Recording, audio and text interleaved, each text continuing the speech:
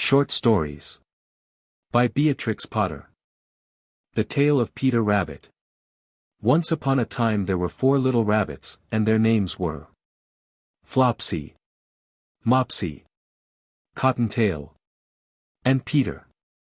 They lived with their mother in a sand bank, underneath the root of a very big fir tree. "Now my dears," said old Mrs. Rabbit one morning, "you may go into the fields or down the lane, but don't go into Mr. McGregor's garden. Your father had an accident there, he was put in a pie by Mrs. McGregor. Now run along, and don't get into mischief. I am going out."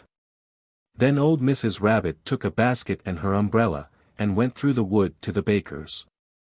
She bought a loaf of brown bread and 5 currant buns. Flopsy, Mopsy, and Cottontail, who were good little bunnies, went down the lane to gather blackberries. But Peter, who was very naughty, ran straight away to Mr. McGregor's garden, and squeezed under the gate. First he ate some lettuces and some French beans, and then he ate some radishes. And then, feeling rather sick, he went to look for some parsley. But round the end of a cucumber frame, whom should he meet but Mr. McGregor? Mr. McGregor was on his hands and knees planting out young cabbages, but he jumped up and ran after Peter, waving a rake and calling out, "Stop thief!" Peter was most dreadfully frightened. He rushed all over the garden, for he had forgotten the way back to the gate. He lost one of his shoes among the cabbages, and the other shoe amongst the potatoes. After losing them, he ran on 4 legs and went faster, so that I think he might have got away altogether if he had not unfortunately run into a gooseberry net, and got caught by the large buttons on his jacket. It was a blue jacket with brass buttons, quite new.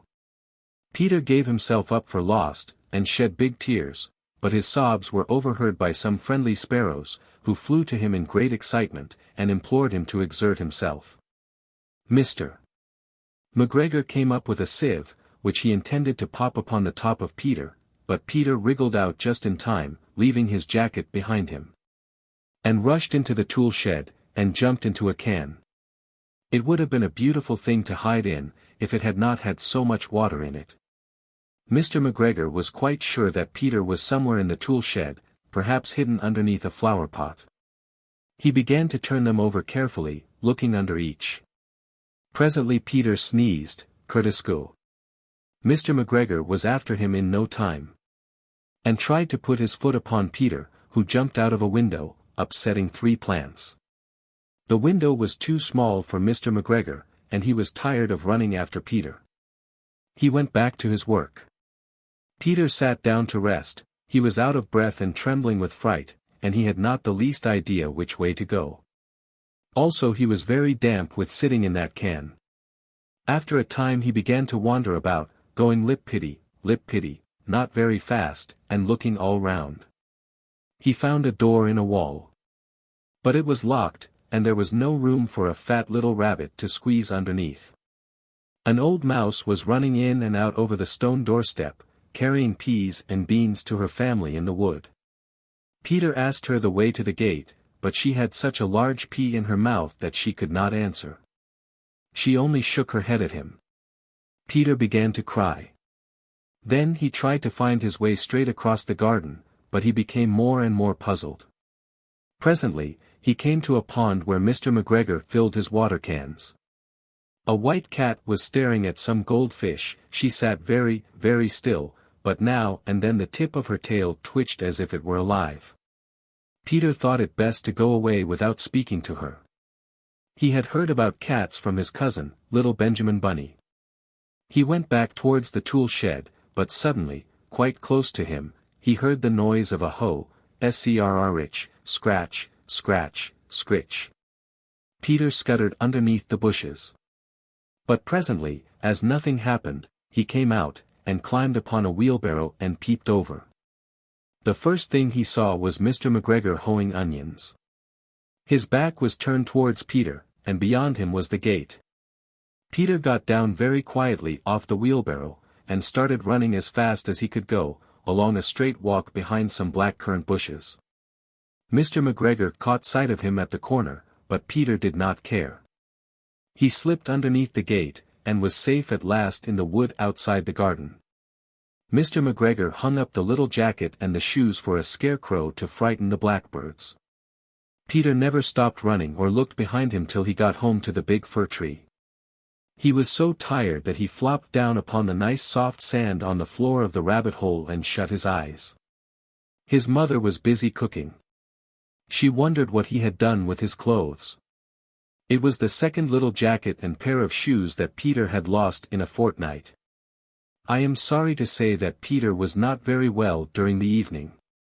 His mother put him to bed, and made some chamomile tea, and she gave a dose of it to Peter. 1 tablespoonful to be taken at bedtime. But Flopsy, Mopsy, and Cottontail had bread and milk and blackberries for supper. How do you find this book? Any thoughts about the book or the author? Any suggestion for improvement? Please take a moment to share your thoughts in a comment. If you like it, share it with your friends who might enjoy it as well. Subscribe to keep in touch. Visit CompleteAudiobooks.com for more quality content. The Tale of Squirrel Nutkin. This is a tale about a tale that belonged to a little red squirrel, and his name was Nutkin. He had a brother called Twinkleberry, and a great many cousins. They lived in a wood at the edge of a lake. In the middle of the lake there is an island covered with trees and nut bushes, and amongst those trees stands a hollow oak tree, which is the house of an owl who is called Old Brown. One autumn when the nuts were ripe, and the leaves on the hazel bushes were golden and green, Nutkin and Twinkleberry and all the other little squirrels came out of the wood, and down to the edge of the lake. They made little rafts out of twigs, and they paddled away over the water to Owl Island to gather nuts. Each squirrel had a little sack and a large oar, and spread out his tail for a sail. They also took with them an offering of 3 fat mice as a present for Old Brown, and put them down upon his doorstep. Then Twinkleberry and the other little squirrels each made a low bow, and said politely, "Old Mr. Brown, will you favor us with permission to gather nuts upon your island?" But Nutkin was excessively impertinent in his manners. He bobbed up and down like a little red cherry, singing, riddle me, rot-tot-tote. A little wee man, in a red coat. A staff in his hand, and a stone in his throat. If you'll tell me this riddle, I'll give you a groat. Now this riddle is as old as the hills. Mr. Brown paid no attention whatever to Nutkin. He shut his eyes obstinately and went to sleep. The squirrels filled their little sacks with nuts, and sailed away home in the evening.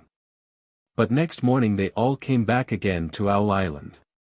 And Twinkleberry and the others brought a fine fat mole, and laid it on the stone in front of Old Brown's doorway, and said, "Mr. Brown, will you favor us with your gracious permission to gather some more nuts?" But Nutkin, who had no respect, began to dance up and down, tickling old Mr. Brown with a nettle and singing, "Old Mr. B. Riddle me ree. Hitty-pitty within the wall. Hitty-pitty without the wall. If you touch Hitty-pitty, Hitty-pitty will bite you." Mr. Brown woke up suddenly and carried the mole into his house. He shut the door in Nutkin's face. Presently a little thread of blue smoke from a wood fire came up from the top of the tree, and Nutkin peeped through the keyhole and sang, "A house full, a hole full. And you cannot gather a bowl full." The squirrels searched for nuts all over the island and filled their little sacks. But Nutkin gathered oak apples, yellow and scarlet, and sat upon a beech stump playing marbles, and watching the door of old Mr. Brown. On the 3rd day the squirrels got up very early and went fishing. They caught 7 fat minnows as a present for Old Brown. They paddled over the lake and landed under a crooked chestnut tree on Owl Island. Twinkleberry and 6 other little squirrels each carried a fat minnow, but Nutkin, who had no nice manners, brought no present at all. He ran in front, singing, "The man in the wilderness said to me, 'How many strawberries grow in the sea?' I answered him as I thought good. 'As many red herrings as grow in the wood.'" But old Mr. Brown took no interest in riddles, not even when the answer was provided for him. On the 4th day the squirrels brought a present of 6 fat beetles, which were as good as plums in plum pudding for Old Brown. Each beetle was wrapped up carefully in a dock leaf, fastened with a pine needle pin. But Nutkin sang as rudely as ever. Old Mr. B. Riddle me ree. Flower of England, fruit of Spain. Met together in a shower of rain. Put in a bag tied round with a string. If you'll tell me this riddle, I'll give you a ring. Which was ridiculous of Nutkin, because he had not got any ring to give to Old Brown. The other squirrels hunted up and down the nut bushes, but Nutkin gathered robin's pincushions off a briar bush, and stuck them full of pine needle pins. On the 5th day the squirrels brought a present of wild honey. It was so sweet and sticky that they licked their fingers as they put it down upon the stone. They had stolen it out of a bumblebee's nest on the tippity top of the hill. But Nutkin skipped up and down, singing. Hum-a-bum. Buzz. Buzz. Hum-a-bum buzz. As I went over Tipple-Tine, I met a flock of bonny swine. Some yellow-naked, some yellow-backed. They were the very bonniest swine. That ere went over Tipple-Tine. Old Mr. Brown turned up his eyes in disgust at the impertinence of Nutkin. But he ate up the honey. The squirrels filled their little sacks with nuts. But Nutkin sat upon a big flat rock, and played ninepins with a crab apple and green fir cones. On the 6th day, which was Saturday, the squirrels came again for the last time. They brought a new-laid egg in a little rush basket as a last parting present for Old Brown. But Nutkin ran in front laughing, and shouting. Humpty Dumpty lies in the beck, with a white counterpane round his neck. 40 doctors and 40 wrights cannot put Humpty Dumpty to rights. Now old Mr. Brown took an interest in eggs. He opened one eye and shut it again. But still he did not speak. Nutkin became more and more impertinent. Old Mr. B. Old Mr. B. Hickamore, hackamore, on the king's kitchen door. All the king's horses, and all the king's men, couldn't drive hickamore, hackamore, off the king's kitchen door. Nutkin danced up and down like a sunbeam, but still Old Brown said nothing at all. Nutkin began again. Arthur Aubauer has broken his band. He comes roaring up the land. The King of Scots with all his power cannot turn Arthur of the Bower. Nutkin made a whirring noise to sound like the wind, and he took a running jump right onto the head of Old Brown. Then all at once there was a flutterment and a scufflement and a loud squeak. The other squirrels scuttered away into the bushes. When they came back very cautiously, peeping round the tree, there was Old Brown sitting on his doorstep, quite still, with his eyes closed, as if nothing had happened. But Nutkin was in his waistcoat pocket. This looks like the end of the story, but it isn't. Old Brown carried Nutkin into his house, and held him up by the tail, intending to skin him. But Nutkin pulled so very hard that his tail broke in two, and he dashed up the staircase and escaped out of the attic window. And to this day, if you meet Nutkin up a tree and ask him a riddle, he will throw sticks at you, and stamp his feet and scold, and shout. Cuck cuck cuck cuck cuck kk. The Tailor of Gloucester. In the time of swords and periwigs and full-skirted coats with flowered lappets, when gentlemen wore ruffles, and gold-laced waistcoats of paduasoy and taffeta, there lived a tailor in Gloucester. He sat in the window of a little shop in Westgate Street, cross-legged on a table, from morning till dark. All day long while the light lasted he sewed and snippet, piecing out his satin and pompadour, and lutestring. Stuffs had strange names, and were very expensive in the days of the Tailor of Gloucester. But although he sewed fine silk for his neighbors, he himself was very, very poor, a little old man in spectacles, with a pinched face, old crooked fingers, and a suit of threadbare clothes. He cut his coats without waste, according to his embroidered cloth. They were very small ends and snippets that lay about upon the table, too narrow breadths for naught, except waistcoats for mice, said the tailor. One bitter cold day near Christmastime the tailor began to make a coat of cherry-colored corded silk embroidered with pansies and roses. And a cream-colored satin waistcoat, trimmed with gauze and green worsted chenille, for the Mayor of Gloucester. The tailor worked, and he talked to himself. He measured the silk, and turned it round and round, and trimmed it into shape with his shears. The table was all littered with cherry-colored snippets. No breadth at all, and cut on the cross, it is no breadth at all, tippets for mice and ribbons for mobs. For mice, said the Tailor of Gloucester. When the snowflakes came down against the small leaded window panes and shut out the light, the tailor had done his day's work, all the silk and satin lay cut out upon the table. There were 12 pieces for the coat and 4 pieces for the waistcoat, and there were pocket flaps and cuffs, and buttons all in order. For the lining of the coat there was fine yellow taffeta. And for the buttonholes of the waistcoat, there was cherry-colored twist. And everything was ready to sew together in the morning, all measured and sufficient, except that there was wanting just one single skein of cherry-colored twisted silk.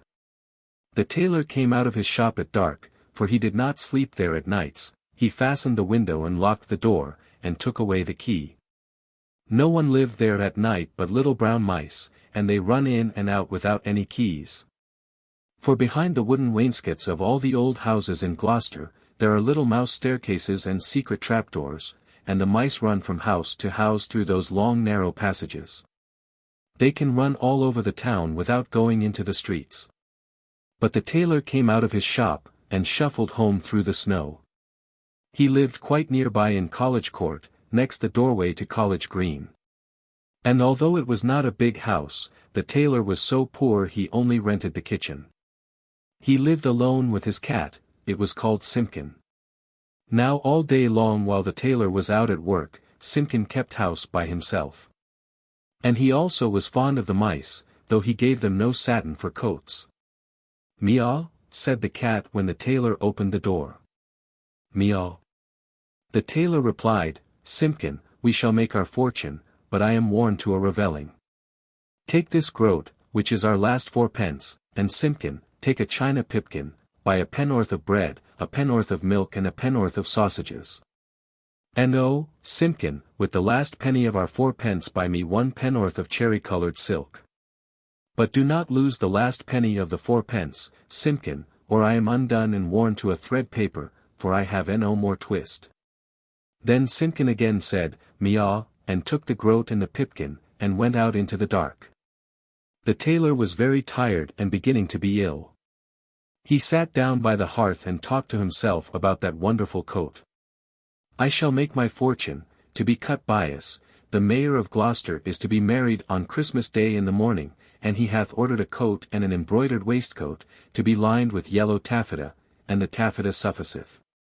There is no more left over in snippets than will serve to make tippets for mice." Then the tailor started. For suddenly, interrupting him, from the dresser at the other side of the kitchen came a number of little noises. Tip-tap, tip-tap, tip-tap-tip. "Now what can that be?" said the Tailor of Gloucester, jumping up from his chair. The dresser was covered with crockery and pipkins, willow pattern plates, and teacups and mugs. The tailor crossed the kitchen, and stood quite still beside the dresser, listening, and peering through his spectacles. Again from under a teacup, came those funny little noises. Tip-tap, tip-tap, tip-tap-tip. "This is very peculiar," said the Tailor of Gloucester, and he lifted up the teacup which was upside down. Out stepped a little live lady mouse, and made a curtsy to the tailor. Then she hopped away down off the dresser, and under the wainscot. The tailor sat down again by the fire, warming his poor cold hands, and mumbling to himself. The waistcoat is cut out from peach-colored satin, tambour stitch and rosebuds in beautiful floss silk.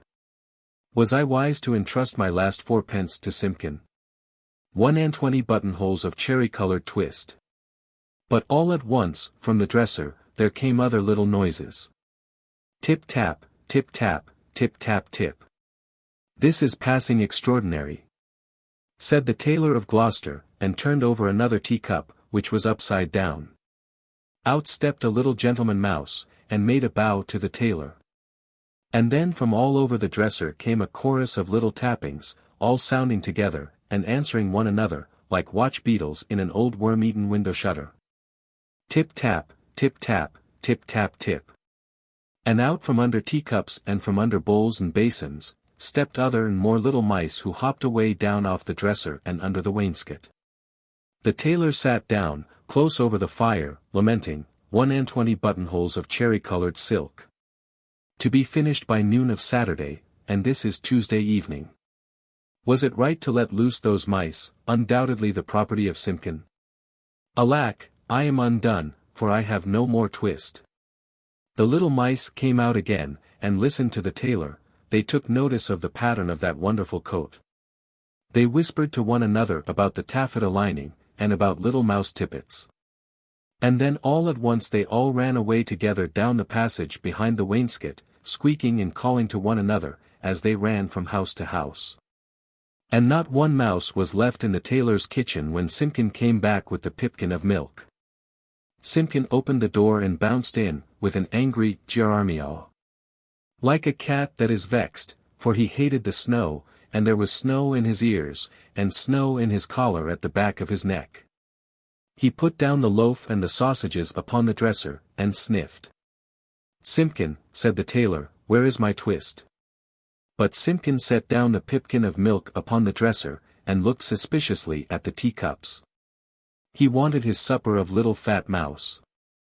"Simpkin," said the tailor, "where is my twist?" But Simpkin hid a little parcel privately in the teapot, and spit and growled at the tailor, and if Simpkin had been able to talk, he would have asked, "Where is my mouse?" "Alack, I am undone," said the Tailor of Gloucester, and went sadly to bed. All that night long Simpkin hunted and searched through the kitchen, peeping into cupboards and under the wainscot, and into the teapot where he had hidden that twist. But still he found never a mouse. Whenever the tailor muttered and talked in his sleep, Simpkin said, "Meowgrrwssch," and made strange horrid noises, as cats do at night. For the poor old tailor was very ill with a fever, tossing and turning in his four-post bed, and still in his dreams he mumbled, "No more twist. No more twist." All that day he was ill, and the next day, and the next. And what should become of the cherry-colored coat? In the tailor's shop in Westgate Street the embroidered silk and satin lay cut out upon the table, 120 buttonholes, and who should come to sew them, when the window was barred, and the door was fast locked? But that does not hinder the little brown mice, they run in and out without any keys through all the old houses in Gloucester. Out of doors the market folks went trudging through the snow to buy their geese and turkeys, and to bake their Christmas pies, but there would be no Christmas dinner for Simpkin and the poor old Tailor of Gloucester. The tailor lay ill for 3 days and nights, and then it was Christmas Eve, and very late at night. The moon climbed up over the roofs and chimneys, and looked down over the gateway into College Court. There were no lights in the windows, nor any sound in the houses. All the city of Gloucester was fast asleep under the snow. And still Simpkin wanted his mice, and he mewed as he stood beside the four-post bed. But it is in the old story that all the beasts can talk, in the night between Christmas Eve and Christmas Day in the morning, though there are very few folk that can hear them, or know what it is that they say. When the cathedral clock struck 12 there was an answer, like an echo of the chimes, and Simpkin heard it, and came out of the tailor's door, and wandered about in the snow. From all the roofs and gables and old wooden houses in Gloucester came 1,000 merry voices singing the old Christmas rhymes, all the old songs that ever I heard of, and some that I don't know, like Whittington's bells. First and loudest the cocks cried out, "Dame, get up, and bake your pies." "Oh, dilly, dilly, dilly," sighed Simpkin. And now in a garret there were lights and sounds of dancing, and cats came from over the way. "Hey, diddle, diddle, the cat and the fiddle." "All the cats in Gloucester, except me," said Simpkin. Under the wooden eaves the starlings and sparrows sang of Christmas pies, the jackdaws woke up in the cathedral tower. And although it was the middle of the night the throstles and robins sang, the air was quite full of little twittering tunes. But it was all rather provoking to poor hungry Simpkin. Particularly he was vexed with some little shrill voices from behind a wooden lattice. I think that they were bats, because they always have very small voices, especially in a black frost, when they talk in their sleep, like the Tailor of Gloucester. They said something mysterious that sounded like buzz, quoth the blue fly, hum, quoth the bee. Buzz and hum they cry, and so do we. And Simpkin went away shaking his ears as if he had a bee in his bonnet. From the tailor's shop in Westgate came a glow of light, and when Simpkin crept up to peep in at the window it was full of candles. There was a snippeting of scissors, and snappeting of thread. And little mouse voices sang loudly and gaily. 24 tailors went to catch a snail. The best man amongst them durst not touch her tail. She put out her horns like a little Kylo cow. Run, tailors, run, or she'll have you all e'en now. Then without a pause the little mouse voices went on again. Sieve my lady's oatmeal. Grind my lady's flour. Put it in a chestnut. Let it stand an hour. Mew. Mew, interrupted Simpkin, and he scratched at the door. But the key was under the tailor's pillow, he could not get in. The little mice only laughed, and tried another tune. 3 little mice sat down to spin. Pussy passed by and she peeped in. What are you at, my fine little men? Making coats for gentlemen. Shall I come in and cut off your threads? Oh, no, Miss Pussy, you'd bite off our heads. Mew. Mew, cried Simpkin. Hey diddle dinkety, answered the little mice. Hey diddle dinkety, poppity pet. The merchants of London they wear scarlet silk in the collar, and gold in the hem. So merrily marched the merchantmen. They clicked their thimbles to mark the time, but none of the songs pleased Simpkin. He sniffed and mewed at the door of the shop. And then I bought a pipkin and a popkin, a slipkin and a slopkin, all for 1 farthing. And upon the kitchen dresser, added the rude little mice. Mew. Scratch. Scratch. Scuffled Simpkin on the window-sill, while the little mice inside sprang to their feet, and all began to shout at once in little twittering voices, no more twist. No more twist. And they barred up the window shutters and shut out Simpkin. But still through the nicks in the shutters he could hear the click of thimbles, and little mouse voices singing. No more twist. No more twist. Simpkin came away from the shop and went home, considering in his mind. He found the poor old tailor without fever, sleeping peacefully. Then Simpkin went on tiptoe and took a little parcel of silk out of the teapot, and looked at it in the moonlight. And he felt quite ashamed of his badness compared with those good little mice. When the tailor awoke in the morning, the first thing which he saw upon the patchwork quilt, was a skein of cherry-colored twisted silk, and beside his bed stood the repentant Simpkin. Alack, I am worn to a revelling, said the Tailor of Gloucester, but I have my twist. The sun was shining on the snow when the tailor got up and dressed, and came out into the street with Simpkin running before him. The starlings whistled on the chimney stacks, and the throstles and robins sang, but they sang their own little noises, not the words they had sung in the night. Alack, said the tailor, I have my twist. But no more strength, nor time, than will serve to make me 1 single buttonhole, for this is Christmas Day in the morning. The Mayor of Gloucester shall be married by noon, and where is his cherry-colored coat? He unlocked the door of the little shop in Westgate Street, and Simpkin ran in, like a cat that expects something. But there was no one there. Not even 1 little brown mouse. The boards were swept clean. The little ends of thread and the little silk snippets were all tidied away, and gone from off the floor. But upon the table, oh joy!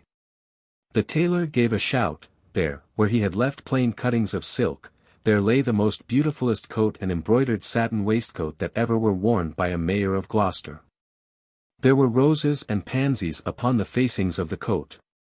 And the waistcoat was worked with poppies and cornflowers. Everything was finished except just 1 single cherry-colored buttonhole. And where that buttonhole was wanting there was pinned a scrap of paper with these words, in little teeny-weeny writing. No more twist. And from then began the luck of the Tailor of Gloucester. He grew quite stout, and he grew quite rich. He made the most wonderful waistcoats for all the rich merchants of Gloucester, and for all the fine gentlemen of the country round. Never were seen such ruffles, or such embroidered cuffs and lappets. But his buttonholes were the greatest triumph of it all. The stitches of those buttonholes were so neat, I wonder how they could be stitched by an old man in spectacles, with crooked old fingers, and a tailor's thimble. The stitches of those buttonholes were so small, they looked as if they had been made by little mice. The Tale of Benjamin Bunny. One morning a little rabbit sat on a bank. He pricked his ears and listened to the trit-trot of a pony. A gig was coming along the road. It was driven by Mr. McGregor, and beside him sat Mrs. McGregor in her best bonnet. As soon as they had passed, little Benjamin Bunny slid down into the road, and set off, with a hop, skip, and a jump, to call upon his relations, who lived in the wood at the back of Mr. McGregor's garden. That wood was full of rabbit holes, and in the neatest, sandiest hole of all lived Benjamin's aunt and his cousins, Flopsy, Mopsy, Cottontail, and Peter. Old Mrs. Rabbit was a widow. She earned her living by knitting rabbit wool mittens and muffetees. I once bought a pair at a bazaar. She also sold herbs, and rosemary tea, and rabbit tobacco, which is what we call lavender. Little Benjamin did not very much want to see his aunt. He came round the back of the fir tree, and nearly tumbled upon the top of his cousin Peter. Peter was sitting by himself. He looked poorly, and was dressed in a red cotton pocket handkerchief. "Peter," said little Benjamin, in a whisper, "who has got your clothes?" Peter replied, "The scarecrow in Mr. McGregor's garden," and described how he had been chased about the garden, and had dropped his shoes and coat. Little Benjamin sat down beside his cousin and assured him that Mr. McGregor had gone out in a gig, and Mrs. McGregor also. And certainly for the day, because she was wearing her best bonnet. Peter said he hoped that it would rain. At this point old Mrs. Rabbit's voice was heard inside the rabbit hole, calling, "Cottontail! Cottontail! Fetch some more chamomile." Peter said he thought he might feel better if he went for a walk. They went away hand in hand, and got upon the flat top of the wall at the bottom of the wood. From here they looked down into Mr. McGregor's garden.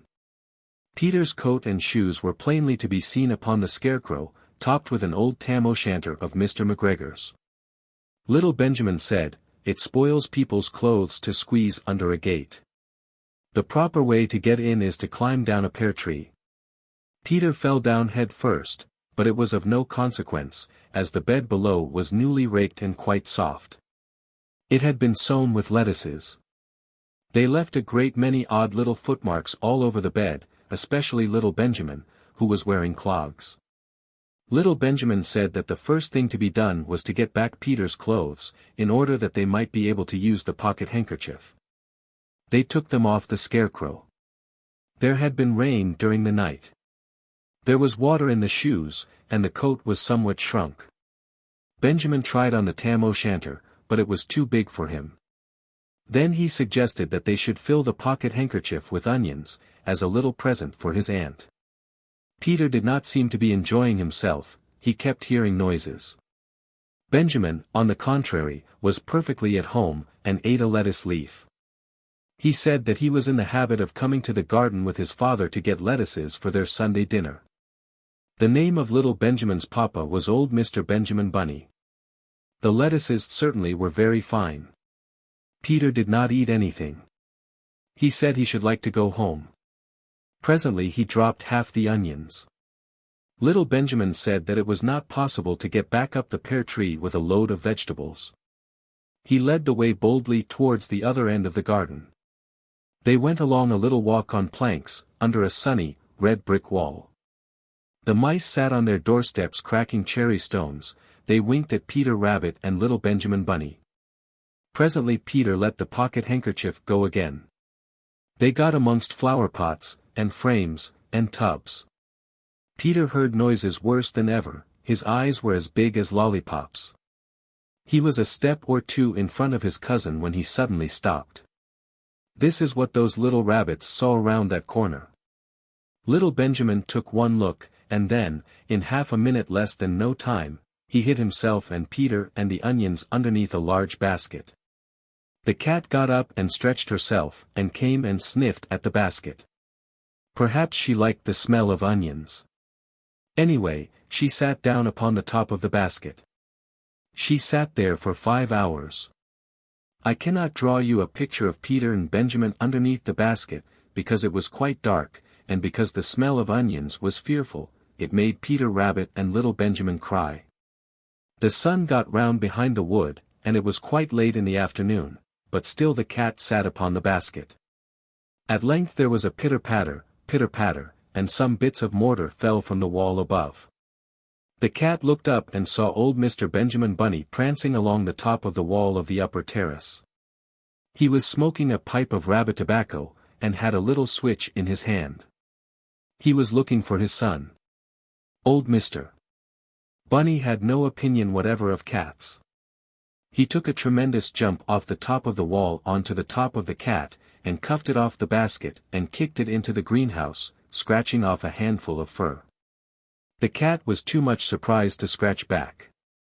When old Mr. Bunny had driven the cat into the greenhouse, he locked the door. Then he came back to the basket and took out his son Benjamin by the ears, and whipped him with the little switch. Then he took out his nephew Peter. Then he took out the handkerchief of onions, and marched out of the garden. When Mr. McGregor returned about half an hour later he observed several things which perplexed him. It looked as though some person had been walking all over the garden in a pair of clogs, only the footmarks were too ridiculously little. Also he could not understand how the cat could have managed to shut herself up inside the greenhouse, locking the door upon the outside. When Peter got home his mother forgave him, because she was so glad to see that he had found his shoes and coat. Cottontail and Peter folded up the pocket handkerchief, and old Mrs. Rabbit strung up the onions and hung them from the kitchen ceiling, with the bunches of herbs and the rabbit tobacco. The Tale of Two Bad Mice. Once upon a time there was a very beautiful doll's house. It was red brick with white windows, and it had real muslin curtains and a front door and a chimney. It belonged to two dolls called Lucinda and Jane. At least it belonged to Lucinda, but she never ordered meals. Jane was the cook, but she never did any cooking, because the dinner had been bought ready-made, in a box full of shavings. There were 2 red lobsters and a ham, a fish, a pudding, and some pears and oranges. They would not come off the plates, but they were extremely beautiful. One morning Lucinda and Jane had gone out for a drive in the doll's perambulator. There was no one in the nursery, and it was very quiet. Presently there was a little scuffling, scratching noise in a corner near the fireplace, where there was a hole under the skirting board. Tom Thumb put out his head for a moment, and then popped it in again. Tom Thumb was a mouse. A minute afterwards, Hunca Munca, his wife, put her head out, too. And when she saw that there was no one in the nursery, she ventured out on the oilcloth under the coal box. The doll's house stood at the other side of the fireplace. Tom Thumb and Hunca Munca went cautiously across the hearth rug. They pushed the front door, it was not fast. Tom Thumb and Hunca Munca went upstairs and peeped into the dining room. Then they squeaked with joy. Such a lovely dinner was laid out upon the table.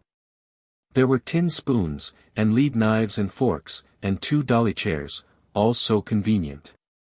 Tom Thumb set to work at once to carve the ham. It was a beautiful shiny yellow, streaked with red. The knife crumpled up and hurt him. He put his finger in his mouth. It is not boiled enough, it is hard. You have a try, Hunca Munca. Hunca Munca stood up in her chair, and chopped at the ham with another lead knife. It's as hard as the hams at the cheesemonger's, said Hunca Munca.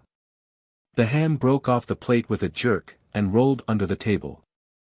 Let it alone, said Tom Thumb, give me some fish, Hunca Munca. Hunca Munca tried every tin spoon in turn. The fish was glued to the dish. Then Tom Thumb lost his temper. He put the ham in the middle of the floor, and hit it with the tongs and with the shovel, bang, bang, smash, smash. The ham flew all into pieces, for underneath the shiny paint it was made of nothing but plaster. Then there was no end to the rage and disappointment of Tom Thumb and Hunca Munca. They broke up the pudding, the lobsters, the pears, and the oranges. As the fish would not come off the plate, they put it into the red-hot crinkly paper fire in the kitchen, but it would not burn either. Tom Thumb went up the kitchen chimney and looked out at the top. There was no soot. While Tom Thumb was up the chimney, Hunca Munca had another disappointment. She found some tiny canisters upon the dresser, labeled, rice, coffee, sago, but when she turned them upside down, there was nothing inside except red and blue beads. Then those mice set to work to do all the mischief they could, especially Tom Thumb. He took Jane's clothes out of the chest of drawers in her bedroom, and he threw them out of the top floor window. But Hunca Munca had a frugal mind. After pulling half the feathers out of Lucinda's bolster, she remembered that she herself was in want of a feather bed. With Tom Thumb's assistance she carried the bolster downstairs, and across the hearthrug. It was difficult to squeeze the bolster into the mouse hole, but they managed it somehow. Then Hunca Munca went back and fetched a chair, a bookcase, a bird cage, and several small odds and ends. The bookcase and the birdcage refused to go into the mouse hole. Hunca Munca left them behind the coal box, and went to fetch a cradle. Hunca Munca was just returning with another chair, when suddenly there was a noise of talking outside upon the landing. The mice rushed back to their hole, and the dolls came into the nursery. What a sight met the eyes of Jane and Lucinda. Lucinda sat upon the upset kitchen stove and stared, and Jane leant against the kitchen dresser and smiled, but neither of them made any remark. The bookcase and the birdcage were rescued from under the coal box, but Hunca Munca has got the cradle, and some of Lucinda's clothes. She also has some useful pots and pans, and several other things. The little girl that the doll's house belonged to, said, "I will get a doll dressed like a policeman." But the nurse said, "I will set a mousetrap." So that is the story of the two bad mice, but they were not so very very naughty after all, because Tom Thumb paid for everything he broke. He found a crooked sixpence under the hearthrug. And upon Christmas Eve, he and Hunca Munca stuffed it into one of the stockings of Lucinda and Jane. And very early every morning, before anybody is awake, Hunca Munca comes with her dustpan and her broom to sweep the dolly's house. The Tale of Mrs. Tiggy-Winkle. Once upon a time there was a little girl called Lucy, who lived at a farm called Little Town. She was a good little girl, only she was always losing her pocket handkerchiefs. One day little Lucy came into the farmyard crying, oh, she did cry so. "I've lost my pocket handkin. 3 handkins and a penny. Have you seen them, Tabby Kitten?"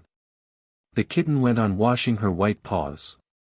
So Lucy asked a speckled hen, "Sally Hennypenny, have you found 3 pocket handkins?" But the speckled hen ran into a barn, clucking, "I go barefoot, barefoot, barefoot." And then Lucy asked Cock Robin sitting on a twig. Cock Robin looked sideways at Lucy with his bright black eye, and he flew over a stile and away. Lucy climbed upon the stile and looked up at the hill behind Little Town, a hill that goes up, up, into the clouds as though it had no top. And a great way up the hillside she thought she saw some white thing spread upon the grass. Lucy scrambled up the hill as fast as her stout legs would carry her. She ran along a steep pathway, up and up, until Little Town was right away down below. She could have dropped a pebble down the chimney. Presently she came to a spring, bubbling out from the hillside. Someone had stood a tin can upon a stone to catch the water, but the water was already running over, for the can was no bigger than an egg cup. And where the sand upon the path was wet, there were footmarks of a very small person. Lucy ran on, and on. The path ended under a big rock. The grass was short and green, and there were cloves, props cut from bracken stems, with lines of plaited rushes, and a heap of tiny clothes pins, but no pocket handkerchiefs. But there was something else, a door. Straight into the hill, and inside it someone was singing. Lily white and clean, oh. With little frills between, oh. Smooth and hot, red rusty spot. Never here be seen, oh. Lucy knocked, once, twice, and interrupted the song. A little frightened voice called out, "Who's that?" Lucy opened the door, and what do you think there was inside the hill? A nice clean kitchen with a flagged floor and wooden beams, just like any other farm kitchen. Only the ceiling was so low that Lucy's head nearly touched it, and the pots and pans were small, and so was everything there. There was a nice hot singy smell, and at the table, with an iron in her hand, stood a very stout short person staring anxiously at Lucy. Her print gown was tucked up, and she was wearing a large apron over her striped petticoat. Her little black nose went sniffle, sniffle, snuffle, and her eyes went twinkle, twinkle, and underneath her cap, where Lucy had yellow curls, that little person had prickles. "Who are you?" said Lucy. "Have you seen my pocket handkins?" The little person made a bob curtsy. "Oh, yes, if you please, my name is Mrs. Tiggy-Winkle. Oh, yes, if you please, I'm an excellent clear starcher." And she took something out of a clothes basket, and spread it on the ironing blanket. "What's that thing?" said Lucy. "That's not my pocket handkin." "Oh no, if you please, that's a little scarlet waistcoat belonging to Cock Robin." And she ironed it and folded it, and put it on one side. Then she took something else off a clothes horse. "That isn't my pinny," said Lucy.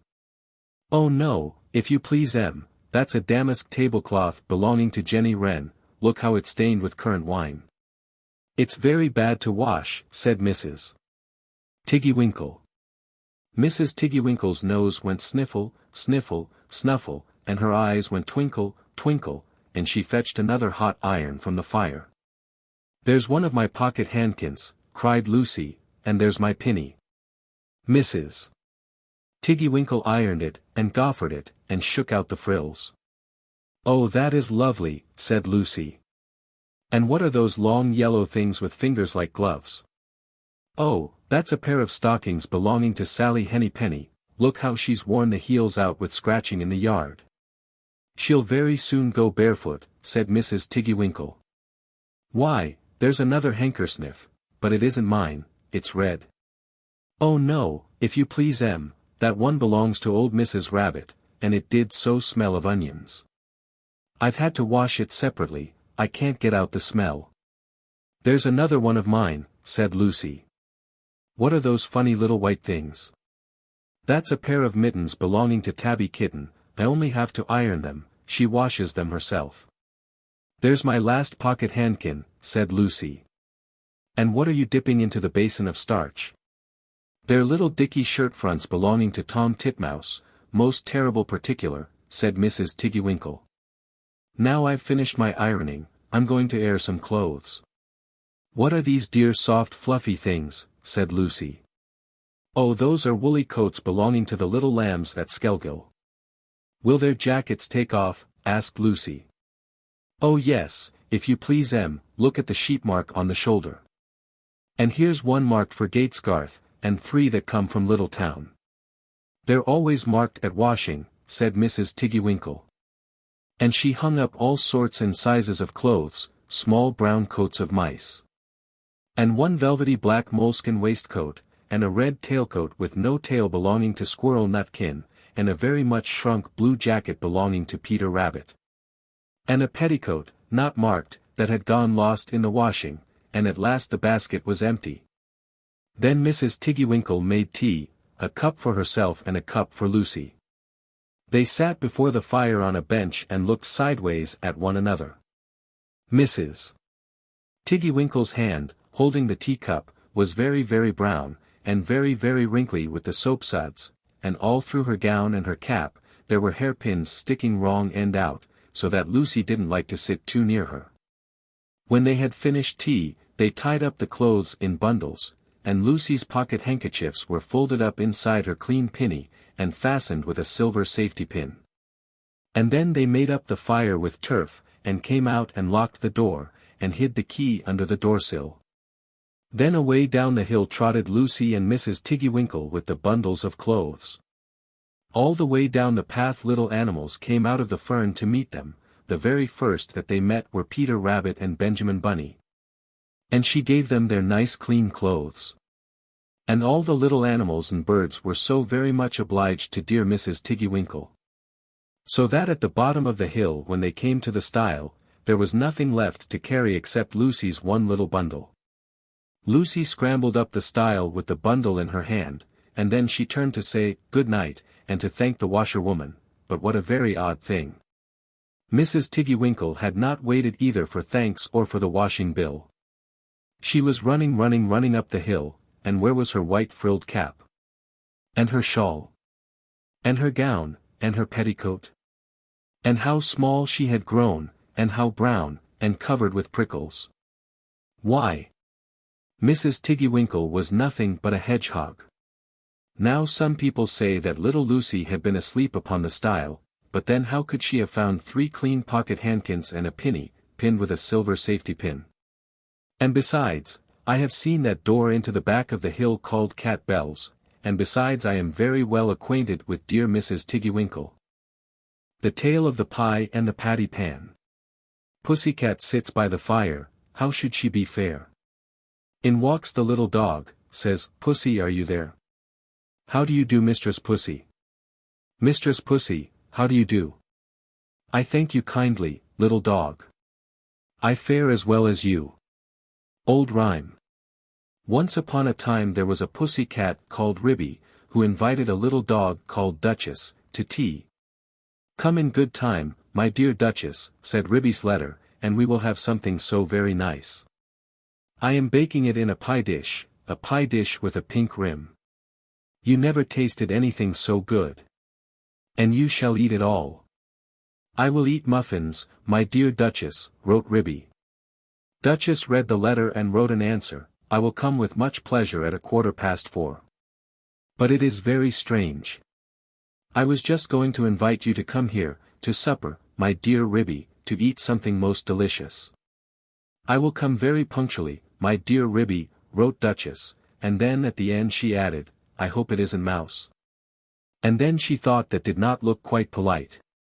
So she scratched out, "isn't mouse," and changed it to, "I hope it will be fine," and she gave her letter to the postman.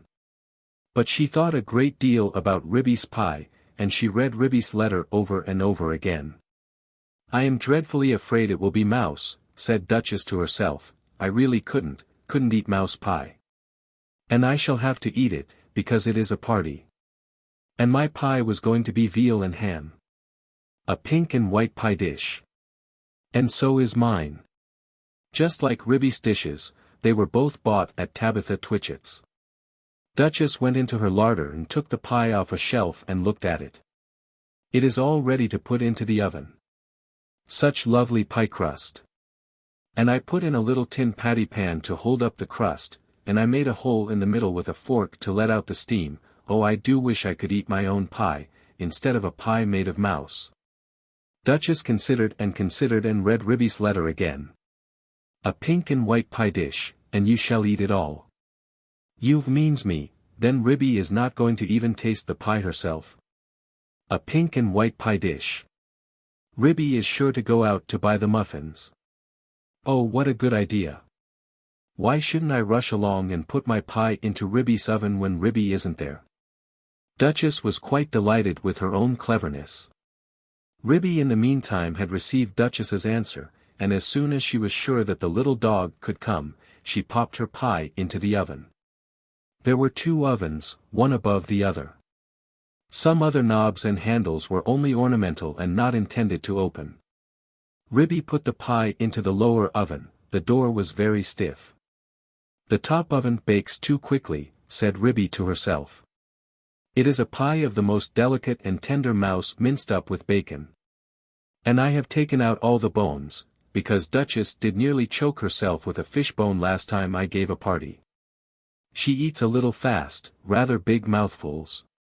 But a most genteel and elegant little dog, infinitely superior company to Cousin Tabitha Twitchit." Ribby put on some coal and swept up the hearth. Then she went out with a can to the well, for water to fill up the kettle. Then she began to set the room in order, for it was the sitting room as well as the kitchen. She shook the mats out at the front door and put them straight. The hearthrug was a rabbit skin. She dusted the clock and the ornaments on the mantelpiece, and she polished and rubbed the tables and chairs. Then she spread a very clean white tablecloth, and set out her best china tea set, which she took out of a wall cupboard near the fireplace. The teacups were white with a pattern of pink roses, and the dinner plates were white and blue. When Ribby had laid the table, she took a jug and a blue and white dish, and went out down the field to the farm, to fetch milk and butter. When she came back, she peeped into the bottom oven. The pie looked very comfortable. Ribby put on her shawl and bonnet and went out again with a basket, to the village shop to buy a packet of tea, a pound of lump sugar, and a pot of marmalade. And just at the same time, Duchess came out of her house, at the other end of the village. Ribby met Duchess halfway down the street, also carrying a basket, covered with a cloth. They only bowed to one another. They did not speak, because they were going to have a party. As soon as Duchess had got round the corner out of sight, she simply ran straight away to Ribby's house. Ribby went into the shop and bought what she required, and came out, after a pleasant gossip with Cousin Tabitha Twitchit. Cousin Tabitha was disdainful afterwards in conversation. A little dog indeed. Just as if there were no cats in Sorry. And a pie for afternoon tea. The very idea, said Cousin Tabitha Twitchit. Ribby went on to Timothy Baker's and bought the muffins. Then she went home. There seemed to be a sort of scuffling noise in the back passage, as she was coming in at the front door. I trust that is not that pie. The spoons are locked up, however, said Ribby. But there was nobody there. Ribby opened the bottom oven door with some difficulty, and turned the pie. There began to be a pleasing smell of baked mouse. Duchess in the meantime, had slipped out at the back door. It is a very odd thing that Ribby's pie was not in the oven when I put mine in. And I can't find it anywhere. I have looked all over the house. I put my pie into a nice hot oven at the top. I could not turn any of the other handles. I think that they are all shams, said Duchess, but I wish I could have removed the pie made of mouse. I cannot think what she has done with it.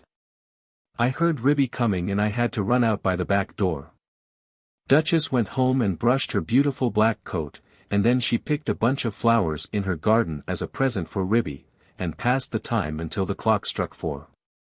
Ribby, having assured herself by careful search that there was really no one hiding in the cupboard or in the larder, went upstairs to change her dress. She put on a lilac silk gown, for the party, and an embroidered muslin apron and tippet. It is very strange, said Ribby, I did not think I left that drawer pulled out. Has somebody been trying on my mittens? She came downstairs again, and made the tea, and put the teapot on the hob. She peeped again into the bottom oven. The pie had become a lovely brown, and it was steaming hot. She sat down before the fire to wait for the little dog. I am glad I used the bottom oven, said Ribby, the top one would certainly have been very much too hot. I wonder why that cupboard door was open. Can there really have been someone in the house?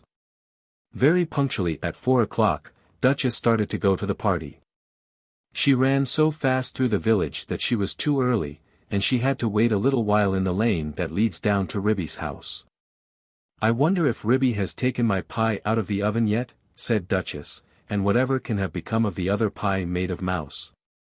At 4:15 to the minute, there came a most genteel little tap-tappity. Is Mrs. Ribston at home? Inquired Duchess in the porch. Come in. And how do you do, my dear Duchess, cried Ribby. I hope I see you well. Quite well, I thank you, and how do you do, my dear Ribby, said Duchess.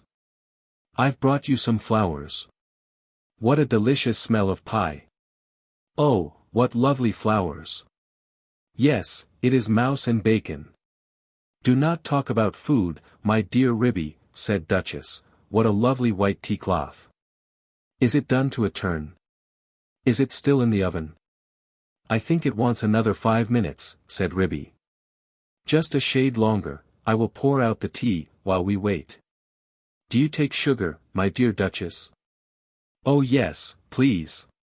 My dear Ribby, and may I have a lump upon my nose? With pleasure, my dear Duchess, how beautifully you beg. Oh, how sweetly pretty. Duchess sat up with the sugar on her nose and sniffed. How good that pie smells. I do love veal and ham, I mean to say mouse and bacon. She dropped the sugar in confusion, and had to go hunting under the tea table, so did not see which oven Ribby opened in order to get out the pie. Ribby set the pie upon the table. There was a very savory smell. Duchess came out from under the tablecloth munching sugar, and sat up on a chair. I will first cut the pie for you, I am going to have muffin and marmalade, said Ribby. Do you really prefer muffin? Mind the patty pan. I beg your pardon, said Ribby.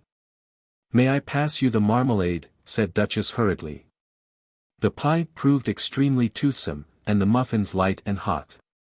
They disappeared rapidly, especially the pie. I think, thought the Duchess to herself, I think it would be wiser if I helped myself to pie, though Ribby did not seem to notice anything when she was cutting it.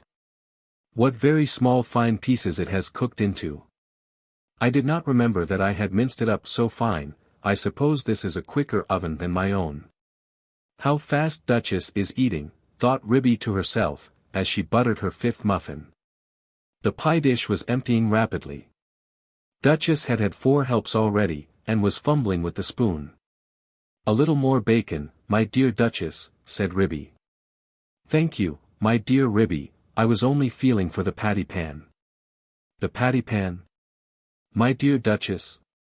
The patty pan that held up the pie crust, said Duchess, blushing under her black coat. Oh, I didn't put one in, my dear Duchess, said Ribby, I don't think that it is necessary in pies made of mouse. Duchess fumbled with the spoon, I can't find it, she said anxiously. There isn't a patty pan, said Ribby, looking perplexed. Yes, indeed, my dear Ribby, where can it have gone to, said Duchess. There most certainly is not one, my dear Duchess. I disapprove of tin articles in puddings and pies. It is most undesirable, especially when people swallow in lumps, she added in a lower voice. Duchess looked very much alarmed, and continued to scoop the inside of the pie dish. My great-aunt Squintina, grandmother of cousin Tabitha Twitchit, died of a thimble in a Christmas plum pudding. I never put any article of metal in my puddings or pies. Duchess looked aghast, and tilted up the pie dish. I have only 4 patty pans, and they are all in the cupboard. Duchess set up a howl. I shall die. I shall die. I have swallowed a patty pan. Oh, my dear Ribby, I do feel so ill. It is impossible, my dear Duchess, there was not a patty pan. Duchess moaned and whined and rocked herself about. Oh, I feel so dreadful, I have swallowed a patty pan. There was nothing in the pie, said Ribby severely. Yes there was, my dear Ribby, I am sure I have swallowed it. Let me prop you up with a pillow, my dear Duchess, where do you think you feel it? Oh, I do feel so ill all over me, my dear Ribby, I have swallowed a large tin patty pan with a sharp scalloped edge. Shall I run for the doctor? I will just lock up the spoons. Oh yes, yes. Fetch Jar. Maggotty, my dear Ribby, he is a pie himself, he will certainly understand. Ribby settled Duchess in an armchair before the fire, and went out and hurried to the village to look for the doctor. She found him at the smithy.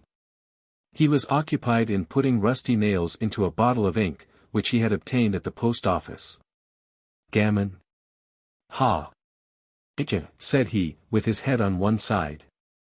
Ribby explained that her guest had swallowed a patty pan. Spinach. Ha! Ha! Said he, and accompanied her with alacrity. He hopped so fast that Ribby had to run. It was most conspicuous. All the village could see that Ribby was fetching the doctor. I knew they would overeat themselves, said cousin Tabitha Twitchit. But while Ribby had been hunting for the doctor, a curious thing had happened to Duchess, who had been left by herself, sitting before the fire, sighing and groaning and feeling very unhappy. How could I have swallowed it? Such a large thing as a patty pan. She got up and went to the table, and felt inside the pie dish again with a spoon. No, there is no patty pan, and I put one in, and nobody has eaten pie except me, so I must have swallowed it. She sat down again, and stared mournfully at the grate. The fire crackled and danced, and something sizzled. Duchess started. She opened the door of the top oven. Out came a rich steamy flavor of veal and ham, and there stood a fine brown pie, and through a hole in the top of the pie crust there was a glimpse of a little tin patty pan. Duchess drew a long breath. Then I must have been eating mouse. No wonder I feel ill. But perhaps I should feel worse if I had really swallowed a patty pan. Duchess reflected, what a very awkward thing to have to explain to Ribby. I think I will put my pie in the backyard and say nothing about it. When I go home, I will run round and take it away. She put it outside the back door, and sat down again by the fire, and shut her eyes. When Ribby arrived with the doctor, she seemed fast asleep. Gammon, said the doctor. I am feeling very much better, said Duchess, waking up with a jump. I am truly glad to hear it. He has brought you a pill, my dear Duchess. I think I should feel quite well if he only felt my pulse, said Duchess, backing away from the magpie, who sidled up with something in his beak. It is only a bread pill, you had much better take it, drink a little milk, my dear Duchess. Gammon. Gammon, said the doctor, while Duchess coughed and choked. Don't say that again, said Ribby, losing her temper. Here, take this bread and jam, and get out into the yard. Gammon and spinach. Ha-ha-cha, shouted Dar. Maggotty triumphantly outside the back door. I am feeling very much better, my dear Ribby, said Duchess. Do you not think that I had better go home before it gets dark? Perhaps it might be wise, my dear Duchess. I will lend you a nice warm shawl, and you shall take my arm. I would not trouble you for worlds, I feel wonderfully better. One pill of Dr. Maggotty. Indeed it is most admirable, if it has cured you of a patty pan.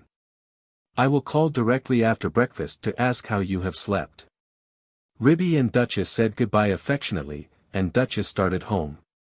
Halfway up the lane she stopped and looked back. Ribby had gone in and shut her door. Duchess slipped through the fence, and ran round to the back of Ribby's house, and peeped into the yard. Upon the roof of the pigsty sat Dr. Maggotty and 3 jackdaws. The jackdaws were eating pie crust, and the magpie was drinking gravy out of a patty pan. Gammon, he shouted when he saw Duchess's little black nose peeping round the corner. Duchess ran home feeling uncommonly silly. When Ribby came out for a pailful of water to wash up the tea things, she found a pink and white pie dish lying smashed in the middle of the yard. The patty pan was under the pump, where Dr. Maggotty had considerately left it. Ribby stared with amazement. Did you ever see the like? So there really was a patty pan? But my patty pans are all in the kitchen cupboard. Well, I never did. Next time I want to give a party, I will invite Cousin Tabitha Twitchit. The Tale of Mr. Jeremy Fisher. Once upon a time there was a frog called Mr. Jeremy Fisher. He lived in a little damp house amongst the buttercups at the edge of a pond. The water was all slippy-sloppy in the larder and in the back passage. But Mr. Jeremy liked getting his feet wet, nobody ever scolded him, and he never caught a cold. He was quite pleased when he looked out and saw large drops of rain, splashing in the pond.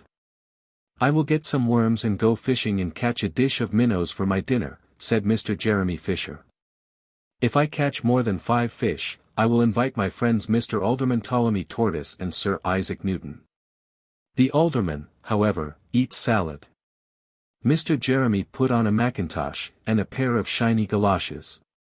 He took his rod and basket, and set off with enormous hops to the place where he kept his boat.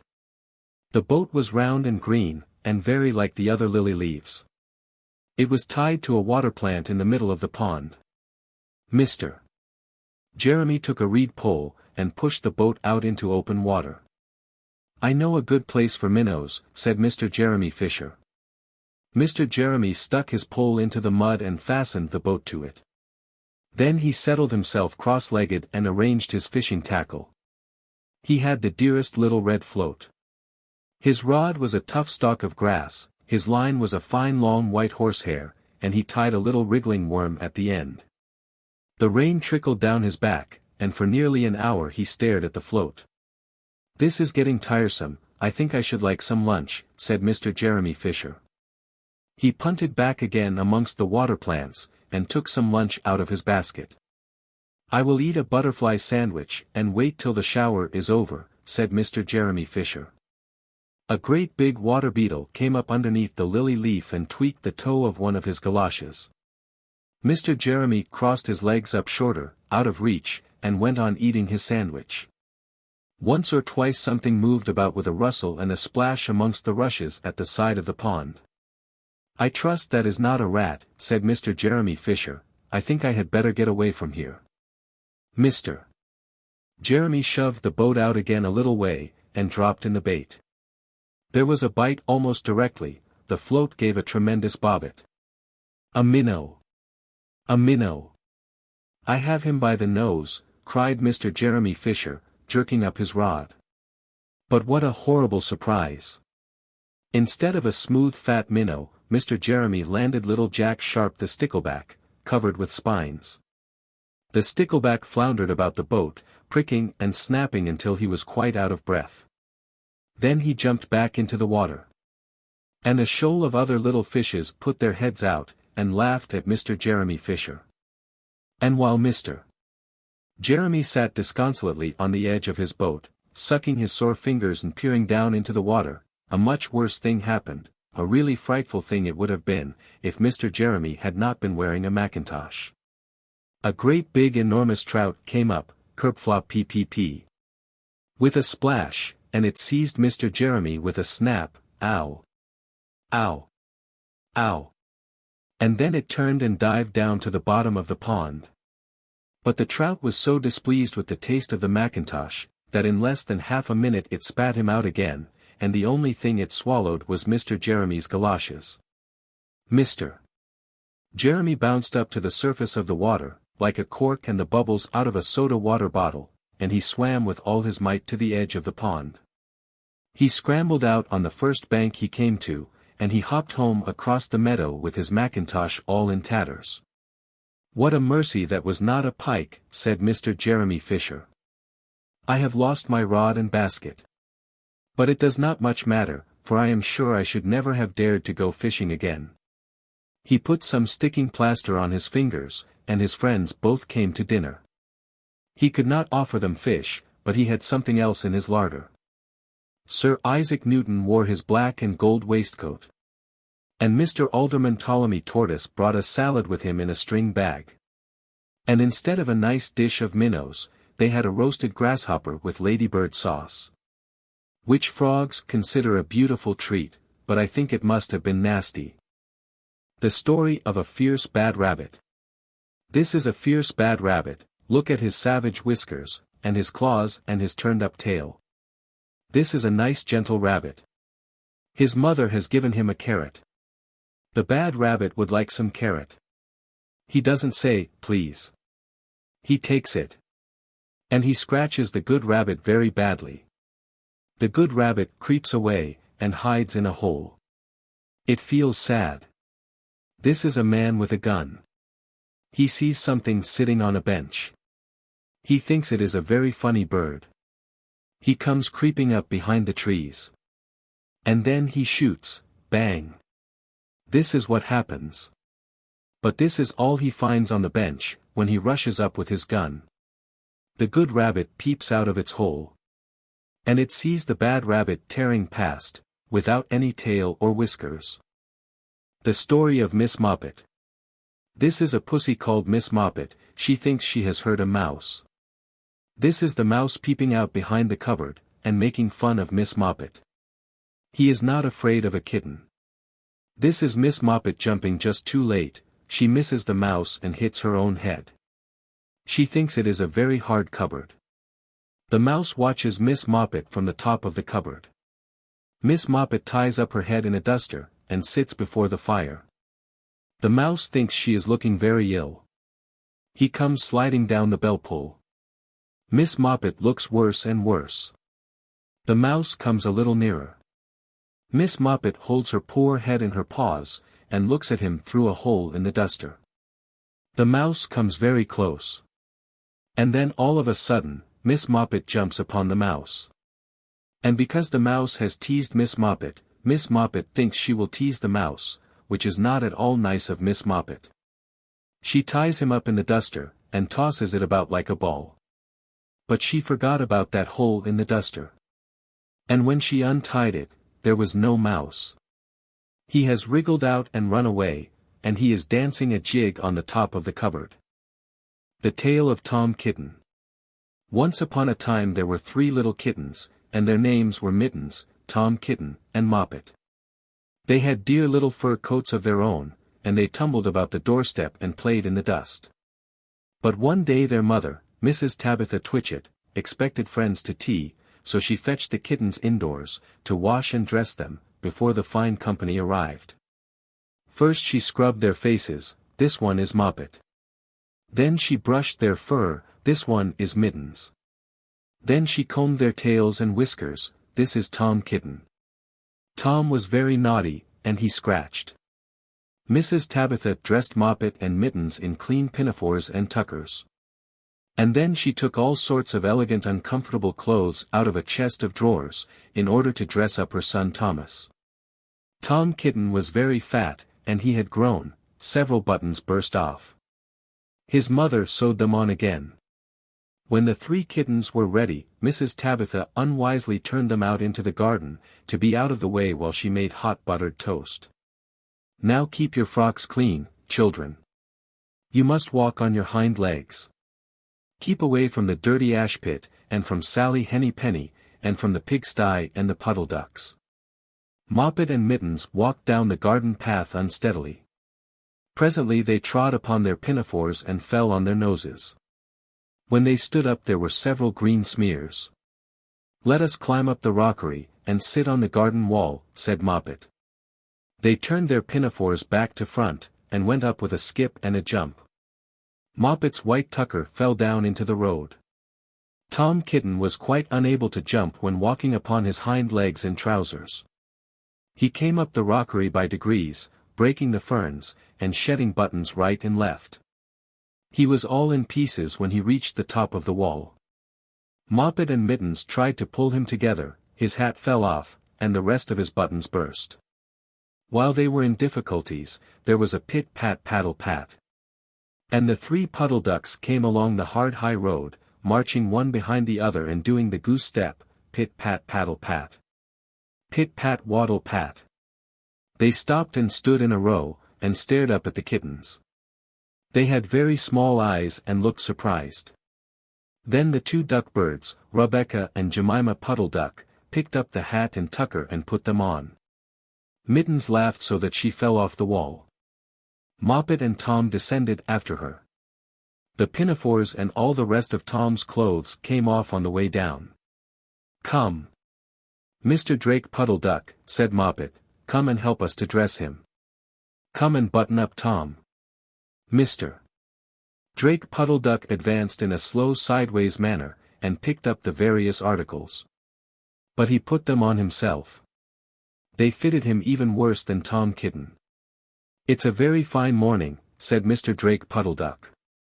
And he and Jemima and Rebecca Puddle-Duck set off up the road, keeping step, pit-pat, paddle-pat. Pit-pat, waddle-pat. Then Tabitha Twitchit came down the garden and found her kittens on the wall with no clothes on. She pulled them off the wall, smacked them, and took them back to the house. "My friends will arrive in a minute, and you are not fit to be seen, I am affronted," said Mrs. Tabitha Twitchit. She sent them upstairs. And I am sorry to say she told her friends that they were in bed with the measles, which was not true. Quite the contrary, they were not in bed, not in the least. Somehow there were very extraordinary noises overhead, which disturbed the dignity and repose of the tea party. And I think that some day I shall have to make another, larger, book, to tell you more about Tom Kitten. As for the Puddle-Ducks, they went into a pond. The clothes all came off directly, because there were no buttons. And Mr. Drake Puddle-Duck, and Jemima and Rebecca, have been looking for them ever since. The Tale of Jemima Puddle-Duck. What a funny sight it is to see a brood of ducklings with a hen. Listen to the story of Jemima Puddle-Duck, who was annoyed because the farmer's wife would not let her hatch her own eggs. Her sister-in-law, Mrs. Rebecca Puddle-Duck, was perfectly willing to leave the hatching to someone else. I have not the patience to sit on a nest for 28 days, and no more have you, Jemima. You would let them go cold, you know you would. I wish to hatch my own eggs, I will hatch them all by myself, quacked Jemima Puddle-Duck. She tried to hide her eggs, but they were always found and carried off. Jemima Puddle-Duck became quite desperate. She determined to make a nest right away from the farm. She set off on a fine spring afternoon along the cart road that leads over the hill. She was wearing a shawl and a poke bonnet. When she reached the top of the hill, she saw a wood in the distance. She thought that it looked a safe, quiet spot. Jemima Puddle-Duck was not much in the habit of flying. She ran downhill a few yards flapping her shawl, and then she jumped off into the air. She flew beautifully when she had got a good start. She skimmed along over the treetops until she saw an open place in the middle of the wood, where the trees and brushwood had been cleared.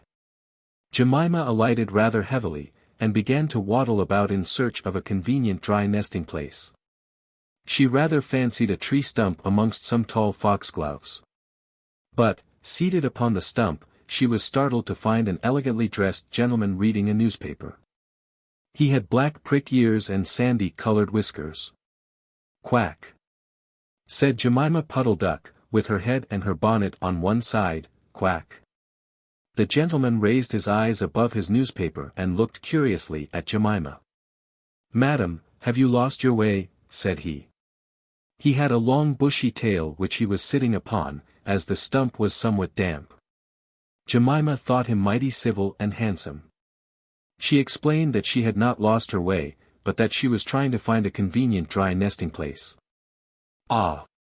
Is that so?" "Indeed," said the gentleman with sandy whiskers, looking curiously at Jemima.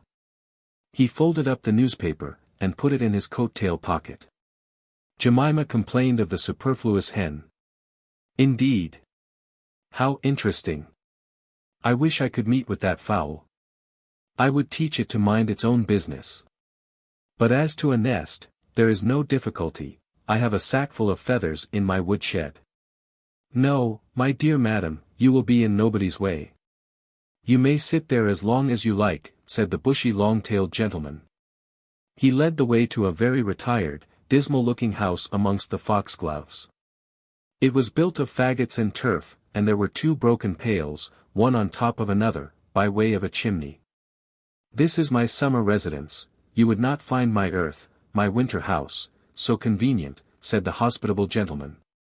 There was a tumble-down shed at the back of the house, made of old soap-boxes. The gentleman opened the door, and showed Jemima in. The shed was almost quite full of feathers, it was almost suffocating, but it was comfortable and very soft. Jemima Puddle-Duck was rather surprised to find such a vast quantity of feathers. But it was very comfortable, and she made a nest without any trouble at all. When she came out, the sandy-whiskered gentleman was sitting on a log reading the newspaper, at least he had it spread out, but he was looking over the top of it. He was so polite, that he seemed almost sorry to let Jemima go home for the night. He promised to take great care of her nest until she came back again next day. He said he loved eggs and ducklings, he should be proud to see a fine nestful in his woodshed. Jemima Puddle-Duck came every afternoon, she laid 9 eggs in the nest. They were greeny white and very large. The foxy gentleman admired them immensely. He used to turn them over and count them when Jemima was not there. At last Jemima told him that she intended to begin to sit next day, "and I will bring a bag of corn with me, so that I need never leave my nest until the eggs are hatched. They might catch cold, said the conscientious Jemima. Madam, I beg you not to trouble yourself with a bag, I will provide oats. But before you commence your tedious sitting, I intend to give you a treat.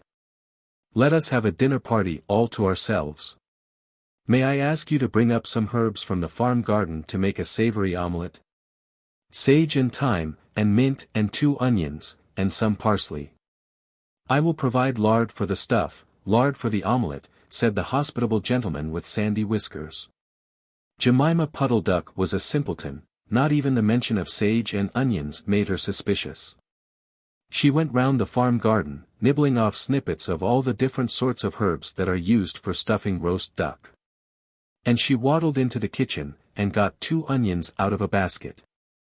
The collie dog met her coming out. What are you doing with those onions? Where do you go every afternoon by yourself, Jemima Puddle-Duck? Jemima was rather in awe of the collie. She told him the whole story. The collie listened, with his wise head on one side. He grinned when she described the polite gentleman with sandy whiskers. He asked several questions about the wood, and about the exact position of the house and shed. Then he went out, and trotted down the village. He went to look for 2 foxhound puppies who were out at walk with the butcher. Jemima Puddle-Duck went up the cart road for the last time, on a sunny afternoon. She was rather burdened with bunches of herbs and 2 onions in a bag. She flew over the wood, and alighted opposite the house of the bushy long-tailed gentleman. He was sitting on a log. He sniffed the air, and kept glancing uneasily round the wood. When Jemima alighted he quite jumped. Come into the house as soon as you have looked at your eggs. Give me the herbs for the omelette. Be sharp. He was rather abrupt. Jemima Puddle-Duck had never heard him speak like that. She felt surprised, and uncomfortable. While she was inside she heard pattering feet round the back of the shed. Someone with a black nose sniffed at the bottom of the door, and then locked it. Jemima became much alarmed. A moment afterwards there were most awful noises, barking, baying, growls and howls, squealing and groans. And nothing more was ever seen of that foxy-whiskered gentleman. Presently opened the door of the shed, and let out Jemima Puddle-Duck. Unfortunately the puppies rushed in and gobbled up all the eggs before he could stop them. He had a bite on his ear and both the puppies were limping. Jemima Puddle-Duck was escorted home in tears on account of those eggs. She laid some more in June, and she was permitted to keep them herself, but only 4 of them hatched. Jemima Puddle-Duck said that it was because of her nerves, but she had always been a bad sitter. The Tale of Samuel Whiskers, or, the Roly-Poly Pudding. Once upon a time there was an old cat, called Mrs. Tabitha Twitchit, who was an anxious parent. She used to lose her kittens continually, and whenever they were lost they were always in mischief. On baking day she determined to shut them up in a cupboard. She caught Moppet and Mittens, but she could not find Tom. Mrs. Tabitha went up and down all over the house, mewing for Tom Kitten. She looked in the pantry under the staircase, and she searched the best spare bedroom that was all covered up with dust sheets. She went right upstairs and looked into the attics, but she could not find him anywhere. It was an old house, full of cupboards and passages. Some of the walls were 4 feet thick, and there used to be queer noises inside them, as if there might be a little secret staircase. Certainly there were odd little jagged doorways in the wainscot, and things disappeared at night, especially cheese and bacon. Mrs. Tabitha became more and more distracted, and mewed dreadfully. While their mother was searching the house, Moppet and Mittens had got into mischief. The cupboard door was not locked, so they pushed it open and came out. They went straight to the dough which was set to rise in a pan before the fire. They patted it with their little soft paws. "Shall we make dear little muffins?" said Mittens to Moppet. But just at that moment somebody knocked at the front door, and Moppet jumped into the flour barrel in a fright. Mittens ran away to the dairy, and hid in an empty jar on the stone shelf where the milk pans stand. The visitor was a neighbor, Mrs. Ribby. She had called to borrow some yeast. Mrs. Tabitha came downstairs mewing dreadfully. "Come in, Cousin Ribby, come in, and sit ye down." "I'm in sad trouble, Cousin Ribby," said Tabitha, shedding tears. "I've lost my dear son Thomas. I'm afraid the rats have got him." She wiped her eyes with her apron. "He's a bad kitten, Cousin Tabitha. He made a cat's cradle of my best bonnet last time I came to tea."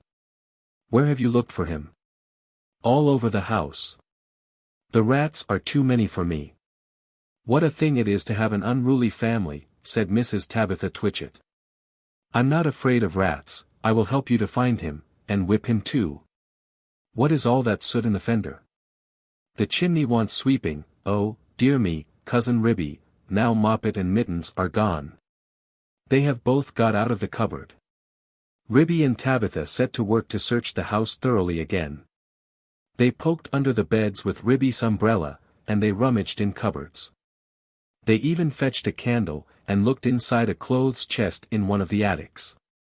They could not find anything, but once they heard a door bang and somebody scuttered downstairs. "Yes, it is infested with rats," said Tabitha tearfully. "I caught 7 young ones out of one hole in the back kitchen, and we had them for dinner last Saturday. And once I saw the old father rat, an enormous old rat, Cousin Ribby. I was just going to jump upon him, when he showed his yellow teeth at me and whisked down the hole. The rats get upon my nerves, Cousin Ribby," said Tabitha.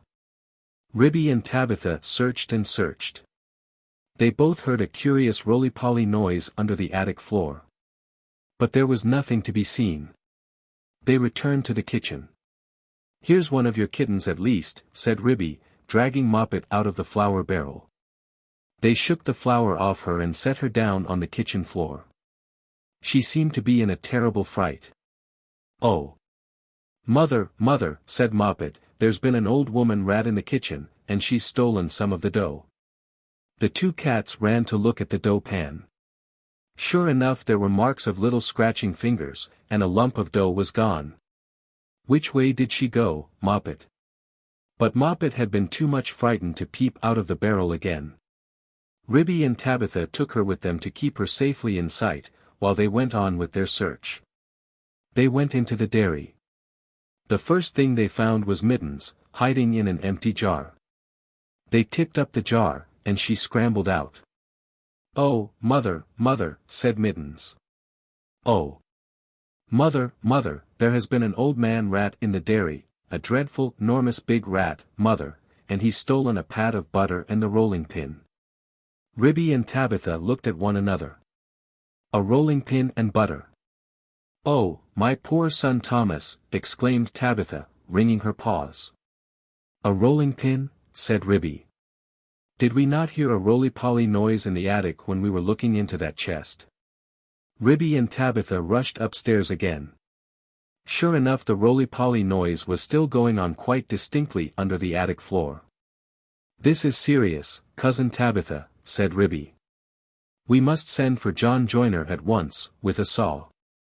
Now this is what had been happening to Tom Kitten, and it shows how very unwise it is to go up a chimney in a very old house, where a person does not know his way, and where there are enormous rats. Tom Kitten did not want to be shut up in a cupboard. When he saw that his mother was going to bake, he determined to hide.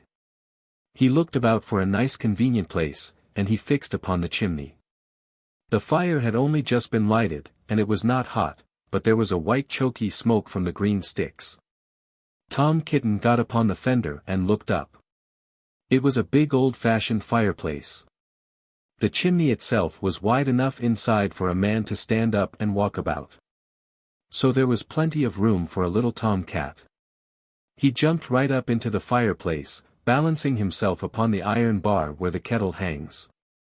Tom Kitten took another big jump off the bar, and landed on a ledge high up inside the chimney, knocking down some soot into the fender.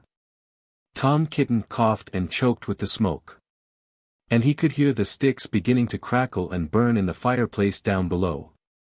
He made up his mind to climb right to the top, and get out on the slates, and try to catch sparrows. "I cannot go back. If I slipped I might fall in the fire and singe my beautiful tail and my little blue jacket. The chimney was a very big old-fashioned one. It was built in the days when people burnt logs of wood upon the hearth. The chimney stack stood up above the roof like a little stone tower, and the daylight shone down from the top, under the slanting slates that kept out the rain. Tom Kitten was getting very frightened. He climbed up, and up, and up. Then he waded sideways through inches of soot. He was like a little sweep himself. It was most confusing in the dark. One flue seemed to lead into another. There was less smoke, but Tom Kitten felt quite lost. He scrambled up and up. But before he reached the chimney top he came to a place where somebody had loosened a stone in the wall. There were some mutton bones lying about. "This seems funny," said Tom Kitten. "Who has been gnawing bones up here in the chimney? I wish I had never come. And what a funny smell. It is something like mouse, only dreadfully strong." "It makes me sneeze," said Tom Kitten. He squeezed through the hole in the wall, and dragged himself along a most uncomfortably tight passage where there was scarcely any light. He groped his way carefully for several yards. He was at the back of the skirting board in the attic, where there is a little mark in the picture. All at once he fell head over heels in the dark, down a hole, and landed on a heap of very dirty rags. When Tom Kitten picked himself up and looked about him, he found himself in a place that he had never seen before, although he had lived all his life in the house. It was a very small stuffy fusty room, with boards, and rafters, and cobwebs, and lath and plaster. Opposite to him, as far away as he could sit, was an enormous rat. "What do you mean by tumbling into my bed all covered with smuts?" said the rat, chattering his teeth. "Please sir, the chimney wants sweeping," said poor Tom Kitten. "Anna Maria. Anna Maria," squeaked the rat. There was a pattering noise and an old woman rat poked her head round a rafter. All in a minute she rushed upon Tom Kitten, and before he knew what was happening, his coat was pulled off, and he was rolled up in a bundle, and tied with string in very hard knots. Anna Maria did the tying. The old rat watched her and took snuff. When she had finished, they both sat staring at him with their mouths open. "Anna Maria," said the old man rat, whose name was Samuel Whiskers, "Anna Maria, make me a kitten dumpling roly-poly pudding for my dinner." "It requires dough and a pat of butter, and a rolling pin," said Anna Maria, considering Tom Kitten with her head on one side. "No," said Samuel Whiskers, "make it properly, Anna Maria, with breadcrumbs." "Nonsense. Butter and dough," replied Anna Maria. The two rats consulted together for a few minutes and then went away. Samuel Whiskers got through a hole in the wainscot, and went boldly down the front staircase to the dairy to get the butter. He did not meet anybody. He made a second journey for the rolling pin. He pushed it in front of him with his paws, like a brewer's man trundling a barrel. He could hear Ribby and Tabitha talking, but they were busy lighting the candle to look into the chest. They did not see him. Anna Maria went down by way of the skirting board and a window shutter to the kitchen to steal the dough. She borrowed a small saucer, and scooped up the dough with her paws. She did not observe Moppet. While Tom Kitten was left alone under the floor of the attic, he wriggled about and tried to mew for help. But his mouth was full of soot and cobwebs, and he was tied up in such very tight knots, he could not make anybody hear him. Except a spider, which came out of a crack in the ceiling and examined the knots critically, from a safe distance. It was a judge of knots because it had a habit of tying up unfortunate bluebottles. It did not offer to assist him. Tom Kitten wriggled and squirmed until he was quite exhausted. Presently the rats came back and set to work to make him into a dumpling. First they smeared him with butter, and then they rolled him in the dough. "Will not the string be very indigestible, Anna Maria?" inquired Samuel Whiskers. Anna Maria said she thought that it was of no consequence, but she wished that Tom Kitten would hold his head still, as it disarranged the pastry. She laid hold of his ears. Tom Kitten bit and spat, and mewed and wriggled. And the rolling pin went roly-poly, roly, roly, poly, roly. The rats each held an end. His tail is sticking out. You did not fetch enough dough, Anna Maria. I fetched as much as I could carry, replied Anna Maria. I do not think, said Samuel Whiskers, pausing to take a look at Tom Kitten, I do not think it will be a good pudding. It smells sooty. Anna Maria was about to argue the point, when all at once there began to be other sounds up above, the rasping noise of a saw, and the noise of a little dog, scratching and yelping. The rats dropped the rolling pin, and listened attentively. We are discovered and interrupted, Anna Maria, let us collect our property, and other people's, and depart at once. I fear that we shall be obliged to leave this pudding. But I am persuaded that the knots would have proved indigestible, whatever you may urge to the contrary. Come away at once and help me to tie up some mutton bones in a counterpane, said Anna Maria. I have got half a smoked ham hidden in the chimney. So it happened that by the time John Joiner had got the plank up, there was nobody under the floor except the rolling pin and Tom Kitten in a very dirty dumpling. But there was a strong smell of rats, and John Joiner spent the rest of the morning sniffing and whining, and wagging his tail, and going round and round with his head in the hole like a gimlet. Then he nailed the plank down again and put his tools in his bag, and came downstairs. The cat family had quite recovered. They invited him to stay to dinner. The dumpling had been peeled off Tom Kitten, and made separately into a bag pudding, with currants in it to hide the smuts. They had been obliged to put Tom Kitten into a hot bath to get the butter off. John Joiner smelt the pudding. But he regretted that he had not time to stay to dinner, because he had just finished making a wheelbarrow for Miss Potter, and she had ordered 2 hen coops. And when I was going to the post late in the afternoon, I looked up the lane from the corner, and I saw Mr. Samuel Whiskers and his wife on the run, with big bundles on a little wheelbarrow, which looked very like mine. They were just turning in at the gate to the barn of Farmer Potatoes. Samuel Whiskers was puffing and out of breath. Anna Maria was still arguing in shrill tones. She seemed to know her way, and she seemed to have a quantity of luggage. I am sure I never gave her leave to borrow my wheelbarrow. They went into the barn, and hauled their parcels with a bit of string to the top of the hay-mow. After that, there were no more rats for a long time at Tabitha Twitchit's. As for Farmer Potatoes, he has been driven nearly distracted. There are rats, and rats, and rats in his barn. They eat up the chicken food, and steal the oats and bran, and make holes in the meal bags. And they are all descended from Mr. and Mrs. Samuel Whiskers, children and grandchildren and great-great-grandchildren. There is no end to them. Moppet and Mittens have grown up into very good rat-catchers. They go out rat-catching in the village, and they find plenty of employment. They charge so much a dozen, and earn their living very comfortably. They hang up the rats' tails in a row on the barn door, to show how many they have caught, dozens and dozens of them. But Tom Kitten has always been afraid of a rat. He never durst face anything that is bigger than a mouse. The Tale of the Flopsy Bunnies. It is said that the effect of eating too much lettuce is soporific. I have never felt sleepy after eating lettuces, but then I am not a rabbit. They certainly had a very soporific effect upon the Flopsy bunnies. When Benjamin Bunny grew up, he married his cousin Flopsy. They had a large family, and they were very improvident and cheerful. I do not remember the separate names of their children, they were generally called the Flopsy bunnies. As there was not always quite enough to eat, Benjamin used to borrow cabbages from Flopsy's brother, Peter Rabbit, who kept a nursery garden. Sometimes Peter Rabbit had no cabbages to spare. When this happened, the Flopsy bunnies went across the field to a rubbish heap, in the ditch outside Mr. McGregor's garden. Mr. McGregor's rubbish heap was a mixture.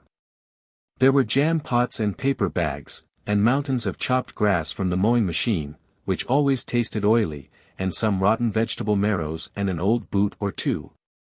One day, oh joy! There were a quantity of overgrown lettuces, which had shot into flower. The Flopsy bunnies simply stuffed lettuces.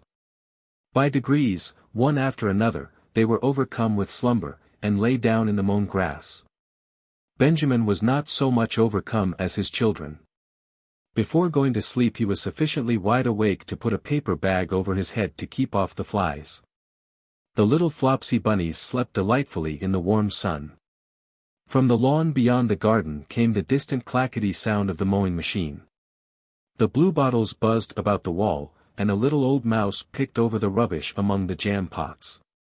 I can tell you her name, she was called Thomasina Tittlemouse, a wood mouse with a long tail. She rustled across the paper bag, and awakened Benjamin Bunny. The mouse apologized profusely, and said that she knew Peter Rabbit. While she and Benjamin were talking, close under the wall, they heard a heavy tread above their heads, and suddenly Mr. McGregor emptied out a sackful of lawn mowings right upon the top of the sleeping Flopsy bunnies. Benjamin shrank down under his paper bag. The mouse hid in a jam pot. The little rabbits smiled sweetly in their sleep under the shower of grass. They did not awake because the lettuces had been so soporific. They dreamt that their mother Flopsy was tucking them up in a hay bed. Mr. McGregor looked down after emptying his sack.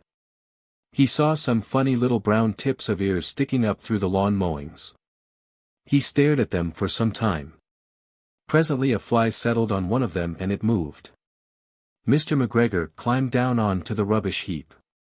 1, 2, 3, 4, 5, 6 little rabbits, said he as he dropped them into his sack.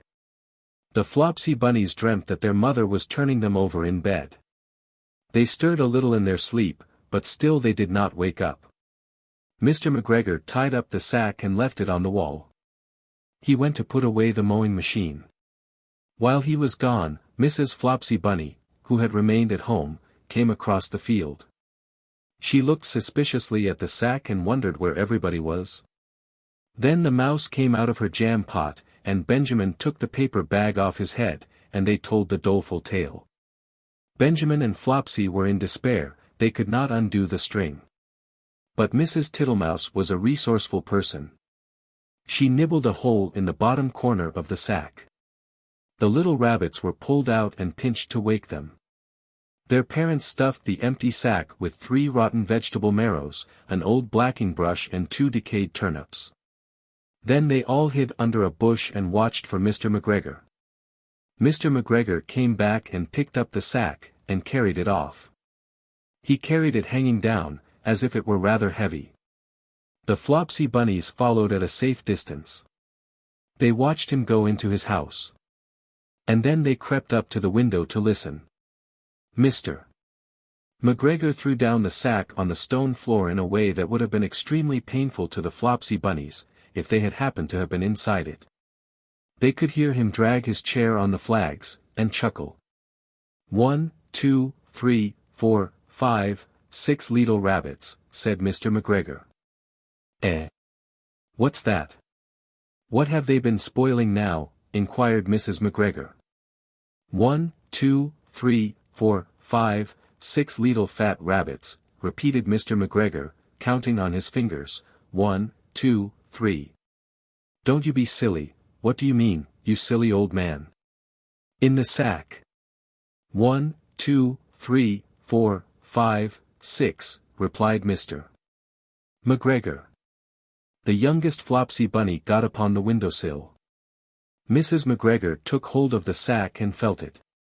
She said she could feel 6, but they must be old rabbits, because they were so hard and all different shapes. Not fit to eat. But the skins will do fine to line my old cloak. Line your old cloak, shouted Mr. McGregor, I shall sell them and buy myself bocce. Rabbit tobacco. I shall skin them and cut off their heads. Mrs. McGregor untied the sack and put her hand inside. When she felt the vegetables she became very, very angry. She said that Mr. McGregor had done it a purpose. And Mr. McGregor was very angry too. One of the rotten marrows came flying through the kitchen window, and hit the youngest Flopsy bunny. It was rather hurt. Then Benjamin and Flopsy thought that it was time to go home. So Mr. McGregor did not get his tobacco, and Mrs. McGregor did not get her rabbit skins. But next Christmas Thomasina Tittlemouse got a present of enough rabbit wool to make herself a cloak and a hood, and a handsome muff and a pair of warm mittens. The Tale of Ginger and Pickles. Once upon a time there was a village shop. The name over the window was Ginger and Pickles. It was a little small shop just the right size for dolls. Lucinda and Jane Doll Cook always bought their groceries at Ginger and Pickles. The counter inside was a convenient height for rabbits. Ginger and Pickles sold red spotty pocket handkerchiefs at a penny 3 farthings. They also sold sugar, and snuff and galoshes. In fact, although it was such a small shop it sold nearly everything, except a few things that you want in a hurry, like bootlaces, hairpins and mutton chops. Ginger and Pickles were the people who kept the shop. Ginger was a yellow tomcat, and Pickles was a terrier. The rabbits were always a little bit afraid of Pickles. The shop was also patronized by mice, only the mice were rather afraid of Ginger. Ginger usually requested Pickles to serve them, because he said it made his mouth water. "I cannot bear," said he, "to see them going out at the door carrying their little parcels." "I have the same feeling about rats," replied Pickles, "but it would never do to eat our own customers. They would leave us and go to Tabitha Twitchit's." "On the contrary, they would go nowhere," replied Ginger gloomily. Tabitha Twitchit kept the only other shop in the village. She did not give credit. Ginger and Pickles gave unlimited credit. Now the meaning of credit is this: when a customer buys a bar of soap, instead of the customer pulling out a purse and paying for it, she says she will pay another time. And Pickles makes a low bow and says, "With pleasure, madam," and it is written down in a book. The customers come again and again, and by quantities, in spite of being afraid of Ginger and Pickles. But there is no money in what is called the till. The customers came in crowds every day and bought quantities, especially the toffee customers. But there was always no money, they never paid for as much as a pennyworth of peppermints. But the sales were enormous, 10 times as large as Tabitha Twitchit's. As there was always no money, Ginger and Pickles were obliged to eat their own goods. Pickles ate biscuits and Ginger ate a dried haddock. They ate them by candlelight after the shop was closed. When it came to January 1st there was still no money, and Pickles was unable to buy a dog license. "It is very unpleasant, I am afraid of the police," said Pickles. "It is your own fault for being a terrier, I do not require a license, and neither does Kep, the collie dog. It is very uncomfortable, I am afraid I shall be summoned. I have tried in vain to get a license upon credit at the post office," said Pickles. "The place is full of policemen. I met one as I was coming home. Let us send in the bill again to Samuel Whiskers, Ginger, he owes 22/9 for bacon." "I do not believe that he intends to pay at all," replied Ginger. "And I feel sure that Anna Maria pockets things. Where are all the cream crackers?" "You have eaten them yourself," replied Ginger. Ginger and Pickles retired into the back parlor. They did accounts. They added up sums and sums, and sums. "Samuel Whiskers has run up a bill as long as his tail, he has had 1 3/4 ounce of snuff since October. What is 7 pounds of butter at 1/3, and a stick of sealing wax and 4 matches?" "Send in all the bills again to everybody with comps," replied Ginger. After a time they heard a noise in the shop, as if something had been pushed in at the door. They came out of the back parlor. There was an envelope lying on the counter, and a policeman writing in a notebook. Pickles nearly had a fit, he barked and made little rushes. "Bite him, Pickles. Bite him," spluttered Ginger behind a sugar barrel, "he's only a German doll." The policeman went on writing in his notebook, twice he put his pencil in his mouth, and once he dipped it in the treacle. Pickles barked till he was hoarse. But still the policeman took no notice. He had bead eyes, and his helmet was sewed on with stitches. At length on his last little rush, Pickles found that the shop was empty. The policeman had disappeared. But the envelope remained. "Do you think that he has gone to fetch a real live policeman?" "I am afraid it is a summons," said Pickles.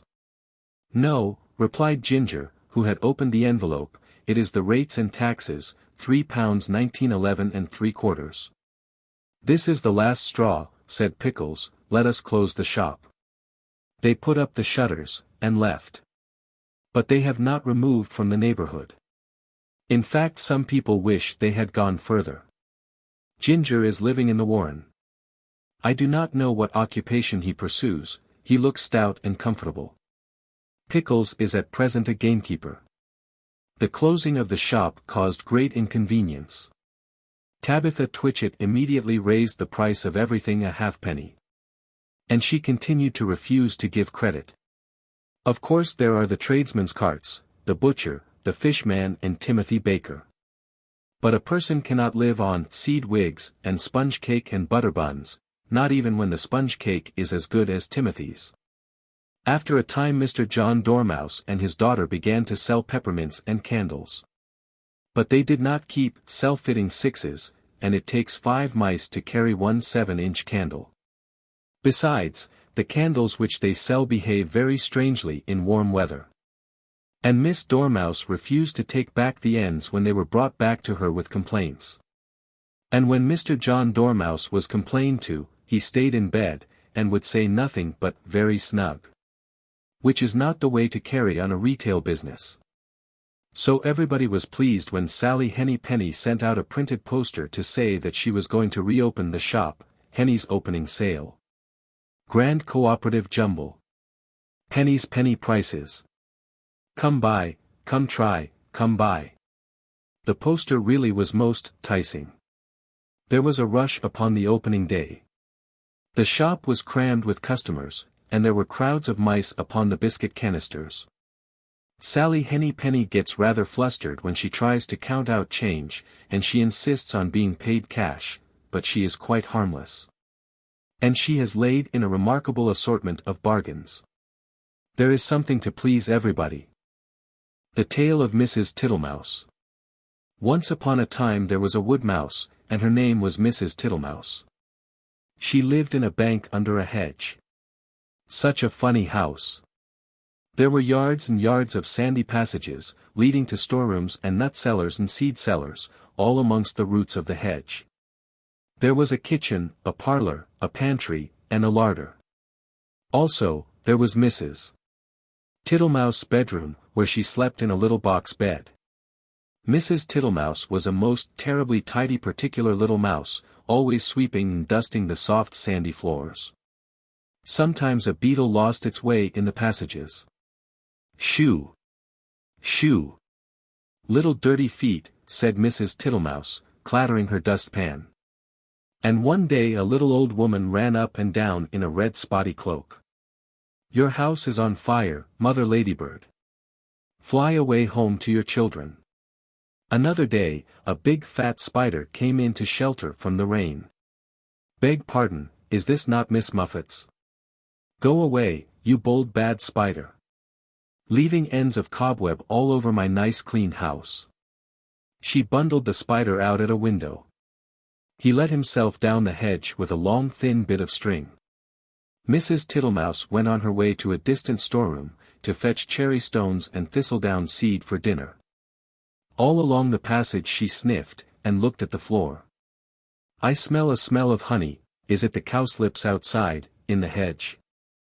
I am sure I can see the marks of little dirty feet."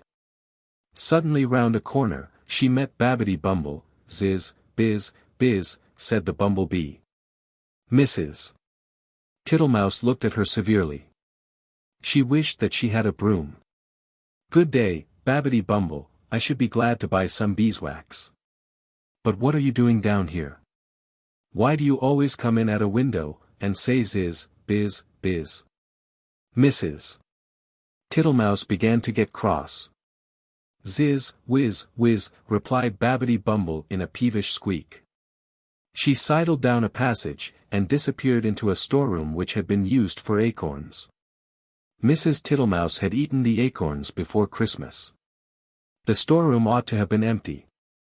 But it was full of untidy dry moss. Mrs. Tittlemouse began to pull out the moss. 3 or 4 other bees put their heads out, and buzzed fiercely. "I am not in the habit of letting lodgings. This is an intrusion," said Mrs. Tittlemouse. "I will have them turned out." Buzz. Buzz. Buzz. "I wonder who would help me." Biz, whiz, whiz. "I will not have Mr. Jackson, he never wipes his feet." Mrs. Tittlemouse decided to leave the bees till after dinner. When she got back to the parlor, she heard someone coughing in a fat voice, and there sat Mr. Jackson himself. He was sitting all over a small rocking chair, twiddling his thumbs and smiling, with his feet on the fender. He lived in a drain below the hedge, in a very dirty wet ditch. "How do you do, Mr. Jackson? Dearie me, you have got very wet." Thank you, Mrs. Tittlemouse. "I'll sit a while and dry myself," said Mr. Jackson. He sat and smiled, and the water dripped off his coat tails. Mrs. Tittlemouse went round with a mop. He sat such a while that he had to be asked if he would take some dinner. First she offered him cherry stones. Thank you, Mrs. Tittlemouse." "No teeth, no teeth, no teeth," said Mr. Jackson. He opened his mouth most unnecessarily wide. He certainly had not a tooth in his head. Then she offered him thistledown seed, tiddly, widdly, widdly. "Puff, puff, puff," said Mr. Jackson. He blew the thistledown all over the room. Thank you, Mrs. Tittlemouse. Now what I really should like, would be a little dish of honey." "I am afraid I have not got any, Mr. Jackson," said Mrs. Tittlemouse. "Tiddly, widdly, widdly, Mrs. Tittlemouse," said the smiling Mr. Jackson, "I can smell it. That is why I came to call." Mr. Jackson rose ponderously from the table, and began to look into the cupboards. Mrs. Tittlemouse followed him with a dishcloth, to wipe his large wet footmarks off the parlor floor. When he had convinced himself that there was no honey in the cupboards, he began to walk down the passage. Indeed, you will stick fast, Mr. Jackson." Tiddly, widdly, widdly, Mrs. Tittlemouse. First he squeezed into the pantry. Tiddly, widdly, widdly. "No honey. No honey, Mrs. Tittlemouse." There were 3 creepy-crawly people hiding in the plate rack. 2 of them got away, but the littlest one he caught. Then he squeezed into the larder.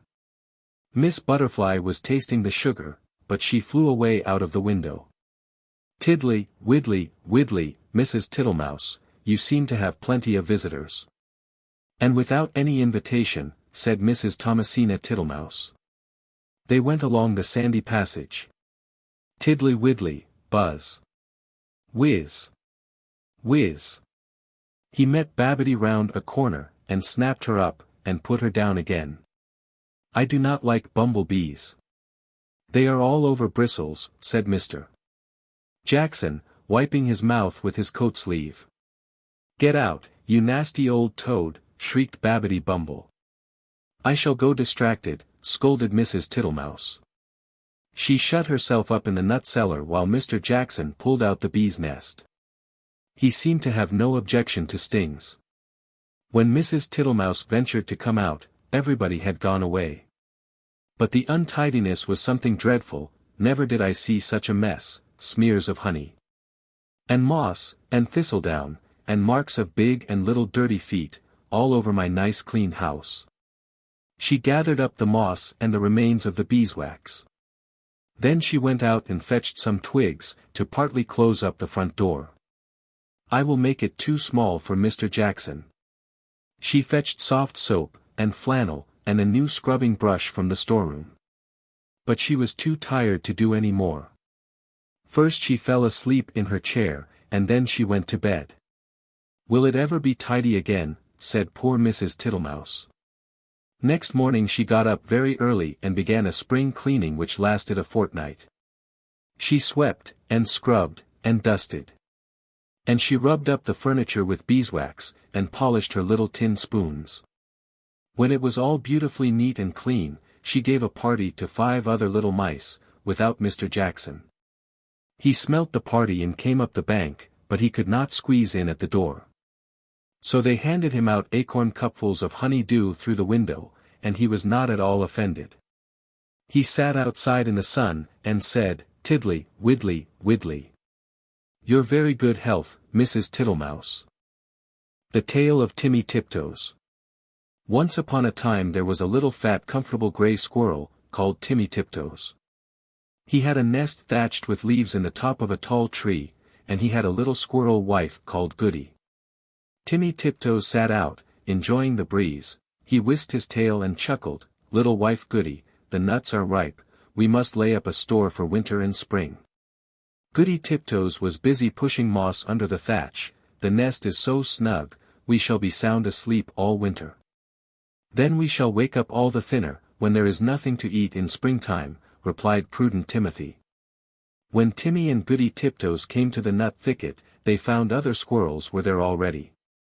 Timmy took off his jacket and hung it on a twig. They worked away quietly by themselves. Every day they made several journeys and picked quantities of nuts. They carried them away in bags, and stored them in several hollow stumps near the tree where they had built their nest. When these stumps were full, they began to empty the bags into a hole high up a tree, that had belonged to a woodpecker. The nuts rattled down, down, down inside. "How shall you ever get them out again?" "It is like a money box," said Goody. "I shall be much thinner before springtime, my love," said Timmy Tiptoes, peeping into the hole. They did collect quantities, because they did not lose them. Squirrels who bury their nuts in the ground lose more than half, because they cannot remember the place. The most forgetful squirrel in the wood was called Silvertail. He began to dig, and he could not remember. And then he dug again and found some nuts that did not belong to him, and there was a fight. And other squirrels began to dig. The whole wood was in commotion. Unfortunately, just at this time a flock of little birds flew by, from bush to bush, searching for green caterpillars and spiders. There were several sorts of little birds, twittering different songs. The first one sang, "Who's been digging up my nuts? Who's been digging up my nuts?" And another sang, "Little bit of bread and no cheese. Little bit of bread and no cheese." The squirrels followed and listened. The first little bird flew into the bush where Timmy and Goody Tiptoes were quietly tying up their bags, and it sang, "Who's been digging up my nuts? Who's been digging up my nuts?" Timmy Tiptoes went on with his work without replying. Indeed, the little bird did not expect an answer. It was only singing its natural song, and it meant nothing at all. But when the other squirrels heard that song, they rushed upon Timmy Tiptoes and cuffed and scratched him, and upset his bag of nuts. The innocent little bird which had caused all the mischief, flew away in a fright. Timmy rolled over and over, and then turned tail and fled towards his nest, followed by a crowd of squirrels shouting, "Who's been digging up my nuts?" They caught him and dragged him up the very same tree, where there was the little round hole, and they pushed him in. The hole was much too small for Timmy Tiptoes' figure. They squeezed him dreadfully. It was a wonder they did not break his ribs. "We will leave him here till he confesses," said Silvertail Squirrel, and he shouted into the hole, "Who's been digging up my nuts?"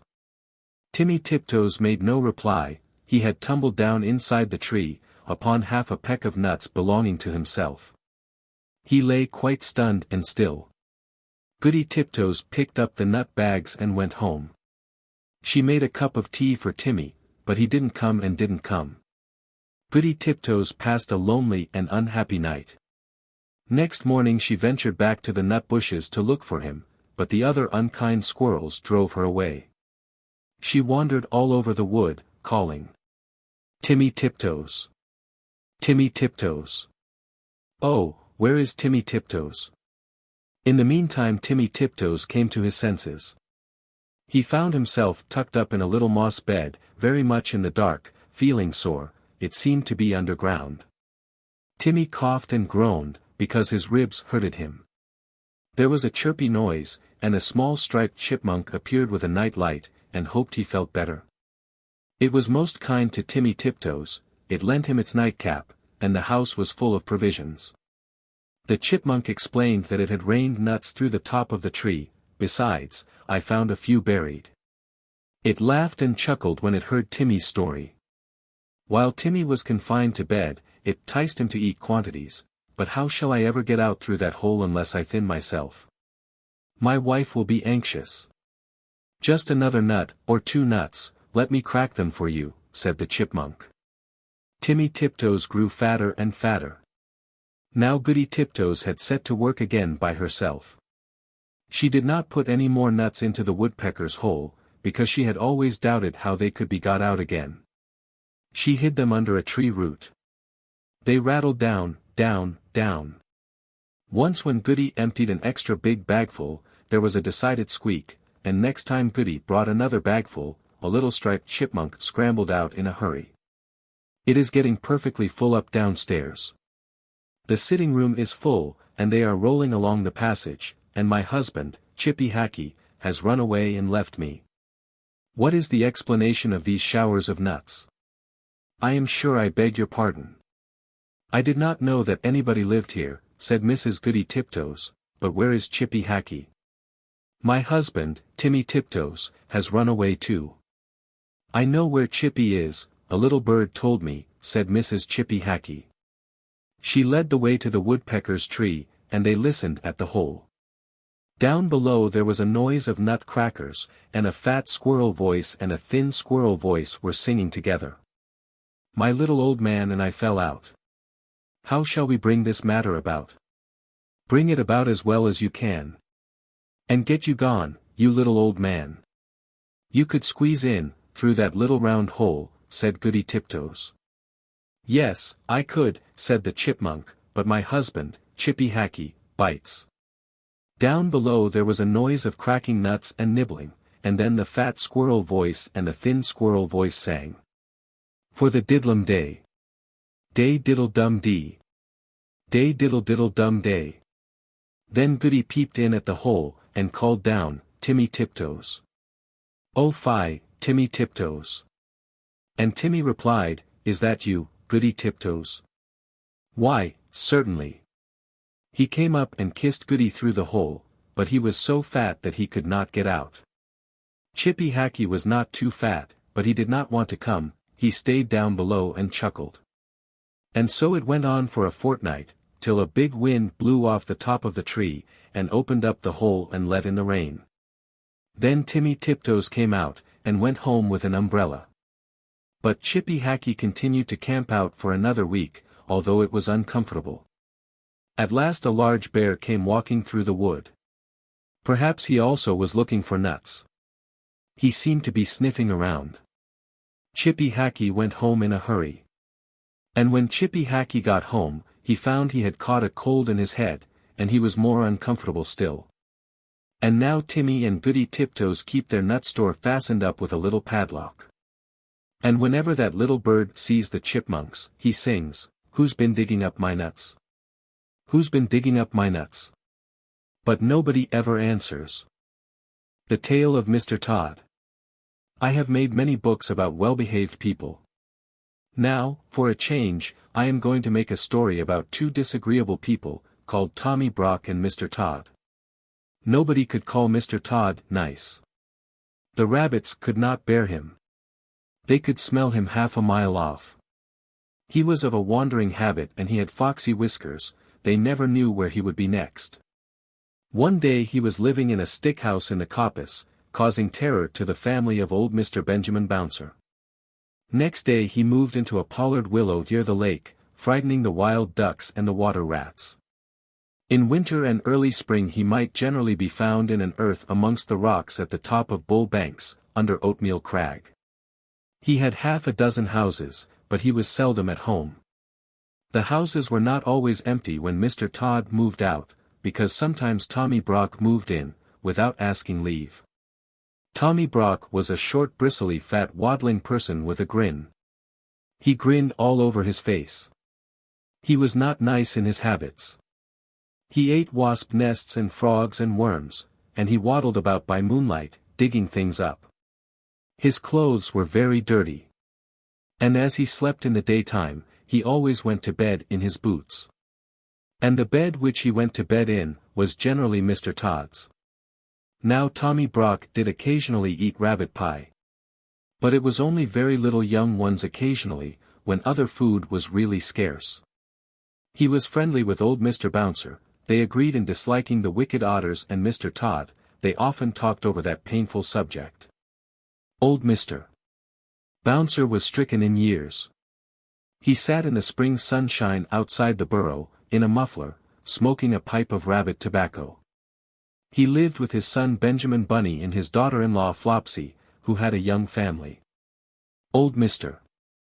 Bouncer was in charge of the family that afternoon, because Benjamin and Flopsy had gone out. The little rabbit babies were just old enough to open their blue eyes and kick. They lay in a fluffy bed of rabbit wool and hay, in a shallow burrow, separate from the main rabbit hole. To tell the truth, old Mr. Bouncer had forgotten them. He sat in the sun, and conversed cordially with Tommy Brock, who was passing through the wood with a sack and a little spud which he used for digging, and some mole traps. He complained bitterly about the scarcity of pheasants' eggs, and accused Mr. Tod of poaching them. And the otters had cleared off all the frogs while he was asleep in winter. I have not had a good square meal for a fortnight, I am living on pig nuts. I shall have to turn vegetarian and eat my own tail, said Tommy Brock. It was not much of a joke, but it tickled old Mr. Bouncer, because Tommy Brock was so fat and stumpy and grinning. So old Mr. Bouncer laughed. And pressed Tommy Brock to come inside, to taste a slice of seed cake and a glass of my daughter Flopsy's cowslip wine.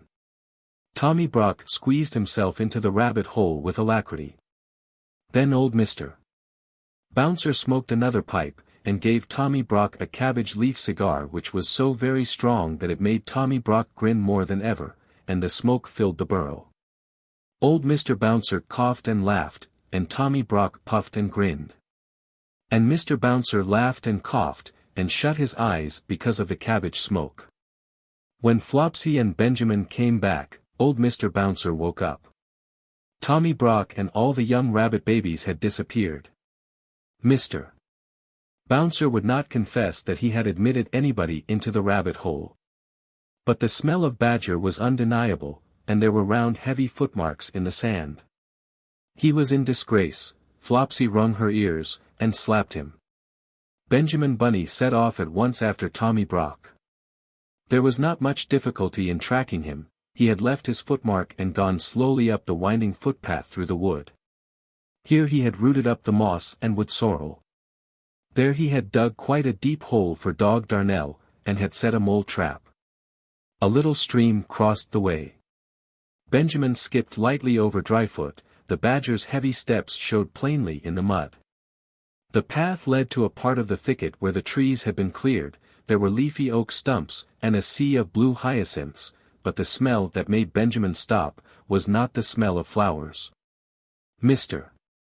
Tod's stick house was before him and, for once, Mr. Tod was at home.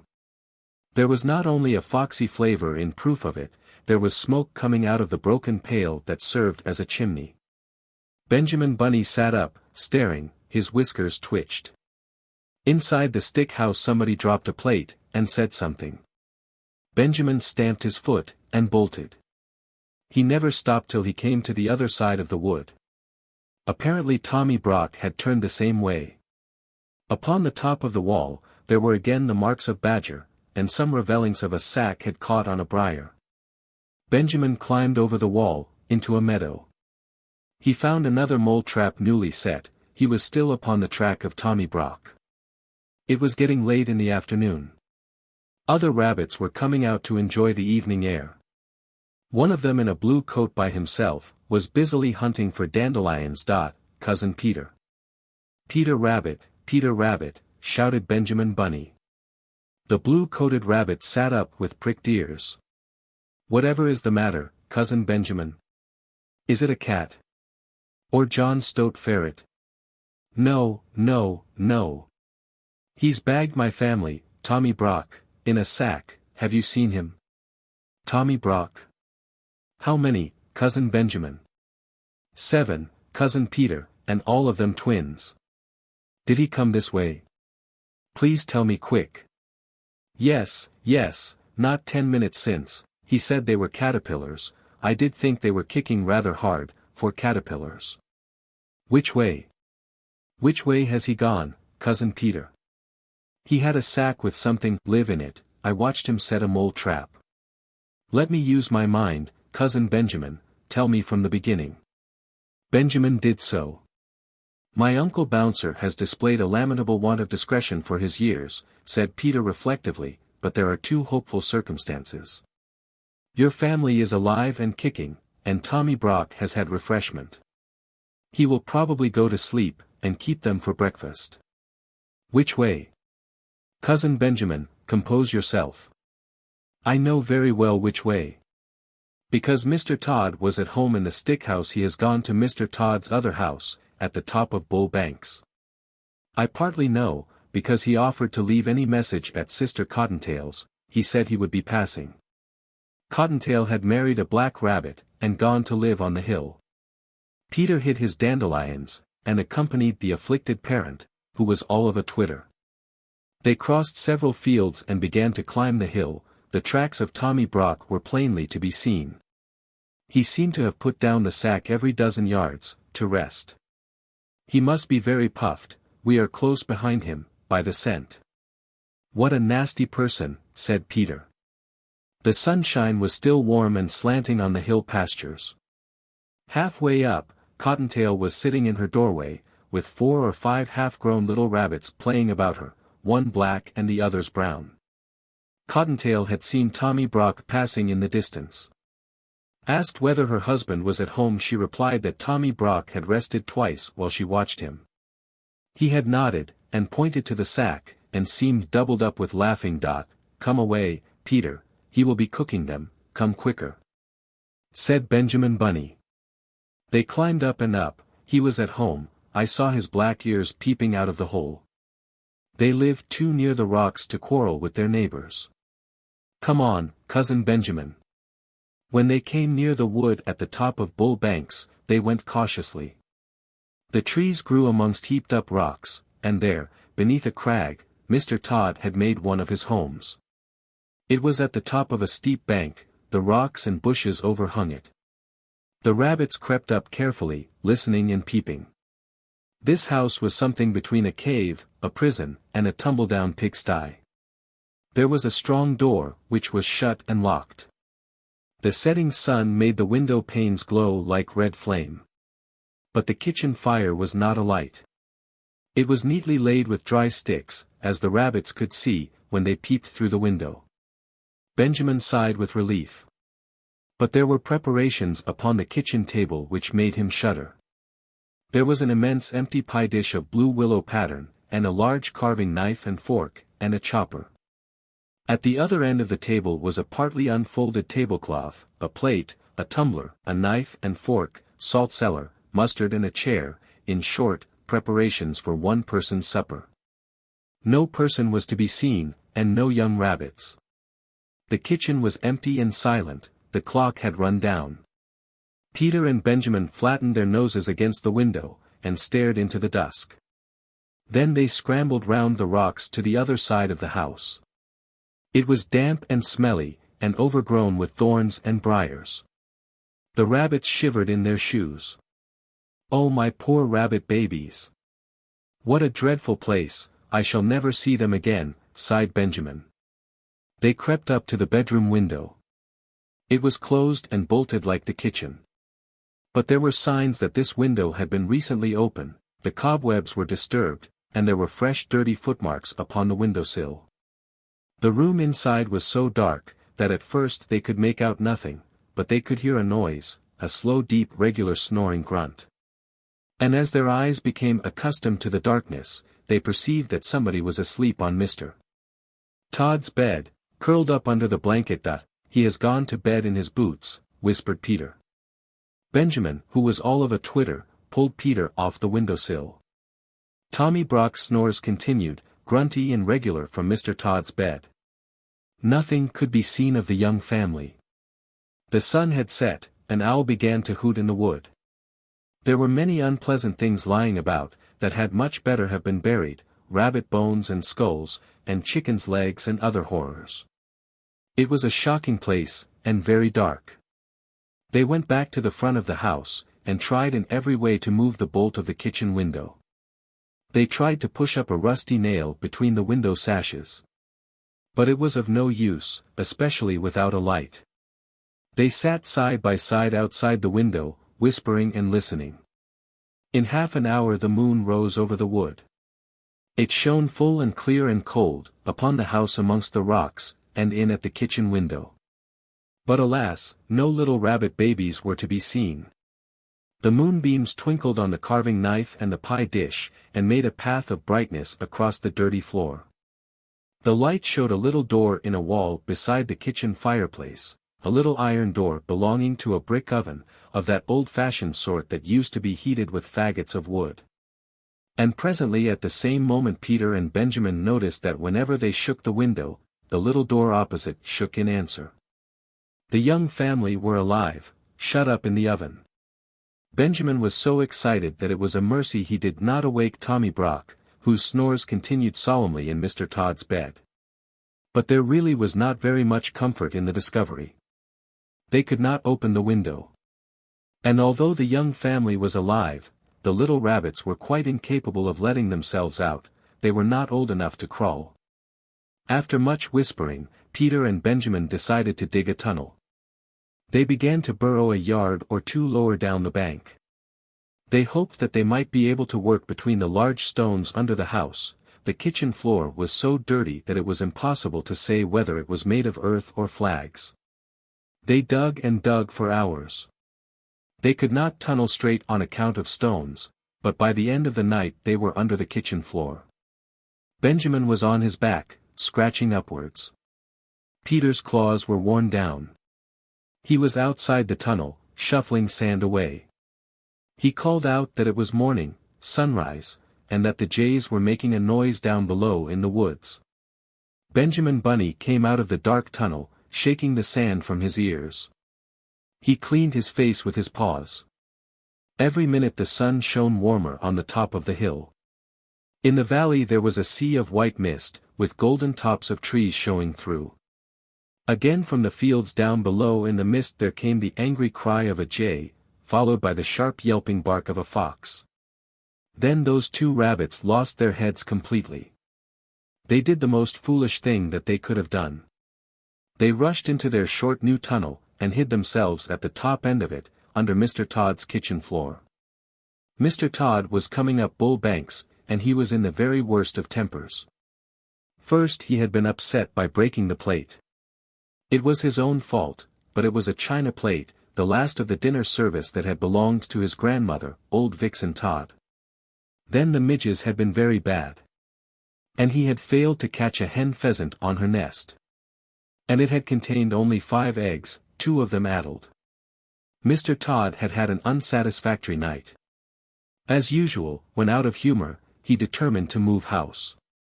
First he tried the pollard willow, but it was damp. And the otters had left a dead fish near it.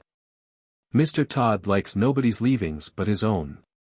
He made his way up the hill. His temper was not improved by noticing unmistakable marks of badger. No one else grubs up the moss so wantonly as Tommy Brock. Mr. Tod slapped his stick upon the earth and fumed. He guessed where Tommy Brock had gone to. He was further annoyed by the jay bird which followed him persistently. It flew from tree to tree and scolded, warning every rabbit within hearing that either a cat or a fox was coming up the plantation. Once when it flew screaming over his head, Mr. Tod snapped at it, and barked. He approached his house very carefully, with a large rusty key. He sniffed and his whiskers bristled.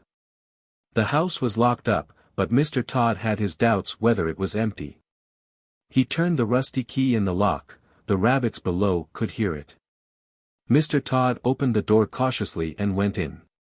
The sight that met Mr. Tod's eyes in Mr. Tod's kitchen made Mr. Tod furious. There was Mr. Tod's chair, and Mr. Tod's pie dish, and his knife and fork and mustard and salt cellar and his tablecloth that he had left folded up in the dresser, all set out for supper, or breakfast, without doubt for that odious Tommy Brock. There was a smell of fresh earth and dirty badger, which fortunately overpowered all smell of rabbit. But what absorbed Mr. Tod's attention was a noise, a deep slow regular snoring grunting noise, coming from his own bed. He peeped through the hinges of the half-open bedroom door. Then he turned and came out of the house in a hurry.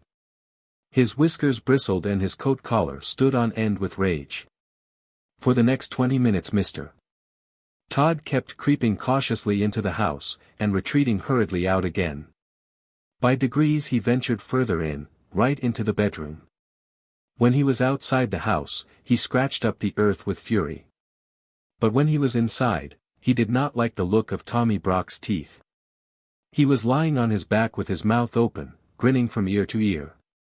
He snored peacefully and regularly, but one eye was not perfectly shut. Mr.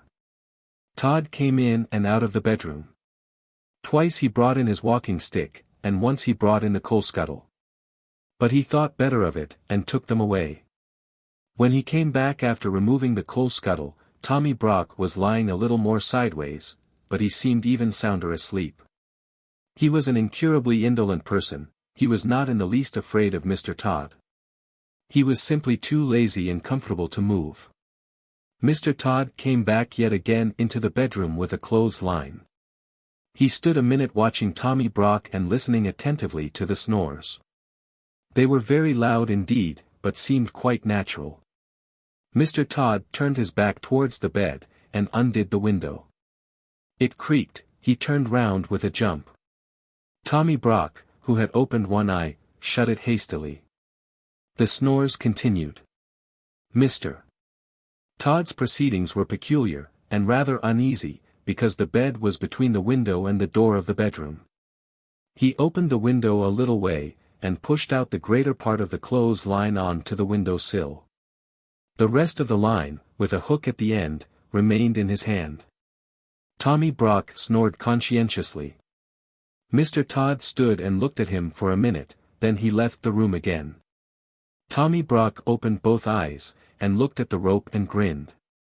There was a noise outside the window. Tommy Brock shut his eyes in a hurry. Mr. Tod had gone out at the front door, and round to the back of the house. On the way, he stumbled over the rabbit burrow. If he had had any idea who was inside it, he would have pulled them out quickly. His foot went through the tunnel nearly upon the top of Peter Rabbit and Benjamin, but fortunately he thought that it was some more of Tommy Brock's work. He took up the coil of line from the sill, listened for a moment, and then tied the rope to a tree. Tommy Brock watched him with one eye, through the window. He was puzzled. Mr.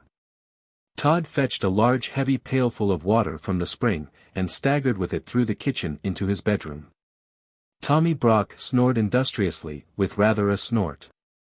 Mr. Tod put down the pail beside the bed, took up the end of rope with the hook, hesitated, and looked at Tommy Brock. The snores were almost apoplectic, but the grin was not quite so big. Mr. Tod gingerly mounted a chair by the head of the bedstead. His legs were dangerously near to Tommy Brock's teeth. He reached up and put the end of rope, with the hook, over the head of the tester bed, where the curtains ought to hang. Mr. Tod's curtains were folded up, and put away, owing to the house being unoccupied. So was the counterpane. Tommy Brock was covered with a blanket only. Mr. Tod standing on the unsteady chair looked down upon him attentively. He really was a first-prize sound sleeper. It seemed as though nothing would waken him, not even the flapping rope across the bed. Mr. Tod descended safely from the chair, and endeavored to get up again with the pail of water. He intended to hang it from the hook, dangling over the head of Tommy Brock, in order to make a sort of shower bath, worked by a string, through the window. But naturally being a thin-legged person, though vindictive and sandy-whiskered, he was quite unable to lift the heavy weight to the level of the hook and rope. He very nearly overbalanced himself. The snores became more and more apoplectic. One of Tommy Brock's hind legs twitched under the blanket, but still he slept on peacefully. Mr. Tod and the pail descended from the chair without accident. After considerable thought, he emptied the water into a wash basin and jug. The empty pail was not too heavy for him, he slung it up wobbling over the head of Tommy Brock. Surely there never was such a sleeper. Mr. Tod got up and down and up on the chair. As he could not lift the whole pailful of water at once, he fetched a milk jug, and ladled quarts of water into the pail by degrees. The pail got fuller and fuller, and swung like a pendulum. Occasionally a drop splashed over. But still Tommy Brock snored regularly and never moved, except one eye. At last Mr. Tod's preparations were complete. The pail was full of water, the rope was tightly strained over the top of the bed, and across the window sill to the tree outside. It will make a great mess in my bedroom. But I could never sleep in that bed again without a spring cleaning of some sort, said Mr. Tod. Mr. Tod took a last look at the badger and softly left the room. He went out of the house, shutting the front door. The rabbits heard his footsteps over the tunnel. He ran round behind the house, intending to undo the rope in order to let fall the pailful of water upon Tommy Brock. I will wake him up with an unpleasant surprise, said Mr. Tod. The moment he had gone, Tommy Brock got up in a hurry. He rolled Mr. Tod's dressing gown into a bundle, put it into the bed beneath the pail of water instead of himself, and left the room also, grinning immensely. He went into the kitchen, lighted the fire and boiled the kettle. For the moment he did not trouble himself to cook the baby rabbits. When Mr. Tod got to the tree, he found that the weight and strain had dragged the knot so tight that it was past untying. He was obliged to gnaw it with his teeth. He chewed and gnawed for more than 20 minutes. At last the rope gave way with such a sudden jerk that it nearly pulled his teeth out, and quite knocked him over backwards. Inside the house there was a great crash and splash, and the noise of a pail rolling over and over. But no screams. Mr. Tod was mystified, he sat quite still, and listened attentively. Then he peeped in at the window. The water was dripping from the bed, the pail had rolled into a corner. In the middle of the bed under the blanket, was a wet flattened something, much dinged in the middle where the pail had caught it, as it were across the tummy. Its head was covered by the wet blanket and it was not snoring any longer. There was nothing stirring, and no sound except the drip, drop, drop drip of water trickling from the mattress. Mr. Tod watched it for half an hour, his eyes glistened. Then he cut a caper, and became so bold that he even tapped at the window, but the bundle never moved. Yes, there was no doubt about it, it had turned out even better than he had planned. The pail had hit poor old Tommy Brock, and killed him dead. I will bury that nasty person in the hole which he has dug. I will bring my bedding out, and dry it in the sun, said Mr. Tod. I will wash the tablecloth and spread it on the grass in the sun to bleach. And the blanket must be hung up in the wind, and the bed must be thoroughly disinfected, and aired with a warming pan, and warmed with a hot water bottle. I will get soft soap, and monkey soap, and all sorts of soap. And soda and scrubbing brushes, and Persian powder, and carbolic to remove the smell. I must have a disinfecting. Perhaps I may have to burn sulfur. He hurried round the house to get a shovel from the kitchen. First I will arrange the hole, then I will drag out that person in the blanket. He opened the door. Tommy Brock was sitting at Mr. Tod's kitchen table, pouring out tea from Mr. Tod's teapot into Mr. Tod's teacup. He was quite dry himself and grinning, and he threw the cup of scalding tea all over Mr. Tod. Then Mr. Tod rushed upon Tommy Brock, and Tommy Brock grappled with Mr. Tod amongst the broken crockery, and there was a terrific battle all over the kitchen. To the rabbits underneath it sounded as if the floor would give way at each crash of falling furniture. They crept out of their tunnel, and hung about amongst the rocks and bushes, listening anxiously. Inside the house the racket was fearful. The rabbit babies in the oven woke up trembling, perhaps it was fortunate they were shut up inside. Everything was upset except the kitchen table. And everything was broken, except the mantelpiece and the kitchen fender. The crockery was smashed to atoms. The chairs were broken, and the window, and the clock fell with a crash, and there were handfuls of Mr. Tod's sandy whiskers. The vases fell off the mantelpiece, the canisters fell off the shelf, the kettle fell off the hob. Tommy Brock put his foot in a jar of raspberry jam. And the boiling water out of the kettle fell upon the tail of Mr. Tod. When the kettle fell, Tommy Brock, who was still grinning, happened to be uppermost, and he rolled Mr. Tod over and over like a log, out at the door.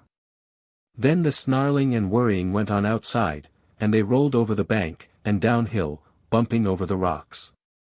There will never be any love lost between Tommy Brock and Mr. Tod. As soon as the coast was clear, Peter Rabbit and Benjamin Bunny came out of the bushes. Now for it. Run in, Cousin Benjamin. Run in and get them. While I watch at the door. But Benjamin was frightened. Oh, oh. They are coming back. No, they are not. Yes, they are. What dreadful bad language. I think they have fallen down the stone quarry. Still Benjamin hesitated, and Peter kept pushing him. Be quick, it's all right. Shut the oven door, Cousin Benjamin, so that he won't miss them. Decidedly there were lively doings in Mr. Tod's kitchen. At home in the rabbit hole, things had not been quite comfortable. After quarreling at supper, Flopsy and old Mr. Bouncer had passed a sleepless night, and quarreled again at breakfast. Old Mr. Bouncer could no longer deny that he had invited company into the rabbit hole, but he refused to reply to the questions and reproaches of Flopsy. The day passed heavily. Old Mr. Bouncer, very sulky, was huddled up in a corner, barricaded with a chair. Flopsy had taken away his pipe and hidden the tobacco. She had been having a complete turn-out and spring cleaning, to relieve her feelings. She had just finished. Old Mr. Bouncer, behind his chair, was wondering anxiously what she would do next. In Mr. Tod's kitchen, amongst the wreckage, Benjamin Bunny picked his way to the oven nervously, through a thick cloud of dust. He opened the oven door, felt inside, and found something warm and wriggling. He lifted it out carefully, and rejoined Peter Rabbit. I've got them. Can we get away? Shall we hide, Cousin Peter? Peter pricked his ears. Distant sounds of fighting still echoed in the wood. 5 minutes afterwards 2 breathless rabbits came scuttering away down Bull Banks, half carrying half dragging a sack between them, bumpety bump over the grass. They reached home safely and burst into the rabbit hole. Great was old Mr. Bouncer's relief and Flopsy's joy when Peter and Benjamin arrived in triumph with the young family. The rabbit babies were rather tumbled and very hungry. They were fed and put to bed. They soon recovered. A long new pipe and a fresh supply of rabbit tobacco was presented to Mr. Bouncer. He was rather upon his dignity, but he accepted. Old Mr. Bouncer was forgiven, and they all had dinner. Then Peter and Benjamin told their story, but they had not waited long enough to be able to tell the end of the battle between Tommy Brock and Mr. Tod. The Tale of Pigling Bland. Once upon a time there was an old pig called Aunt Petitoes. She had 8 of a family, 4 little girl pigs, called Crosspatch, Suck-Suck, Yock-Yock and Spot. And 4 little boy pigs, called Alexander, Pigling Bland, Chin-Chin and Stumpy. Stumpy had had an accident to his tail. The 8 little pigs had very fine appetites, yes, yes, yes. They eat and indeed they do eat, said Aunt Petitoes, looking at her family with pride. Suddenly there were fearful squeals. Alexander had squeezed inside the hoops of the pig trough and stuck. Aunt Petitoes and I dragged him out by the hind legs. Chin-Chin was already in disgrace, it was washing day, and he had eaten a piece of soap. And presently in a basket of clean clothes, we found another dirty little pig, Chut, tut, tut. Whichever is this, grunted Aunt Petitoes. Now all the pig family are pink, or pink with black spots, but this pig child was smutty black all over. When it had been popped into a tub, it proved to be Yock-Yock. I went into the garden. There I found Crosspatch and Suck-Suck rooting up carrots. I whipped them myself and led them out by the ears. Crosspatch tried to bite me. Aunt Petitoes, Aunt Petitoes. You are a worthy person, but your family is not well brought up. Every one of them has been in mischief except Spot and Pigling Bland. Yes, yes, sighed Aunt Petitoes. And they drink bucketfuls of milk. I shall have to get another cow. Good little Spot shall stay at home to do the housework. But the others must go. 4 little boy pigs and 4 little girl pigs are too many altogether. Yes, yes, yes, said Aunt Petitoes, there will be more to eat without them. So Chin Chin and Suck Suck went away in a wheelbarrow, and Stumpy, Yock Yock and Crosspatch rode away in a cart. And the other 2 little boy pigs, Pigling Bland and Alexander, went to market. We brushed their coats, we curled their tails and washed their little faces, and wished them good-bye in the yard. Aunt Petitoes wiped her eyes with a large pocket handkerchief, then she wiped Pigling Bland's nose and shed tears. Then she wiped Alexander's nose and shed tears, then she passed the handkerchief to Spot. Aunt Petitoes sighed and grunted, and addressed those little pigs as follows. Now Pigling Bland, son Pigling Bland, you must go to market. Take your brother Alexander by the hand. Mind your Sunday clothes, and remember to blow your nose. Aunt Petitoes passed round the handkerchief again. Beware of traps, hen roosts, bacon and eggs, always walk upon your hind legs. Pigling Bland, who was a sedate little pig, looked solemnly at his mother, a tear trickled down his cheek.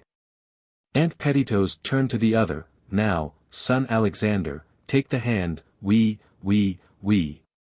Giggled Alexander, take the hand of your brother Pigling Bland, you must go to market. Mind, we, interrupted Alexander again. You put me out, said Aunt Petitoes. Observe signposts and milestones. Do not gobble herring bones, and remember, said I impressively, if you once cross the county boundary you cannot come back. Alexander, you are not attending. Here are 2 licenses permitting 2 pigs to go to market in Lancashire. Attend Alexander. I have had no end of trouble in getting these papers from the policeman. Pigling Bland listened gravely. Alexander was hopelessly volatile. I pinned the papers, for safety, inside their waistcoat pockets. Aunt Petitoes gave to each a little bundle, and 8 conversation peppermints with appropriate moral sentiments in screws of paper. Then they started. Pigling Bland and Alexander trotted along steadily for a mile, at least Pigling Bland did. Alexander made the road half as long again by skipping from side to side. He danced about and pinched his brother, singing. This pig went to market, this pig stayed at home. This pig had a bit of meat. Let's see what they have given us for dinner, Pigling. Pigling Bland and Alexander sat down and untied their bundles. Alexander gobbled up his dinner in no time. He had already eaten all his own peppermints. Give me one of yours, please, Pigling. But I wish to preserve them for emergencies, said Pigling Bland doubtfully. Alexander went into squeals of laughter. Then he pricked Pigling with the pin that had fastened his pig paper. And when Pigling slapped him he dropped the pin, and tried to take Pigling's pin, and the papers got mixed up. Pigling Bland reproved Alexander. But presently they made it up again, and trotted away together, singing. Tom the piper's son, stole a pig and away he ran. But all the tune that he could play, was over the hills and far away. What's that, young sirs? Stole a pig? Where are your licenses? Said the policeman.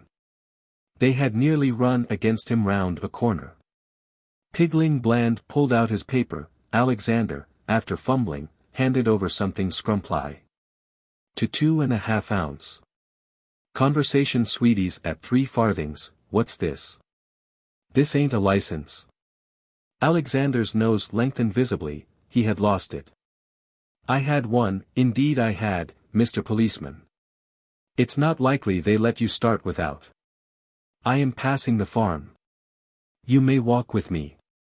Can I come back too? Inquired Pigling Bland. I see no reason, young sir, your paper is all right. Pigling Bland did not like going on alone, and it was beginning to rain. But it is unwise to argue with the police. He gave his brother a peppermint, and watched him out of sight. To conclude the adventures of Alexander, the policeman sauntered up to the house about tea time, followed by a damp subdued little pig. I disposed of Alexander in the neighborhood. He did fairly well when he had settled down. Pigling Bland went on alone dejectedly. He came to cross roads and a signpost, to Market Town, 5 miles, over the hills, 4 miles, to Petito's farm, 3 miles. Pigling Bland was shocked. There was little hope of sleeping in Market Town, and tomorrow was the hiring fair. It was deplorable to think how much time had been wasted by the frivolity of Alexander. He glanced wistfully along the road towards the hills, and then set off, walking obediently the other way, buttoning up his coat against the rain. He had never wanted to go. And the idea of standing all by himself in a crowded market to be stared at, pushed and hired by some big strange farmer was very disagreeable. "I wish I could have a little garden and grow potatoes," said Pigling Bland. He put his cold hand in his pocket and felt his paper. He put his other hand in his other pocket and felt another paper, Alexander's. Pigling squealed, then ran back frantically, hoping to overtake Alexander and the policeman. He took a wrong turn, several wrong turns, and was quite lost. It grew dark, the wind whistled, the trees creaked and groaned. Pigling Bland became frightened and cried, "Wee, wee, wee. I can't find my way home." After an hour's wandering he got out of the wood, the moon shone through the clouds, and Pigling Bland saw a country that was new to him. The road crossed a moor. Below was a wide valley with a river twinkling in the moonlight, and beyond, in misty distance, lay the hills. He saw a small wooden hut, made his way to it, and crept inside. "I am afraid it is a hen house, but what can I do?" said Pigling Bland, wet and cold and quite tired out. Bacon and eggs, clucked a hen on a perch. Trap, trap, trap. Cackle, cackle, cackle, scolded the disturbed cockerel. To market, to market. Jig-getty jig. Clucked a broody white hen roosting next to him. Pigling Bland, much alarmed, determined to leave at daybreak. In the meantime, he and the hens fell asleep. In less than an hour they were all awakened. The owner, Mr. Peter Thomas Piperson, came with a lantern and a hamper to catch 6 fowls to take to market in the morning. He grabbed the white hen roosting next to the cock, then his eye fell upon Pigling Bland, squeezed up in a corner. He made a singular remark, "Hello, here's another." Seized Pigling by the scruff of the neck, and dropped him into the hamper. Then he dropped in 5 more dirty, kicking, cackling hens upon the top of Pigling Bland. The hamper containing 6 fowls and a young pig was no light weight. It was taken downhill, unsteadily, with jerks. Pigling, although nearly scratched to pieces, contrived to hide the papers and peppermints inside his clothes.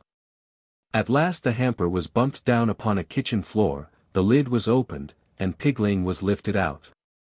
He looked up, blinking, and saw an offensively ugly, elderly man, grinning from ear to ear. "This one's come of himself whatever," said Mr. Piperson, turning Pigling's pockets inside out. He pushed the hamper into a corner, threw a sack over it to keep the hens quiet, put a pot on the fire, and unlaced his boots. Pigling Bland drew forward a copy stool, and sat on the edge of it, shyly warming his hands. Mr. Piperson pulled off a boot and threw it against the wainscot at the further end of the kitchen. There was a smothered noise. "Shut up," said Mr. Piperson. Pigling Bland warmed his hands, and eyed him. Mr. Piperson pulled off the other boot and flung it after the first. There was again a curious noise. "Be quiet, will ye?" said Mr. Piperson. Pigling Bland sat on the very edge of the copy stool. Mr. Piperson fetched meal from a chest and made porridge. It seemed to Pigling that something at the further end of the kitchen was taking a suppressed interest in the cooking. But he was too hungry to be troubled by noises. Mr. Piperson poured out 3 platefuls, 1 for himself, 1 for Pigling, and a third, after glaring at Pigling, he put away with much scuffling, and locked up. Pigling Bland ate his supper discreetly. After supper Mr. Piper's son consulted an almanac, and felt Pigling's ribs. It was too late in the season for curing bacon, and he grudged his meal. Besides, the hens had seen this pig. He looked at the small remains of a flitch, and then looked undecidedly at Pigling. "You may sleep on the rug," said Mr. Peter Thomas Piper's son. Pigling Bland slept like a top. In the morning Mr. Piper's son made more porridge. The weather was warmer. He looked how much meal was left in the chest, and seemed dissatisfied. "You'll likely be moving on again," said he to Pigling Bland. Before Pigling could reply, a neighbor, who was giving Mr. Piper's son and the hens a lift, whistled from the gate. Mr. Piper's son hurried out with the hamper, enjoining Pigling to shut the door behind him and not meddle with Not, or "I'll come back and skin ye," said Mr. Piper's son. It crossed Pigling's mind that if he had asked for a lift, too, he might still have been in time for market. But he distrusted Peter Thomas. After finishing breakfast at his leisure, Pigling had a look round the cottage. Everything was locked up. He found some potato peelings in a bucket in the back kitchen. Pigling ate the peel, and washed up the porridge plates in the bucket. He sang while he worked. Tom with his pipe made such a noise. He called up all the girls and boys. And they all ran to hear him play. Over the hills and far away. Suddenly a little smothered voice chimed in. Over the hills and a great way off. The wind shall blow my top knot off. Pigling Bland put down a plate which he was wiping, and listened. After a long pause, Pigling went on tiptoe and peeped round the door into the front kitchen. There was nobody there. After another pause, Pigling approached the door of the locked cupboard, and snuffed at the keyhole. It was quite quiet. After another long pause, Pigling pushed a peppermint under the door. It was sucked in immediately. In the course of the day Pigling pushed in all his remaining 6 peppermints. When Mr. Piper's son returned, he found Pigling sitting before the fire. He had brushed up the hearth and put on the pot to boil. The meal was not get at able. Mr. Piper's son was very affable. He slapped Pigling on the back, made lots of porridge and forgot to lock the meal chest. He did lock the cupboard door, but without properly shutting it. He went to bed early, and told Pigling upon no account to disturb him next day before 12 o'clock. Pigling Bland sat by the fire, eating his supper. All at once at his elbow, a little voice spoke, "My name is Pigwig. Make me more porridge, please." Pigling Bland jumped and looked round. A perfectly lovely little black Berkshire pig stood smiling beside him. She had twinkly little screwed-up eyes, a double chin, and a short, turned-up nose. She pointed at Pigling's plate. He hastily gave it to her, and fled to the meal chest. "How did you come here?" asked Pigling Bland. "Stolen," replied Pigwig, with her mouth full.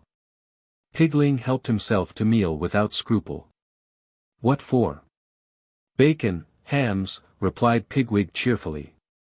"Why on earth don't you run away?" exclaimed the horrified Pigling. "I shall after supper," said Pigwig decidedly. Pigling Bland made more porridge and watched her shyly. She finished a second plate, got up, and looked about her, as though she were going to start. "You can't go in the dark," said Pigling Bland. Pigwig looked anxious. "Do you know your way by daylight?" "I know we can see this little white house from the hills across the river." "Which way are you going, Mr. Pig?" "To market. I have 2 pig papers. I might take you to the bridge." "If you have no objection," said Pigling much confused, and sitting on the edge of his copy stool. Pigwig's gratitude was such, and she asked so many questions, that it became embarrassing to Pigling Bland. He was obliged to shut his eyes and pretend to sleep. Pigwig then became quiet, and there was a smell of peppermint. "I thought you had eaten them," said Pigling, waking suddenly. "Only the corners," replied Pigwig, studying the sentiments with much interest by the firelight. "I wish you wouldn't, he might smell them through the ceiling," said the alarmed Pigling. Pigwig put back the sticky peppermints into her pocket. "Sing something," she demanded. "I am sorry." I have toothache, said Pigling much dismayed. Then I will sing, replied Pigwig, you will not mind if I say itty-titty. I have forgotten some of the words. Pigling Bland made no objection, he sat with his eyes half shut, and watched her. She wagged her head and rocked about, clapping time and singing in a sweet little grunty voice. A funny old mother pig lived in a sty, and 3 little piggies had she. Tea-iddity-iddity, umph, umph, umph. And the little pig said wee, wee. She sang successfully through 3 or 4 verses, only at every verse her head nodded a little lower and her little twinkly eyes closed up. Those 3 little piggies grew peaky and lean they might very well be. For somehow they couldn't say umph, umph, umph. And they wouldn't say wee, wee, wee. For somehow they couldn't say. Pigwig's head bobbed lower and lower, until she rolled over, a little round ball, fast asleep on the hearthrug. Pigling Bland, on tiptoe, covered her up with an antimacassar. He was afraid to go to sleep himself. For the remainder of the night he sat listening to the chirping of the crickets and to the snores of Mr. Piperson overhead. Early in the morning, between dark and daylight, Pigling tied up his little bundle and woke up Pigwig. She was excited and half frightened. But it's dark. How can we find our way? The cock has crowed, we must start before the hens come out. They might shout to Mr. Piperson. Pigwig sat down again, and commenced to cry. Come away, Pigwig, we can see when we get used to it. Come. I can hear them clucking. Pigling had never said shoo to a hen in his life, being peaceable. Also he remembered the hamper. He opened the house door quietly and shut it after them. There was no garden, the neighborhood of Mr. Piperson's was all scratched up by fowls. They slipped away hand in hand across an untidy field to the road. The sun rose while they were crossing the moor, a dazzle of light over the tops of the hills. The sunshine crept down the slopes into the peaceful green valleys, where little white cottages nestled in gardens and orchards. That's Westmoreland, said Pigwig. She dropped Pigling's hand and commenced to dance, singing. Tom the piper's son, stole a pig and away he ran. But all the tune that he could play, was over the hills and far away. Come, Pigwig, we must get to the bridge before folks are stirring. Why do you want to go to market, Pigling? Inquired Pigwig presently. I want to grow potatoes. Have a peppermint, said Pigwig. Pigling Bland refused quite crossly. Does your poor toothy hurt? Inquired Pigwig. Pigling Bland grunted.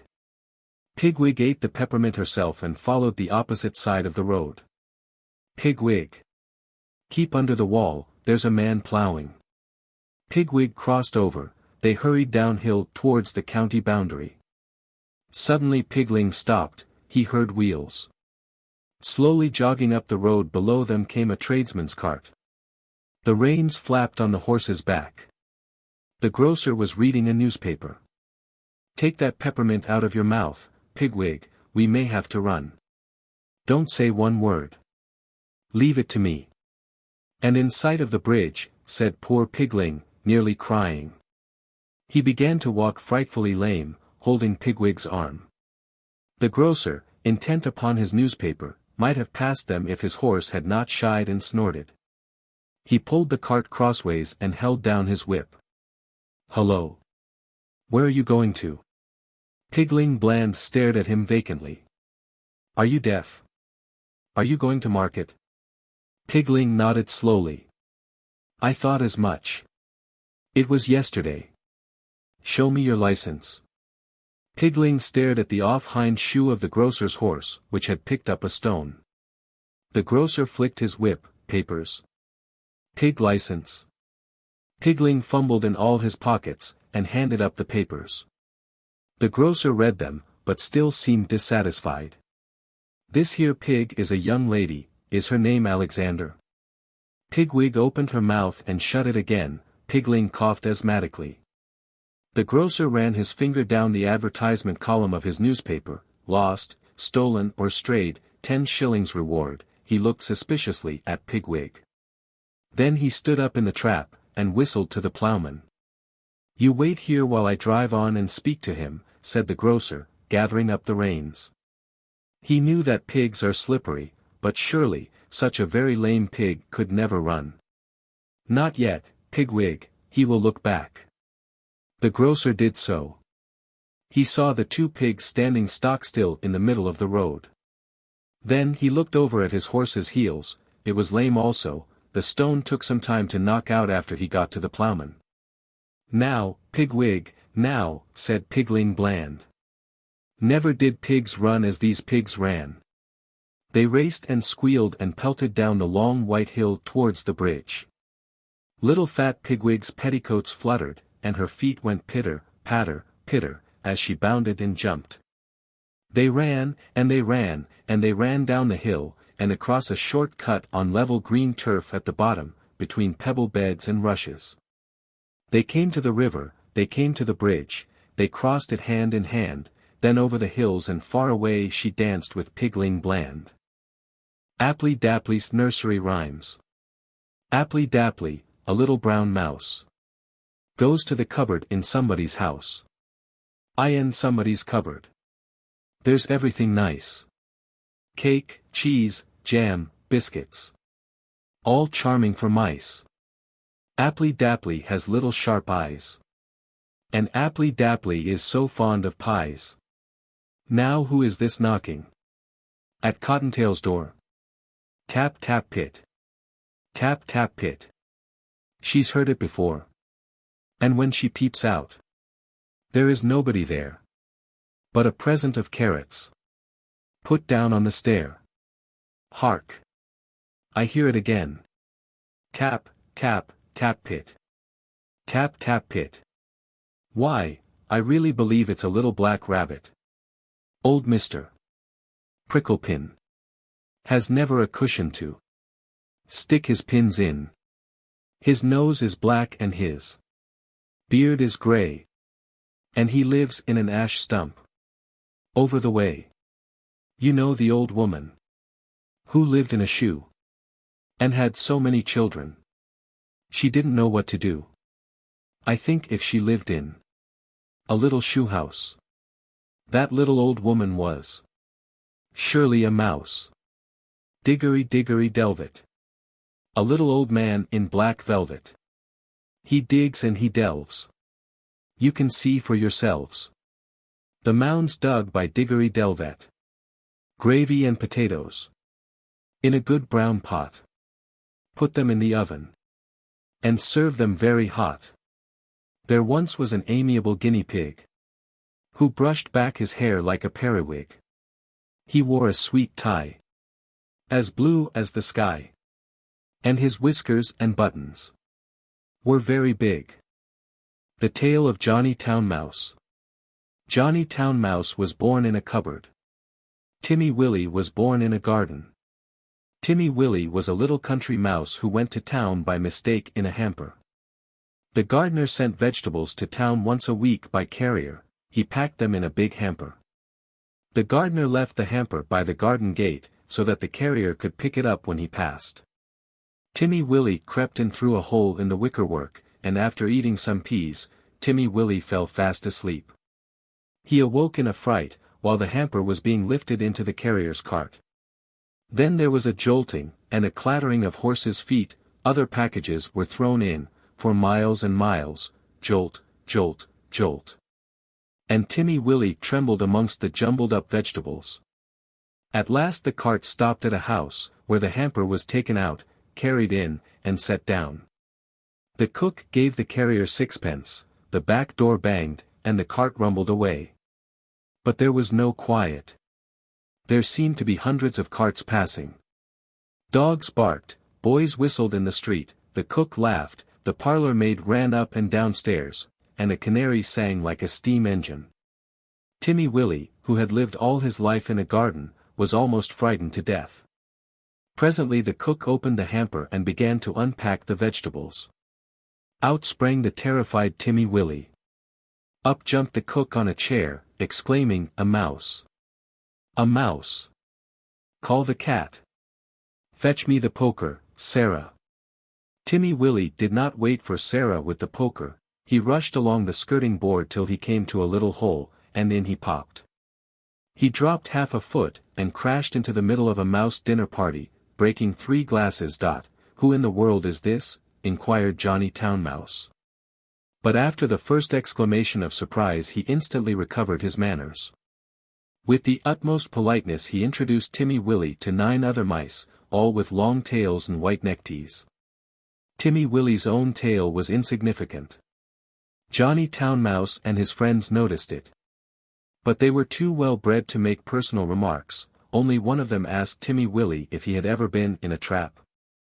The dinner was of 8 courses, not much of anything, but truly elegant. All the dishes were unknown to Timmy Willie, who would have been a little afraid of tasting them, only he was very hungry, and very anxious to behave with company manners. The continual noise upstairs made him so nervous, that he dropped a plate. "Never mind, they don't belong to us," said Johnny. "Why don't those youngsters come back with the dessert?" It should be explained that 2 young mice, who were waiting on the others, went skirmishing upstairs to the kitchen between courses. Several times they had come tumbling in, squeaking and laughing. Timmy Willie learnt with horror that they were being chased by the cat. His appetite failed, he felt faint. "Try some jelly," said Johnny Town Mouse. "No. Would you rather go to bed? I will show you a most comfortable sofa pillow." The sofa pillow had a hole in it. Johnny Town Mouse quite honestly recommended it as the best bed, kept exclusively for visitors. But the sofa smelt of cat. Timmy Willie preferred to spend a miserable night under the fender. It was just the same next day. An excellent breakfast was provided, for mice accustomed to eat bacon, but Timmy Willie had been reared on roots and salad. Johnny Town Mouse and his friends racketed about under the floors, and came boldly out all over the house in the evening. One particularly loud crash had been caused by Sarah tumbling downstairs with the tea tray. There were crumbs and sugar and smears of jam to be collected, in spite of the cat. Timmy Willie longed to be at home in his peaceful nest in a sunny bank. The food disagreed with him, the noise prevented him from sleeping. In a few days he grew so thin that Johnny Town Mouse noticed it, and questioned him. He listened to Timmy Willie's story and inquired about the garden. "It sounds rather a dull place. What do you do when it rains?" "When it rains, I sit in my little sandy burrow and shell corn and seeds from my autumn store. I peep out at the throstles and blackbirds on the lawn, and my friend Cock Robin. And when the sun comes out again, you should see my garden and the flowers, roses and pinks and pansies, no noise except the birds and bees, and the lambs in the meadows." "There goes that cat again," exclaimed Johnny Town Mouse. When they had taken refuge in the coal cellar he resumed the conversation. "I confess I am a little disappointed. We have endeavored to entertain you, Timothy William." "Oh yes, yes, you have been most kind. But I do feel so ill," said Timmy Willie. "It may be that your teeth and digestion are unaccustomed to our food. Perhaps it might be wiser for you to return in the hamper." "Oh! Oh!" cried Timmy Willie. "Why, of course, for the matter of that we could have sent you back last week," said Johnny rather huffily. "Did you not know that the hamper goes back empty on Saturdays?" So Timmy Willie said good-bye to his new friends, and hid in the hamper with a crumb of cake and a withered cabbage leaf, and after much jolting, he was set down safely in his own garden. Sometimes on Saturdays he went to look at the hamper lying by the gate, but he knew better than to get in again. And nobody got out, though Johnny Town Mouse had half promised a visit. The winter passed, the sun came out again. Timmy Willie sat by his burrow warming his little fur coat and sniffing the smell of violets and spring grass. He had nearly forgotten his visit to town. When up the sandy path all spick and span with a brown leather bag came Johnny Town Mouse. Timmy Willie received him with open arms. "You have come at the best of all the year. We will have herb pudding and sit in the sun." "It is a little damp," said Johnny Town Mouse, who was carrying his tail under his arm, out of the mud. "What is that fearful noise?" He started violently. That, said Timmy Willie, that is only a cow, I will beg a little milk, they are quite harmless, unless they happen to lie down upon you. How are all our friends? Johnny's account was rather middling. He explained why he was paying his visit so early in the season. The family had gone to the seaside for Easter. The cook was doing spring cleaning, on board wages, with particular instructions to clear out the mice. There were 4 kittens, and the cat had killed the canary. They say we did it, but I know better, said Johnny Town Mouse. Whatever is that fearful racket? That is only the lawn-mower. I will fetch some of the grass clippings presently to make your bed. I am sure you had better settle in the country, Johnny. We shall see by Tuesday week. The hamper is stopped while they are at the seaside. I am sure you will never want to live in town again, said Timmy Willie. But he did. He went back in the very next hamper of vegetables. He said it was too quiet. One place suits one person, another place suits another person. For my part one prefer to live in the country, like Timmy Willie. Cecily Parsley's Nursery Rhymes. Cecily Parsley lived in a pen, and brewed good ale for gentlemen. Gentlemen came every day, till Cecily Parsley ran away. Goosey, goosey, gander, whither will you wander? Upstairs and downstairs, and in my lady's chamber. This pig went to market. This pig stayed at home. This pig had a bit of meat, and this pig had none. This little pig cried. Wee! Wee! Wee! I can't find my way home. Pussycat sits by the fire. How should she be fair? In walks the little dog. Says, Pussy. Are you there? How do you do, Mistress Pussy? Mistress Pussy, how do you do? I thank you kindly, little dog. I fare as well as you. 3 blind mice, 3 blind mice. See how they run. They all run after the farmer's wife. And she cut off their tails with a carving knife.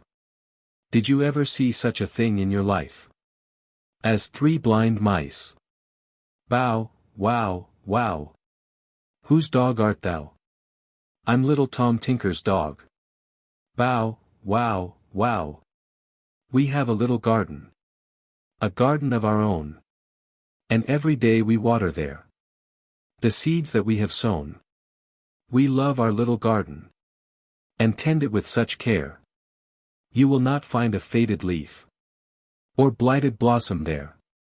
Ninny nanny netticoat, in a white petticoat, with a red nose. The longer she stands, the shorter she grows. The Tale of Little Pig Robinson. Chapter 1. When I was a child I used to go to the seaside for the holidays. We stayed in a little town where there was a harbor and fishing boats and fishermen. They sailed away to catch herrings in nets. When the boats came back home again some had only caught a few herrings. Others had caught so many that they could not all be unloaded onto the quay. Then horses and carts were driven into the shallow water at low tide to meet the heavily laden boats. The fish were shoveled over the side of the boat into the carts, and taken to the railway station, where a special train of fish trucks was waiting. Great was the excitement when the fishing boats returned with a good catch of herrings. Half the people in the town ran down to the quay, including cats. There was a white cat called Susan who never missed meeting the boats. She belonged to the wife of an old fisherman named Sam. The wife's name was Betsy. She had rheumatics, and she had no family except Susan and 5 hens. Betsy sat by the fire, her back ached, she said, ow. Ow, whenever she had to put coal on, and stir the pot. Susan sat opposite to Betsy. She felt sorry for Betsy. She wished she knew how to put the coal on and stir the pot. All day long they sat by the fire, while Sam was away fishing. They had a cup of tea and some milk. Susan, said Betsy, I can hardly stand up. Go to the front gate and look out for master's boat. Susan went out and came back. 3 or 4 times she went out into the garden. At last, late in the afternoon, she saw the sails of the fishing fleet, coming in over the sea. "Go down to the harbor, ask master for 6 herrings, I will cook them for supper. Take my basket, Susan." Susan took the basket, also she borrowed Betsy's bonnet and little plaid shawl. I saw her hurrying down to the harbor. Other cats were coming out of the cottages, and running down the steep streets that lead to the sea front. Also ducks. I remember that they were most peculiar ducks with topknots that looked like tam-o'-shanter caps. Everybody was hurrying to meet the boats, nearly everybody. I only met one person, a dog called Stumpy, who was going the opposite way. He was carrying a paper parcel in his mouth.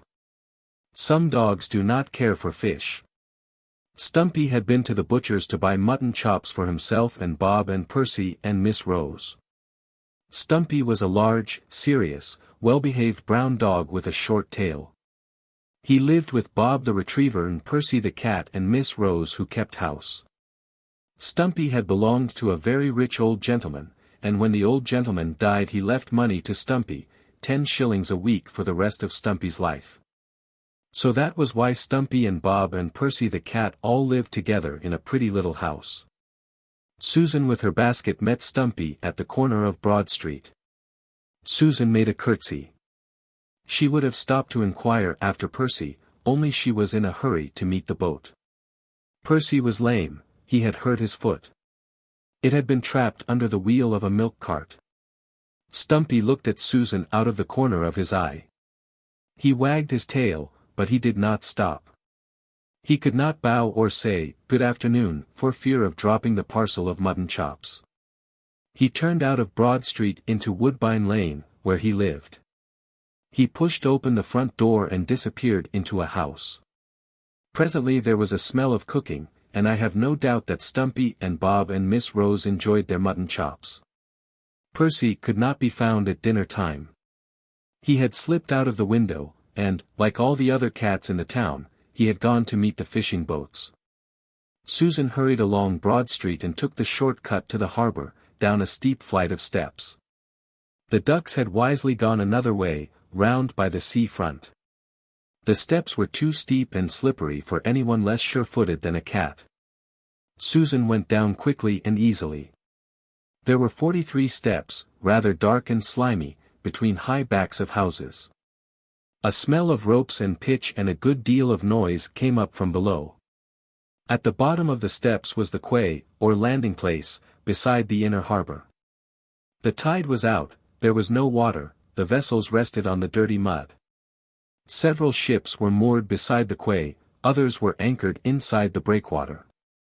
Near the steps, coal was being unloaded from 2 grimy colliers called the Marjorie Daw, of Sunderland, and the Jenny Jones, of Cardiff. Men ran along planks with wheelbarrowfuls of coal. Coal scoops were swung ashore by cranes, and emptied with loud thumping and rattling. Farther along the quay, another ship called the Pound of Candles was taking a mixed cargo on board. Bales, casks, packing cases, barrels, all manner of goods were being stowed into the hold, sailors and stevedores shouted, chains rattled and clanked. Susan waited for an opportunity to slip past the noisy crowd. She watched a cask of cider that bobbed and swung in the air, on its passage from the quay to the deck of the Pound of Candles. A yellow cat who sat in the rigging was also watching the cask. The rope ran through the pulley. The cask went down bobbity onto the deck, where a sailor man was waiting for it. Said the sailor down below. "Look out! Mind your head, young sir. Stand out of the way." "Wee, grunted a small pink pig, scampering round the deck of the Pound of Candles. The yellow cat in the rigging watched the small pink pig. The yellow cat in the rigging looked across at Susan on the quay. The yellow cat winked. Susan was surprised to see a pig on board a ship. But she was in a hurry. She threaded her way along the quay, amongst coal and cranes, and men wheeling hand trucks, and noises, and smells.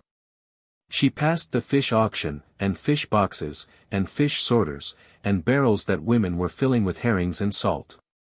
Seagulls swooped and screamed. Hundreds of fish boxes and tons of fresh fish were being loaded into the hold of a small steamer. Susan was glad to get away from the crowd, down a much shorter flight of steps on to the shore of the outer harbor. The ducks arrived soon afterwards, waddling and quacking. And old Sam's boat, the Betsy Timmins, last of the herring fleet and heavy laden, came in round the breakwater, and drove her blunt nose into the shingle. Sam was in high spirits. He had had a big catch. He and his mate and 2 lads commenced to unload their fish into carts, as the tide was too low to float the fishing boat up to the quay. The boat was full of herrings. But, good luck or bad luck, Sam never failed to throw a handful of herrings to Susan. "Here's for the 2 old girls and a hot supper. Catch them, Susan. Honest now. Here's a broken fish for you. Now take the others to Betsy." The ducks were dabbling and gobbling, the seagulls were screaming and swooping. Susan climbed the steps with her basket of herrings and went home by back streets. Old Betsy cooked 2 herrings for herself and Susan, another 2 for Sam's supper when he came in. Then she went to bed with a hot bottle wrapped in a flannel petticoat to help her rheumatics. Sam ate his supper and smoked a pipe by the fire. And then he went to bed. But Susan sat a long time by the fire, considering.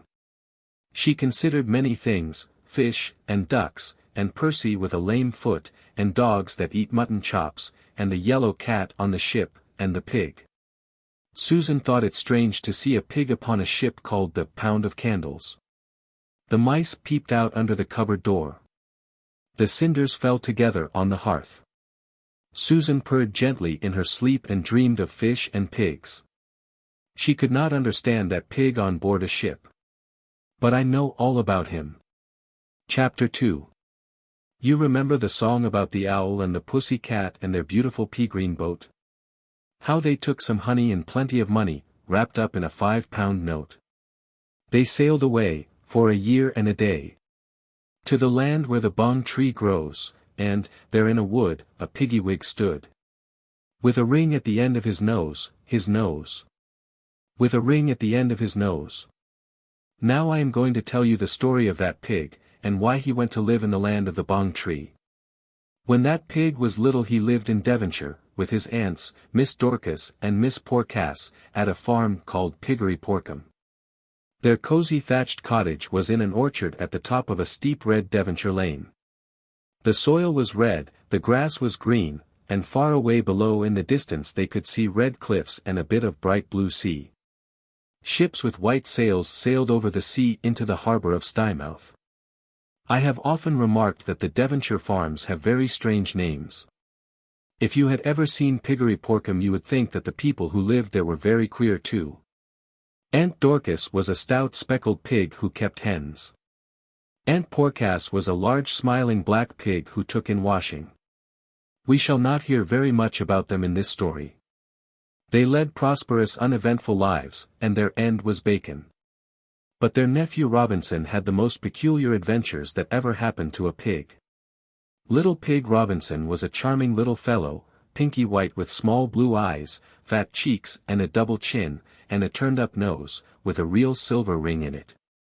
Robinson could see that ring if he shut one eye and squinted sideways. He was always contented and happy. All day long he ran about the farm, singing little songs to himself, and grunting, wee, wee, wee. His aunts missed those little songs sadly after Robinson had left them. Wee, wee, wee. He answered when anybody spoke to him. Wee, wee, wee, listening with his head on one side and one eye screwed up. Robinson's old aunts fed him and petted him and kept him on the trot. Robinson! Robinson, called Aunt Dorcas. Come quick. I hear a hen clucking. Fetch me the egg, don't break it now. Wee, wee, wee, answered Robinson, like a little Frenchman. Robinson! Robinson! I've dropped a clothes peg, come and pick it up for me," called Aunt Porcass from the drying green, she being almost too fat to stoop down and pick up anything. "We," answered Robinson. Both the ants were very, very stout. And the stiles in the neighborhood of Stymouth are narrow. The footpath from Piggery Porcombe crosses many fields, a red-trodden track between short green grass and daisies. And wherever the footpath crosses over from one field to another field, there is sure to be a stile in the hedge. "It is not me that is too stout, it is the stiles that are too thin," said Aunt Dorcas to Aunt Porcass. "Could you manage to squeeze through them if I stayed at home?" "I could not. Not for 2 years I could not," replied Aunt Porcass. "Aggravating, it is aggravating of that carrier man, to go and upset his donkey cart the day before market day. And eggs at 2 and 2 a dozen. How far do you call it to walk all the way round by the road instead of crossing the fields?" "For miles if it's one," sighed Aunt Porcass, "and me using my last bit of soap. However shall we get our shopping done? The donkey says the cart will take a week to mend. Don't you think you could squeeze through the stiles if you went before dinner?" "No, I don't, I would stick fast, and so would you," said Aunt Porcass. "Don't you think we might venture," commenced Aunt Dorcas. "Venture to send Robinson by the footpath to Stymouth," finished Aunt Porcass. We, answered Robinson. "I scarcely like to send him alone, though he is sensible for his size." We, answered Robinson. "But there is nothing else to be done," said Aunt Dorcas. So Robinson was popped into the wash-tub with the last bit of soap. He was scrubbed and dried and polished as bright as a new pin. Then he was dressed in a little blue cotton frock and knickers, and instructed to go shopping to Stymouth with a big market basket. In the basket were 2 dozen eggs, a bunch of daffodils, 2 spring cauliflowers. Also Robinson's dinner of bread and jam sandwiches. The eggs and flowers and vegetables he must sell in the market, and bring back various other purchases from shopping. "Now take care of yourself in Stymouth, nephew Robinson. Beware of gunpowder, and ship's cooks, and pantechnicons, and sausages, and shoes, and ships, and sealing wax. Remember the blue bag, the soap, the darning wool." "What was the other thing?" said Aunt Dorcas. "The darning wool, the soap, the blue bag, the yeast." "What was the other thing?" said Aunt Porcass. We, answered Robinson. "The blue bag, the soap, the yeast, the darning wool, the cabbage seed, that's 5, and there ought to be 6. It was 2 more than 4 because it was too many to tie knots in the corners of his hanky, to remember by. 6 to buy, it should be." "I have it," said Aunt Porcass. "It was blue bag, soap, darning wool, yeast, cabbage seed. You will buy most of them at Mr. Mumby's. Explain about the carrier, Robinson, tell him we will bring the washing and some more vegetables next week." We, answered Robinson, setting off with the big basket. Aunt Dorcas and Aunt Porcass stood in the porch. They watched him safely out of sight, down the field, and through the first of the many stiles. When they went back to their household tasks they were grunty and snappy with each other, because they were uneasy about Robinson. "I wish we had not let him go." "You and your tiresome blue bag," said Aunt Dorcas.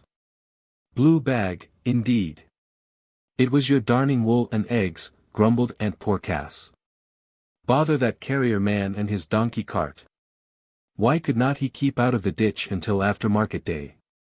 Chapter 3. The walk to Stymouth was a long one, in spite of going by the fields. But the footpath ran downhill all the way, and Robinson was merry.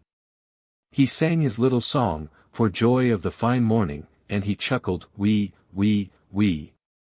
Larks were singing, too, high overhead. And higher still, high up against blue sky, the great white gulls sailed in wide circles. Their hoarse cries came softened back to earth from a great way up above. Important rooks and lively jackdaws strutted about the meadows amongst the daisies and buttercups. Lambs skipped and bawed, the sheep looked round at Robinson. "Mind yourself in Stymouth, little pig," said a motherly ewe. Robinson trotted on until he was out of breath and very hot. He had crossed 5 big fields, and ever so many stiles with steps, ladder stiles of wooden posts, some of them were very awkward with a heavy basket. The farm of Piggery Porkum was no longer in sight when he looked back. In the distance before him, beyond the farmlands and cliffs, never any nearer, the dark blue sea rose like a wall. Robinson sat down to rest beside a hedge in a sheltered sunny spot. Yellow pussy willow catkins were in flower above his head, there were primroses in hundreds on the bank, and a warm smell of moss and grass and steaming moist red earth. "If I eat my dinner now, I shall not have to carry it." "Wee, said Robinson. The walk had made him so hungry he would have liked to eat an egg as well as the jam sandwiches, but he had been too well brought up. "It would spoil the 2 dozen, said Robinson. He picked a bunch of primroses and tied them up with a bit of darning wool that Aunt Dorcas had given him for a pattern. "I will sell them in the market for my very own self, and buy sweeties with my pennies." "How many pennies have I got?" said Robinson, feeling in his pocket. "1 from Aunt Dorcas, and 1 from Aunt Poor Cass, and 1 for my primroses for my very own self. Oh, wee. There is somebody trotting along the road. I shall be late for market." Robinson jumped up and pushed his basket through a very narrow stile, where the footpath crossed into the public road. He saw a man on horseback. Old Mr. Pep-Peril came up, riding a chestnut horse with white legs. His 2 tall greyhounds ran before him, they looked through the bars of the gates into every field that they passed. They came bounding up to Robinson, very large and friendly, they licked his face and asked what he had got in that basket. "Mr. Pep-Peril called them. "Here, pirate. Here, post-boy. Come here, sir." He did not wish to be answerable for the eggs. The road had been recently covered with sharp new flints. Mr. Pep-Peril walked the chestnut horse on the grass edge, and talked to Robinson. He was a jolly old gentleman, very affable, with a red face and white whiskers. All the green fields and red ploughland between Stymouth and Piggery Porkum belonged to him. "Hullo. And where are you off to, little pig?" Robinson. "Please, Mr. Pep-Peril, sir, I'm going to market." "Wee, said Robinson. "What, all by yourself? Where are Miss Dorcas and Miss Poor Cass?" "Not ill, I trust." Robinson explained about the narrow stiles. Dear. Too fat. So you are going all alone. Why don't your aunts keep a dog to run errands?" Robinson answered all Mr. Pepperil's questions very sensibly and prettily. He showed much intelligence, and quite a good knowledge of vegetables, for one so young. He trotted along almost under the horse, looking up at its shiny chestnut coat, and the broad white girth, and Mr. Pepperil's gaiters and brown leather boots. Mr. Pep-Peril was pleased with Robinson, he gave him another penny. At the end of the flints, he gathered up the reins and touched the horse with his heel. "Well, good day, little pig. Kind regards to the aunts. Mind yourself in Stymouth." He whistled for his dogs, and trotted away. Robinson continued to walk along the road. He passed by an orchard where 7 thin dirty pigs were grubbing. They had no silver rings in their noses. He crossed Styford Bridge without stopping to look over the parapet at the little fishes, swimming head upstream, balanced in the sluggish current, or the white ducks that dabbled amongst floating masses of water crowsfoot. At Styford Mill he called to leave a message from Aunt Dorcas to the miller about meal, the miller's wife gave him an apple. At the house beyond the mill, there is a big dog that barks. But the big dog Gypsy only smiled and wagged his tail at Robinson. Several carts and gigs overtook him. First, 2 old farmers who screwed themselves round to stare at Robinson. They had 2 geese, a sack of potatoes, and some cabbages, sitting on the back seat of their gig. Then an old woman passed in a donkey cart with 7 hens, and long pink bundles of rhubarb that had been grown in straw under apple barrels. Then with a rattle and a jingle of cans came Robinson's cousin, little Tom Pig, driving a strawberry roan pony, in a milk float. He might have offered Robinson a lift, only he happened to be going in the opposite direction. In fact, the strawberry roan pony was running away home. "This little pig went to market," shouted little Tom Pig gaily, as he rattled out of sight in a cloud of dust, leaving Robinson standing in the road. Robinson walked on along the road, and presently he came to another stile in the opposite hedge, where the footpath followed the fields again. Robinson got his basket through the stile. For the first time he felt some apprehension. In this field there were cows, big sleek Devon cattle, dark red like their native soil. The leader of the herd was a vicious old cow, with brass balls screwed on to the tips of her horns. She stared disagreeably at Robinson. He sidled across the meadow and got out through the farther stile as quickly as he could. Here the new trodden footpath followed round the edge of a crop of young green wheat. Someone let off a gun with a bang that made Robinson jump and cracked one of Aunt Dorcas's eggs in the basket. A cloud of rooks and jackdaws rose cawing and scolding from the wheat. Other sounds mingled with their cries. Noises of the town of Stymouth that began to come in sight through the elm trees that bordered the fields, distant noises from the station, whistling of an engine, the bump of trucks shunting, noise of workshops, the hum of a distant town. The hooter of a steamer entering the harbor. High overhead came the hoarse cry of the gulls, and the squabbling cawing of rooks, old and young, in their rookery up in the elm trees. Robinson left the fields for the last time and joined a stream of country people on foot and in carts, all going to Stymouth Market. Chapter 4. Stymouth is a pretty little town, situated at the mouth of the river Pigsty, whose sluggish waters slide gently into a bay sheltered by high red headlands. The town itself seems to be sliding downhill in a basin of hills, all slipping seaward into Stymouth Harbour, which is surrounded by quays and the outer breakwater. The outskirts of the town are untidy, as is frequently the case with seaports. A straggling suburb on the western approach is inhabited principally by goats, and persons who deal in old iron, rags, tarred rope, and fishing nets. There are rope walks, and washing that flaps on waggling lines above banks of stony shingle, littered with seaweed, whelk shells and dead crabs, very different from Aunt Porpoise's clotheslines over the clean green grass. And there are marine stores that sell spyglasses, and sou'westers, and onions, and there are smells, and curious high sheds, shaped like sentry boxes, where they hang up herring nets to dry, and loud talking inside dirty houses. It seemed a likely place to meet a pantechnicon.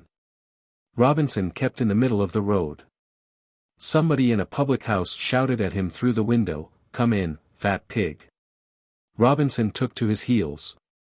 The town of Stymouth itself is clean, pleasant, picturesque, and well behaved, always excepting the harbour, but it is extremely steep downhill. If Robinson had started one of Aunt Dorcas's eggs rolling at the top of High Street, it would have rolled all the way down to the bottom, only it would have got broken certainly against a doorstep, or underfoot. There were crowds in the streets, as it was market day. Indeed, it was difficult to walk about without being pushed off the pavement. Every old woman that Robinson met seemed to have a basket as big as his own. In the roadway were fish barrows, apple barrows, stalls with crockery and hardware, cocks and hens riding in pony carts, donkeys with panniers, and farmers with wagon loads of hay. Also there was a constant string of coal carts coming up from the docks. To a country-bred pig, the noise was confusing and fearful. Robinson kept his head very creditably until he got into Fore Street, where a drover's dog was trying to turn 3 bullocks into a yard, assisted by Stumpy and half the other dogs of the town. Robinson and 2 other little pigs with baskets of asparagus bolted down an alley and hid in a doorway until the noise of bellowing and barking had passed. When Robinson took courage to come out again into Fore Street, he decided to follow close behind the tail of a donkey who was carrying panniers piled high with spring broccoli. There was no difficulty in guessing which road led to market. But after all these delays it was not surprising that the church clock struck 11. Although it had been open since 10, there were still plenty of customers buying, and wanting to buy, in the market hall. It was a large, airy, light, cheerful, covered-in place, with glass in the roof. It was crowded, but safe and pleasant, compared with the jostling and racket outside in the cobble-paved streets. At all events there was no risk of being run over. There was a loud hum of voices, market folk cried their wares, customers elbowed and pushed round the stalls. Dairy produce, vegetables, fish, and shell-fish were displayed upon the flat boards on trestles. Robinson had found a standing place at one end of a stall where Nanny Nettigoat was selling periwinkles. Winkle, winkle. Wink, wink, wink. Ma, masse, bleated Nanny. Winkles were the only thing that she offered for sale, so she felt no jealousy of Robinson's eggs and primroses. She knew nothing about his cauliflowers, he had the sense to keep them in the basket under the table. He stood on an empty box quite proud and bold behind the trestle table, singing. Eggs, new laid. Fresh new laid eggs. Who'll come and buy my eggs and daffodilize? I will, sure, said a large brown dog with a stumpy tail, I'll buy a dozen. My Miss Rose has sent me to market on purpose to buy eggs and butter. I am so sorry, I have no butter, Mr. Stumpy. But I have beautiful cauliflowers, said Robinson, lifting up the basket, after a cautious glance round at Nanny Nettigoat, who might have tried to nibble them. She was busy measuring periwinkles in a pewter mug for a duck customer in a tam-o'-shanter cap. They are lovely brown eggs, except one that got cracked. I think that white pussy cat at the opposite stall is selling butter, they are beautiful cauliflowers. I'll buy a cauliflower, lovey, bless his little turned-up nose, did he grow them in his own garden, said old Betsy, bustling up. Her rheumatism was better, she had left Susan to keep house. No, lovey, I don't want any eggs, I keep hens myself. A cauliflower and a bunch of daffodils for a bow pot, please, said Betsy. We, replied Robinson. Here, Mrs. Perkins, come here. Look at this little pig stuck up at a stall all by himself. Well, I don't know, exclaimed Mrs. Perkins, pushing through the crowd, followed by two little girls. Well, I never. Are they quite new laid, Sonny? Won't go off pop and spoil my Sunday dress like the eggs Mrs. Wyandotte took first prize with at 5 flower shows, till they popped and spoiled the judge's black silk dress. Not duck eggs, stained with coffee. That's another trick of flower shows. New laid, guaranteed. Only you say one is cracked. Now I call that real honest, it's no worse for frying. I'll have the dozen eggs and a cauliflower, please. Look, Sarah Polly. Look at his silver nose ring. Sarah Polly and her little girl friend went into fits of giggling, so that Robinson blushed. He was so confused that he did not notice a lady who wanted to buy his last cauliflower, till she touched him. There was nothing else left to sell, but a bunch of primroses. After more giggling and some whispering the two little girls came back, and bought the primroses. They gave him a peppermint, as well as the penny, which Robinson accepted. But without enthusiasm and with a preoccupied manner. The trouble was that no sooner had he parted with the bunch of primroses than he realized that he had also sold Aunt Porkas's pattern of darning wool. He wondered if he ought to ask for it back. But Mrs. Perkins and Sarah Polly and her little girl friend had disappeared. Robinson, having sold everything, came out of the market hall, sucking the peppermint. There were still numbers of people coming in. As Robinson came out upon the steps his basket got caught in the shawl of an elderly sheep, who was pushing her way up. While Robinson was disentangling it, Stumpy came out. He had finished his marketing. His basket was full of heavy purchases. A responsible, trustworthy, obliging dog was Stumpy, glad to do a kindness to anybody. When Robinson asked him the way to Mr. Mumby's, Stumpy said, I am going home by Broad Street. Come with me, and I will show you. We. "Oh, thank you, Stumpy," said Robinson. Chapter 5. Old Mr. Mumby was a deaf old man in spectacles, who kept a general store. He sold almost anything you can imagine, except ham, a circumstance much approved by Aunt Dorcas. It was the only general store in Stymouth where you would not find displayed upon the counter a large dish, containing strings of thin, pale-colored, repulsively uncooked sausages, and rolled bacon hanging from the ceiling. "What pleasure," said Aunt Dorcas feelingly, "what possible pleasure can there be in entering a shop where you knock your head against a ham? A ham that may have belonged to a dear second cousin." Therefore the aunts bought their sugar and tea, their blue bag, their soap, their frying pans, matches, and mugs from old Mr. Mumby. All these things he sold, and many more besides, and what he did not keep in stock he would obtain to order. But yeast requires to be quite fresh, he did not sell it, he advised Robinson to ask for yeast at a baker's shop. Also he said it was too late in the season to buy cabbage seed, everybody had finished sowing vegetable seeds this year. Worsted for darning he did sell, but Robinson had forgotten the color. Robinson bought 6 sticks of delightfully sticky barley sugar with his pennies, and listened carefully to Mr. Mumby's messages for Aunt Dorcas and Aunt Porcass, how they were to send some cabbages next week when the donkey cart would be mended. And how the kettle was not repaired yet, and there was a new patent box iron he would like to recommend to Aunt Porcass. Robinson said, "We," and listened, and little dog Tipkins, who stood on a stool behind the counter, tying up grocery parcels in blue paper bags, little dog Tipkins whispered to Robinson, "Were there any rats this spring in the barn at Piggery Porkum?" And what would Robinson be doing on Saturday afternoon? "We," answered Robinson.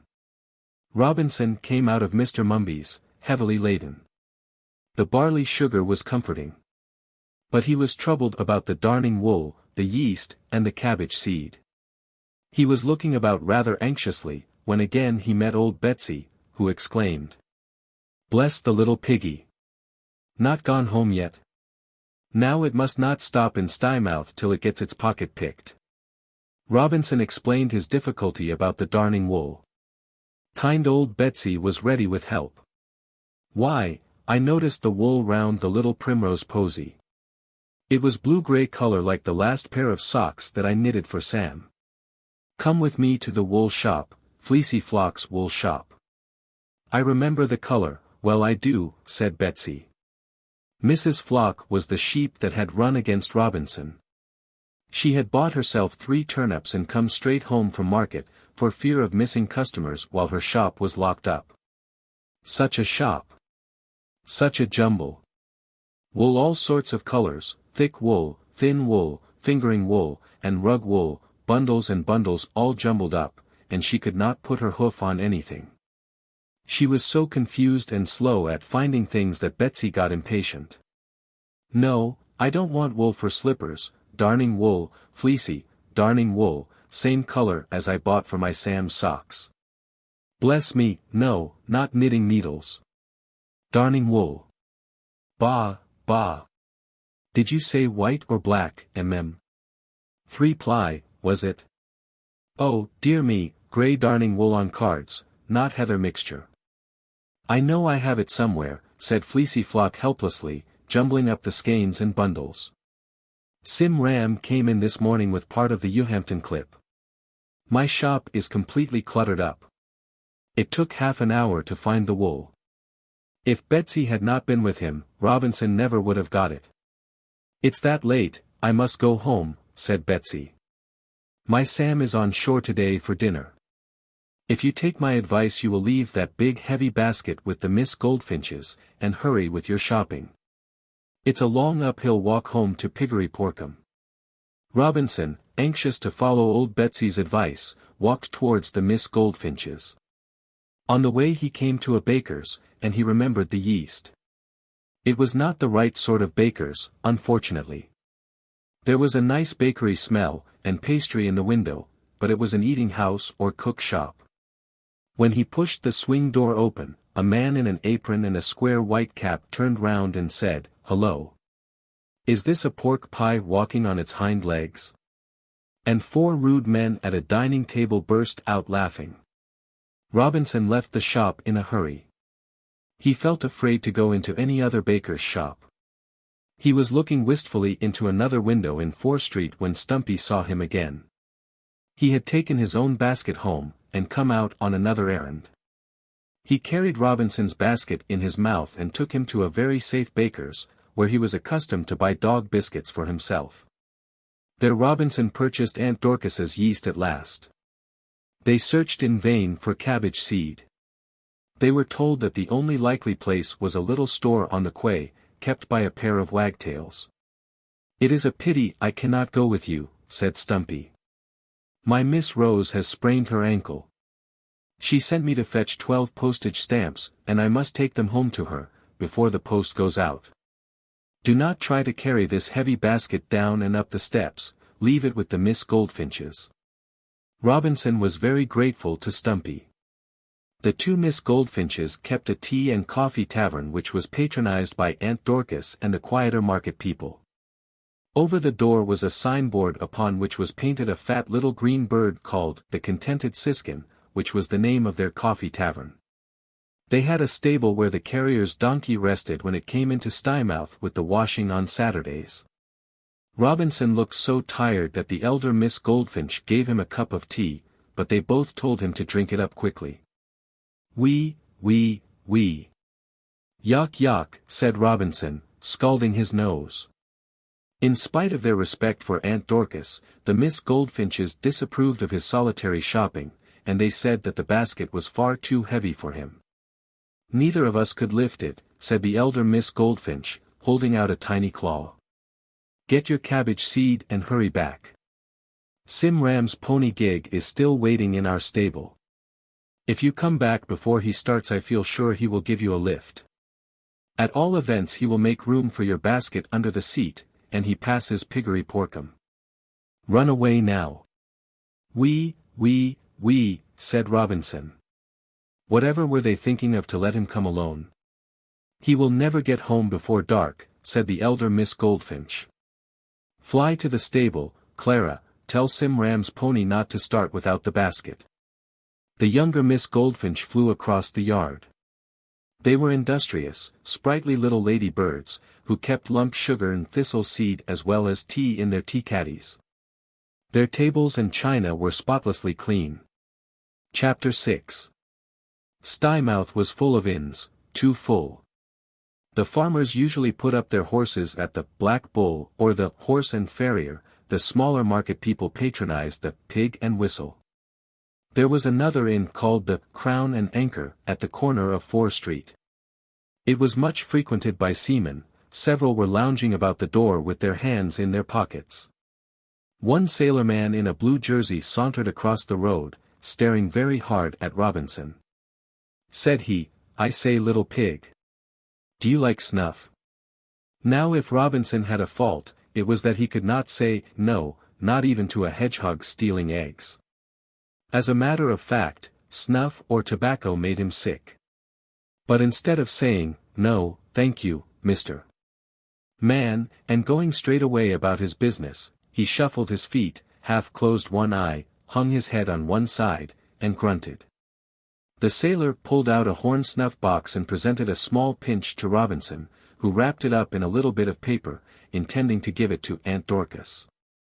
Then, not to be outdone in politeness, he offered the sailorman some barley sugar. If Robinson was not fond of snuff, at all events his new acquaintance had no objection to candy. He ate an alarming quantity. Then he pulled Robinson's ear and complimented him, and said he had 5 chins. He promised to take Robinson to the cabbage seed shop, and, finally, he begged to have the honor of showing him over a ship engaged in the ginger trade, commanded by Captain Barnabas Butcher, and named the Pound of Candles. Robinson did not very much like the name. It reminded him of tallow, of lard, of crackle and trimmings of bacon. But he allowed himself to be led away, smiling shyly, and walking on his toes. If Robinson had only known, that man was a ship's cook.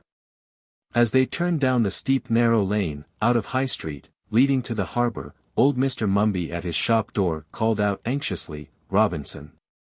Robinson!" But there was too much noise of carts. And a customer coming into the shop at that moment distracted his attention, and he forgot the suspicious behavior of the sailor. Otherwise, out of regard for the family, he would undoubtedly have ordered his dog, Tipkins, to go and fetch Robinson back. As it was, he was the first person to give useful information to the police, when Robinson had been missed. But it was then too late. Robinson and his new friend went down the long flight of steps to the harbor basin, very high steps, steep and slippery. The little pig was obliged to jump from step to step until the sailor kindly took hold of him. They walked along the quay hand in hand, their appearance seemed to cause unbounded amusement. Robinson looked about him with much interest. He had peeped over those steps before when he had come into Stymouth in the donkey cart, but he had never ventured to go down, because the sailors are rather rough. And because they frequently have little snarling terriers on guard about their vessels. There were ever so many ships in the harbor, the noise and bustle was almost as loud as it had been up above in the market square. A big three-masted ship called the Goldilocks was discharging a cargo of oranges. And farther along the quay, a small coasting brig called Little Bo Peep of Bristol was loading up with bales of wool belonging to the sheep of Eughampton and Lamworthy. Old Sim Ram, with a sheep bell and big curly horns, stood by the gangway keeping count of the bales. Every time the crane swung round and let down another bale of wool into the hold, with a scuffle of rope through the pulley, Simon Ram nodded his old head, and the bell went tinkle tinkle, tong, and he gave a gruff bleat. He was a person who knew Robinson by sight and ought to have warned him. He had often passed Piggery Porkham when he drove down the lane in his gig. But his blind eye was turned towards the quay. And he had been flustered and confused by an argument with the pursers as to whether 35 bales of wool had been hoisted on board already or only 34. So he kept his one useful eye carefully on the wool, and counted it by the notches on his tally stick, another bale, another notch, 35, 36, 37, he hoped the number would come right at the finish. His bob-tailed sheep-dog, Timothy Jip, was also acquainted with Robinson, but he was busy superintending a dog fight between an Airedale terrier belonging to the collier Marjorie Daw and a Spanish dog belonging to the Goldilocks. No one took any notice of their growling and snarling, which ended in both rolling over the side of the quay and falling into the water. Robinson kept close to the sailor and held his hand very tight. The Pound of Candles proved to be a good-sized schooner, newly painted and decorated with certain flags, whose significance was not understood by Robinson. She lay near the outer end of the jetty. The tide was running up fast, lapping against the ship's sides and straining the thick hawsers by which she was moored to the quay. The crew were stowing goods on board and doing things with ropes under the direction of Captain Barnabas Butcher. A lean, brown, nautical person with a rasping voice. He banged things about and grumbled, parts of his remarks were audible on the quay. He was speaking about the tug Seahorse, and about the spring tide, with a northeast wind behind it, and the baker's man and fresh vegetables, to be shipped at 11 sharp, likewise a joint of. He stopped short suddenly, and his eye lighted upon the cook and Robinson. Robinson and the cook went on board across a shaky plank. When Robinson stepped on to the deck, he found himself face to face with a large yellow cat who was blacking boots. The cat gave a start of surprise and dropped its blacking brush. It then began to wink and make extraordinary faces at Robinson. He had never seen a cat behave in that way before. He inquired whether it was ill. Whereupon the cook threw a boot at it, and it rushed up into the rigging.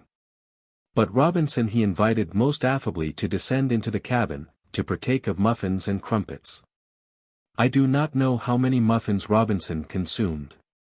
He went on eating them until he fell asleep, and he went on sleeping until his stool gave a lurch, and he fell off and rolled under the table. One side of the cabin floor swung up to the ceiling. And the other side of the ceiling swung down to the floor. Plates danced about, and there were shoutings and thumpings and rattling of chains and other bad sounds. Robinson picked himself up, feeling bumped. He scrambled up a sort of a ladder staircase on to the deck. Then he gave squeal upon squeal of horror. All round the ship there were great big green waves, the houses on the quay were like dolls' houses. And high up inland, above the red cliffs and green fields, he could see the farm of Piggery Porkum looking no bigger than a postage stamp. A little white patch in the orchard was Aunt Porkas's washing, spread out to bleach upon the grass. Near at hand the black tug, Seahorse, smoked and plunged and rolled. They were winding in the tow rope which had just been cast loose from the pound of candles. Captain Barnabas stood up in the bows of his schooner. He yelled and shouted to the master of the tug. The sailors shouted also, and pulled with a will, and hoisted the sails. The ship heeled over and rushed through the waves, and there was a smell of the sea. As for Robinson, he tore round and round the deck like one distracted, shrieking very shrill and loud. Once or twice he slipped down, for the deck was extremely sideways, but still he ran and he ran. Gradually his squeals subsided into singing, but still he kept on running, and this is what he sang. Poor pig Robinson Crusoe! Oh, how in the world could they do so? They have set him afloat, in a horrible boat. Oh, poor pig Robinson Crusoe! The sailors laughed until they cried, but when Robinson had sung that same verse about 50 times, and upset several sailors by rushing between their legs, they began to get angry. Even the ship's cook was no longer civil to Robinson. On the contrary, he was very rude indeed. He said that if Robinson did not leave off singing through his nose, he would make him into pork chops. Then Robinson fainted, and fell flat upon the deck of the Pound of Candles. Chapter 7. It must not be supposed for one moment that Robinson was ill-treated on board ship. Quite the contrary. He was even better fed and more petted on the Pound of Candles than he had been at Piggery Porkum. So, after a few days fretting for his kind old aunts, especially while he was seasick, Robinson became perfectly contented and happy. He found what is called his sea legs. And he scampered about the deck until the time when he became too fat and lazy to scamper. The cook was never tired of boiling porridge for him. A whole sack full of meal and a sack of potatoes appeared to have been provided especially for his benefit and pleasure. He could eat as much as he pleased. It pleased him to eat a great deal and to lie on the warm boards of the deck. He got lazier and lazier as the ship sailed south into warmer weather. The mate made a pet of him, the crew gave him titbits. The cook rubbed his back and scratched his sides, his ribs could not be tickled, because he had laid so much fat on. The only persons who refused to treat him as a joke were the yellow tomcat and Captain Barnabas Butcher, who was of a sour disposition. The attitude of the cat was perplexing to Robinson. Obviously it disapproved of the maize meal porridge business, and it spoke mysteriously about the impropriety of greediness, and about the disastrous results of overindulgence. But it did not explain what those results might be, and as the cat itself cared neither for yellow meal nor toddies, Robinson thought that its warnings might arise from prejudice. It was not unfriendly. It was mournful and foreboding. The cat itself was crossed in love. Its morose and gloomy outlook upon life was partly the result of separation from the owl. That sweet hen bird, a snowy owl of Lapland, had sailed upon a northern whaler, bound for Greenland.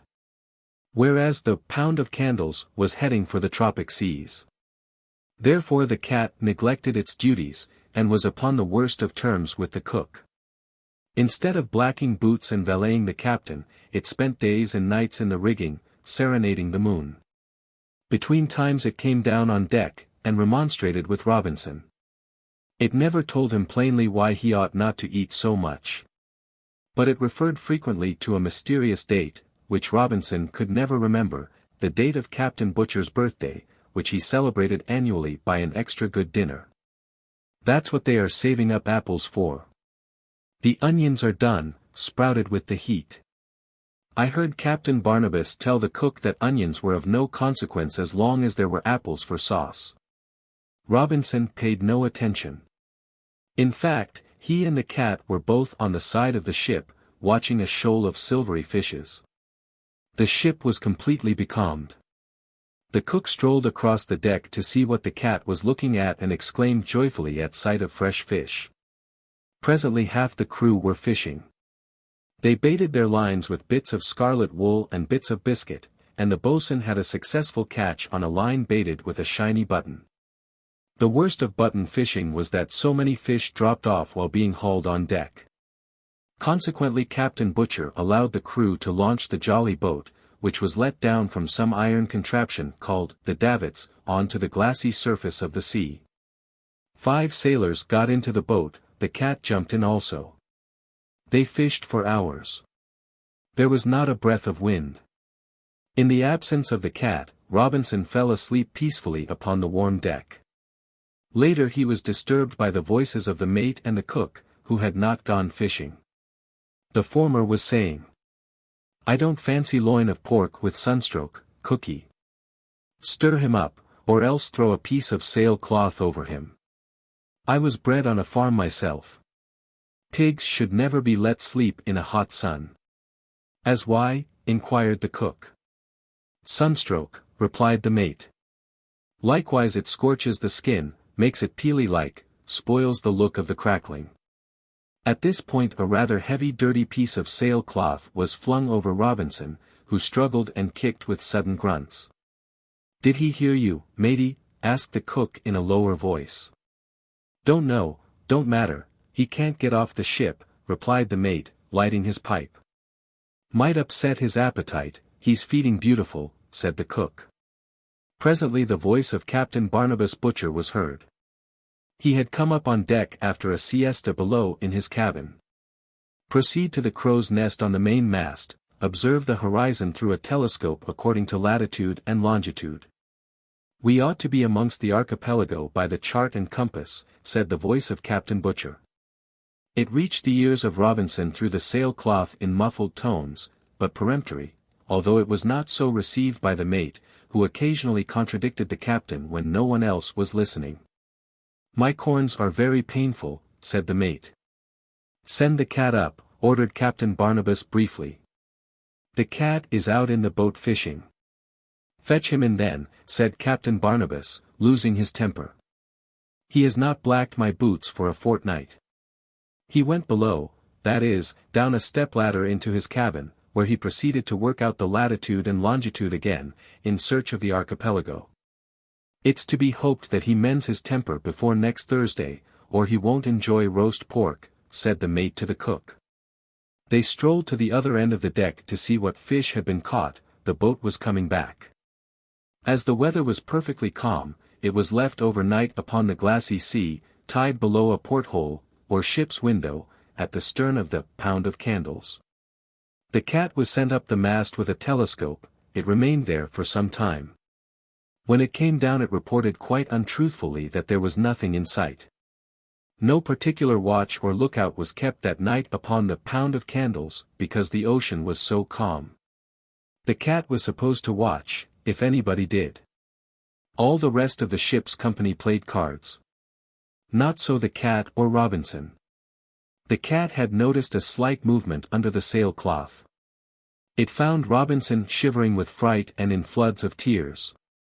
He had overheard the conversation about pork. "I'm sure I have given you enough hints," said the cat to Robinson. "What do you suppose they were feeding you up for? Now don't start squealing, you little fool. It's as easy as snuff, if you will listen and stop crying.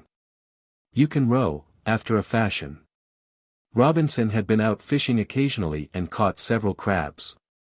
"Well, you have not far to go. I could see the top of the bong tree on an island NNE, when I was up the mast. The straits of the archipelago are too shallow for the Pound of Candles, and I'll scuttle all the other boats. Come along, and do what I tell you," said the cat. The cat, actuated partly by unselfish friendship, and partly by a grudge against the cook and Captain Barnabas Butcher, assisted Robinson to collect a varied assortment of necessaries.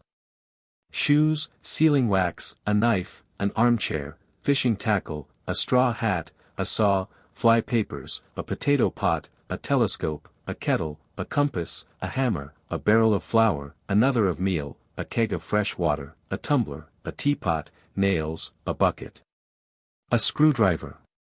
That reminds me, said the cat, and what did it do but go round the deck with a gimlet and bore large holes in the 3 boats that remained on board the Pound of Candles. By this time there began to be ominous sounds below. Those of the sailors who had had bad hands were beginning to be tired of carting. So the cat took a hasty farewell of Robinson, pushed him over the ship's side, and he slid down the rope into the boat. The cat unfastened the upper end of the rope and threw it after him. Then it ascended the rigging and pretended to sleep upon its watch. Robinson stumbled somewhat in taking his seat at the oars. His legs were short for rowing. Captain Barnabas in the cabin suspended his deal, a card in his hand, listening. The cook took the opportunity to look under the card, then he went on slapping down the cards, which drowned the sound of oars upon the placid sea. After another hand, 2 sailors left the cabin and went on deck. They noticed something having the appearance of a large black beetle in the distance. One of them said it was an enormous cockroach, swimming with its hind legs. The other said it was a dolphinium. They disputed, rather loudly. Captain Barnabas, who had had a hand with no trumps at all after the cook dealing, Captain Barnabas came on deck and said, "Bring me my telescope." The telescope had disappeared. Likewise the shoes, the sealing wax, the compass, the potato pot, the straw hat, the hammer, the nails, the bucket, the screwdriver, and the armchair. "Take the jolly boat and see what it is," ordered Captain Butcher. "All jolly fine, but suppose it is a dolphinium," said the mate mutinously. "Why, bless my life, the jolly boat is gone," exclaimed a sailor. "Take another boat, take all the 3 other boats, it's that pig and that cat," roared the captain. "Nay, sir, the cat's up the rigging asleep." "Bother the cat. Get the pig back. The apple sauce will be wasted," shrieked the cook, dancing about and brandishing a knife and fork. The davits were swung out, the boats were let down with a swish and a splash, all the sailors tumbled in, and rowed frantically. And most of them were glad to row frantically back to the Pound of Candles. For every boat leaked badly, thanks to the cat. Chapter 8. Robinson rowed away from the Pound of Candles. He tugged steadily at the oars. They were heavy for him. The sun had set, but I understand that in the tropics, I have never been there, there is a phosphorescent light upon the sea. When Robinson lifted his oars, the sparkling water dripped from the blades like diamonds. And presently the moon began to rise above the horizon, rising like half a great silver plate. Robinson rested on his oars and gazed at the ship, motionless in the moonlight, on a sea without a ripple. It was at this moment, he being a quarter of a mile away, that the 2 sailors came on deck, and thought his boat was a swimming beetle. Robinson was too far away to see or hear the uproar on board the Pound of Candles. But he did presently perceive that 3 boats were starting in pursuit. Involuntarily he commenced to squeal, and rowed frantically. But before he had time to exhaust himself by racing, the ship's boats turned back. Then Robinson remembered the cat's work with the gimlet, and he knew that the boats were leaking. For the rest of the night he rowed quietly, without haste. He was not inclined to sleep, and the air was pleasantly cool. Next day it was hot, but Robinson slept soundly under the sail-cloth, which the cat had been careful to send with him, in case he wished to rig up a tent. The ship receded from view. You know the sea is not really flat. First he could not see the hull, then he could not see the deck, then only part of the masts, then nothing at all. Robinson had been steering his course by the ship.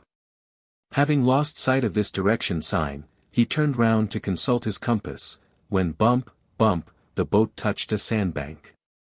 Fortunately it did not stick. Robinson stood up in the boat, working one oar backwards, and gazing around. What should he see but the top of the bong tree? Half an hour's rowing brought him to the beach of a large and fertile island.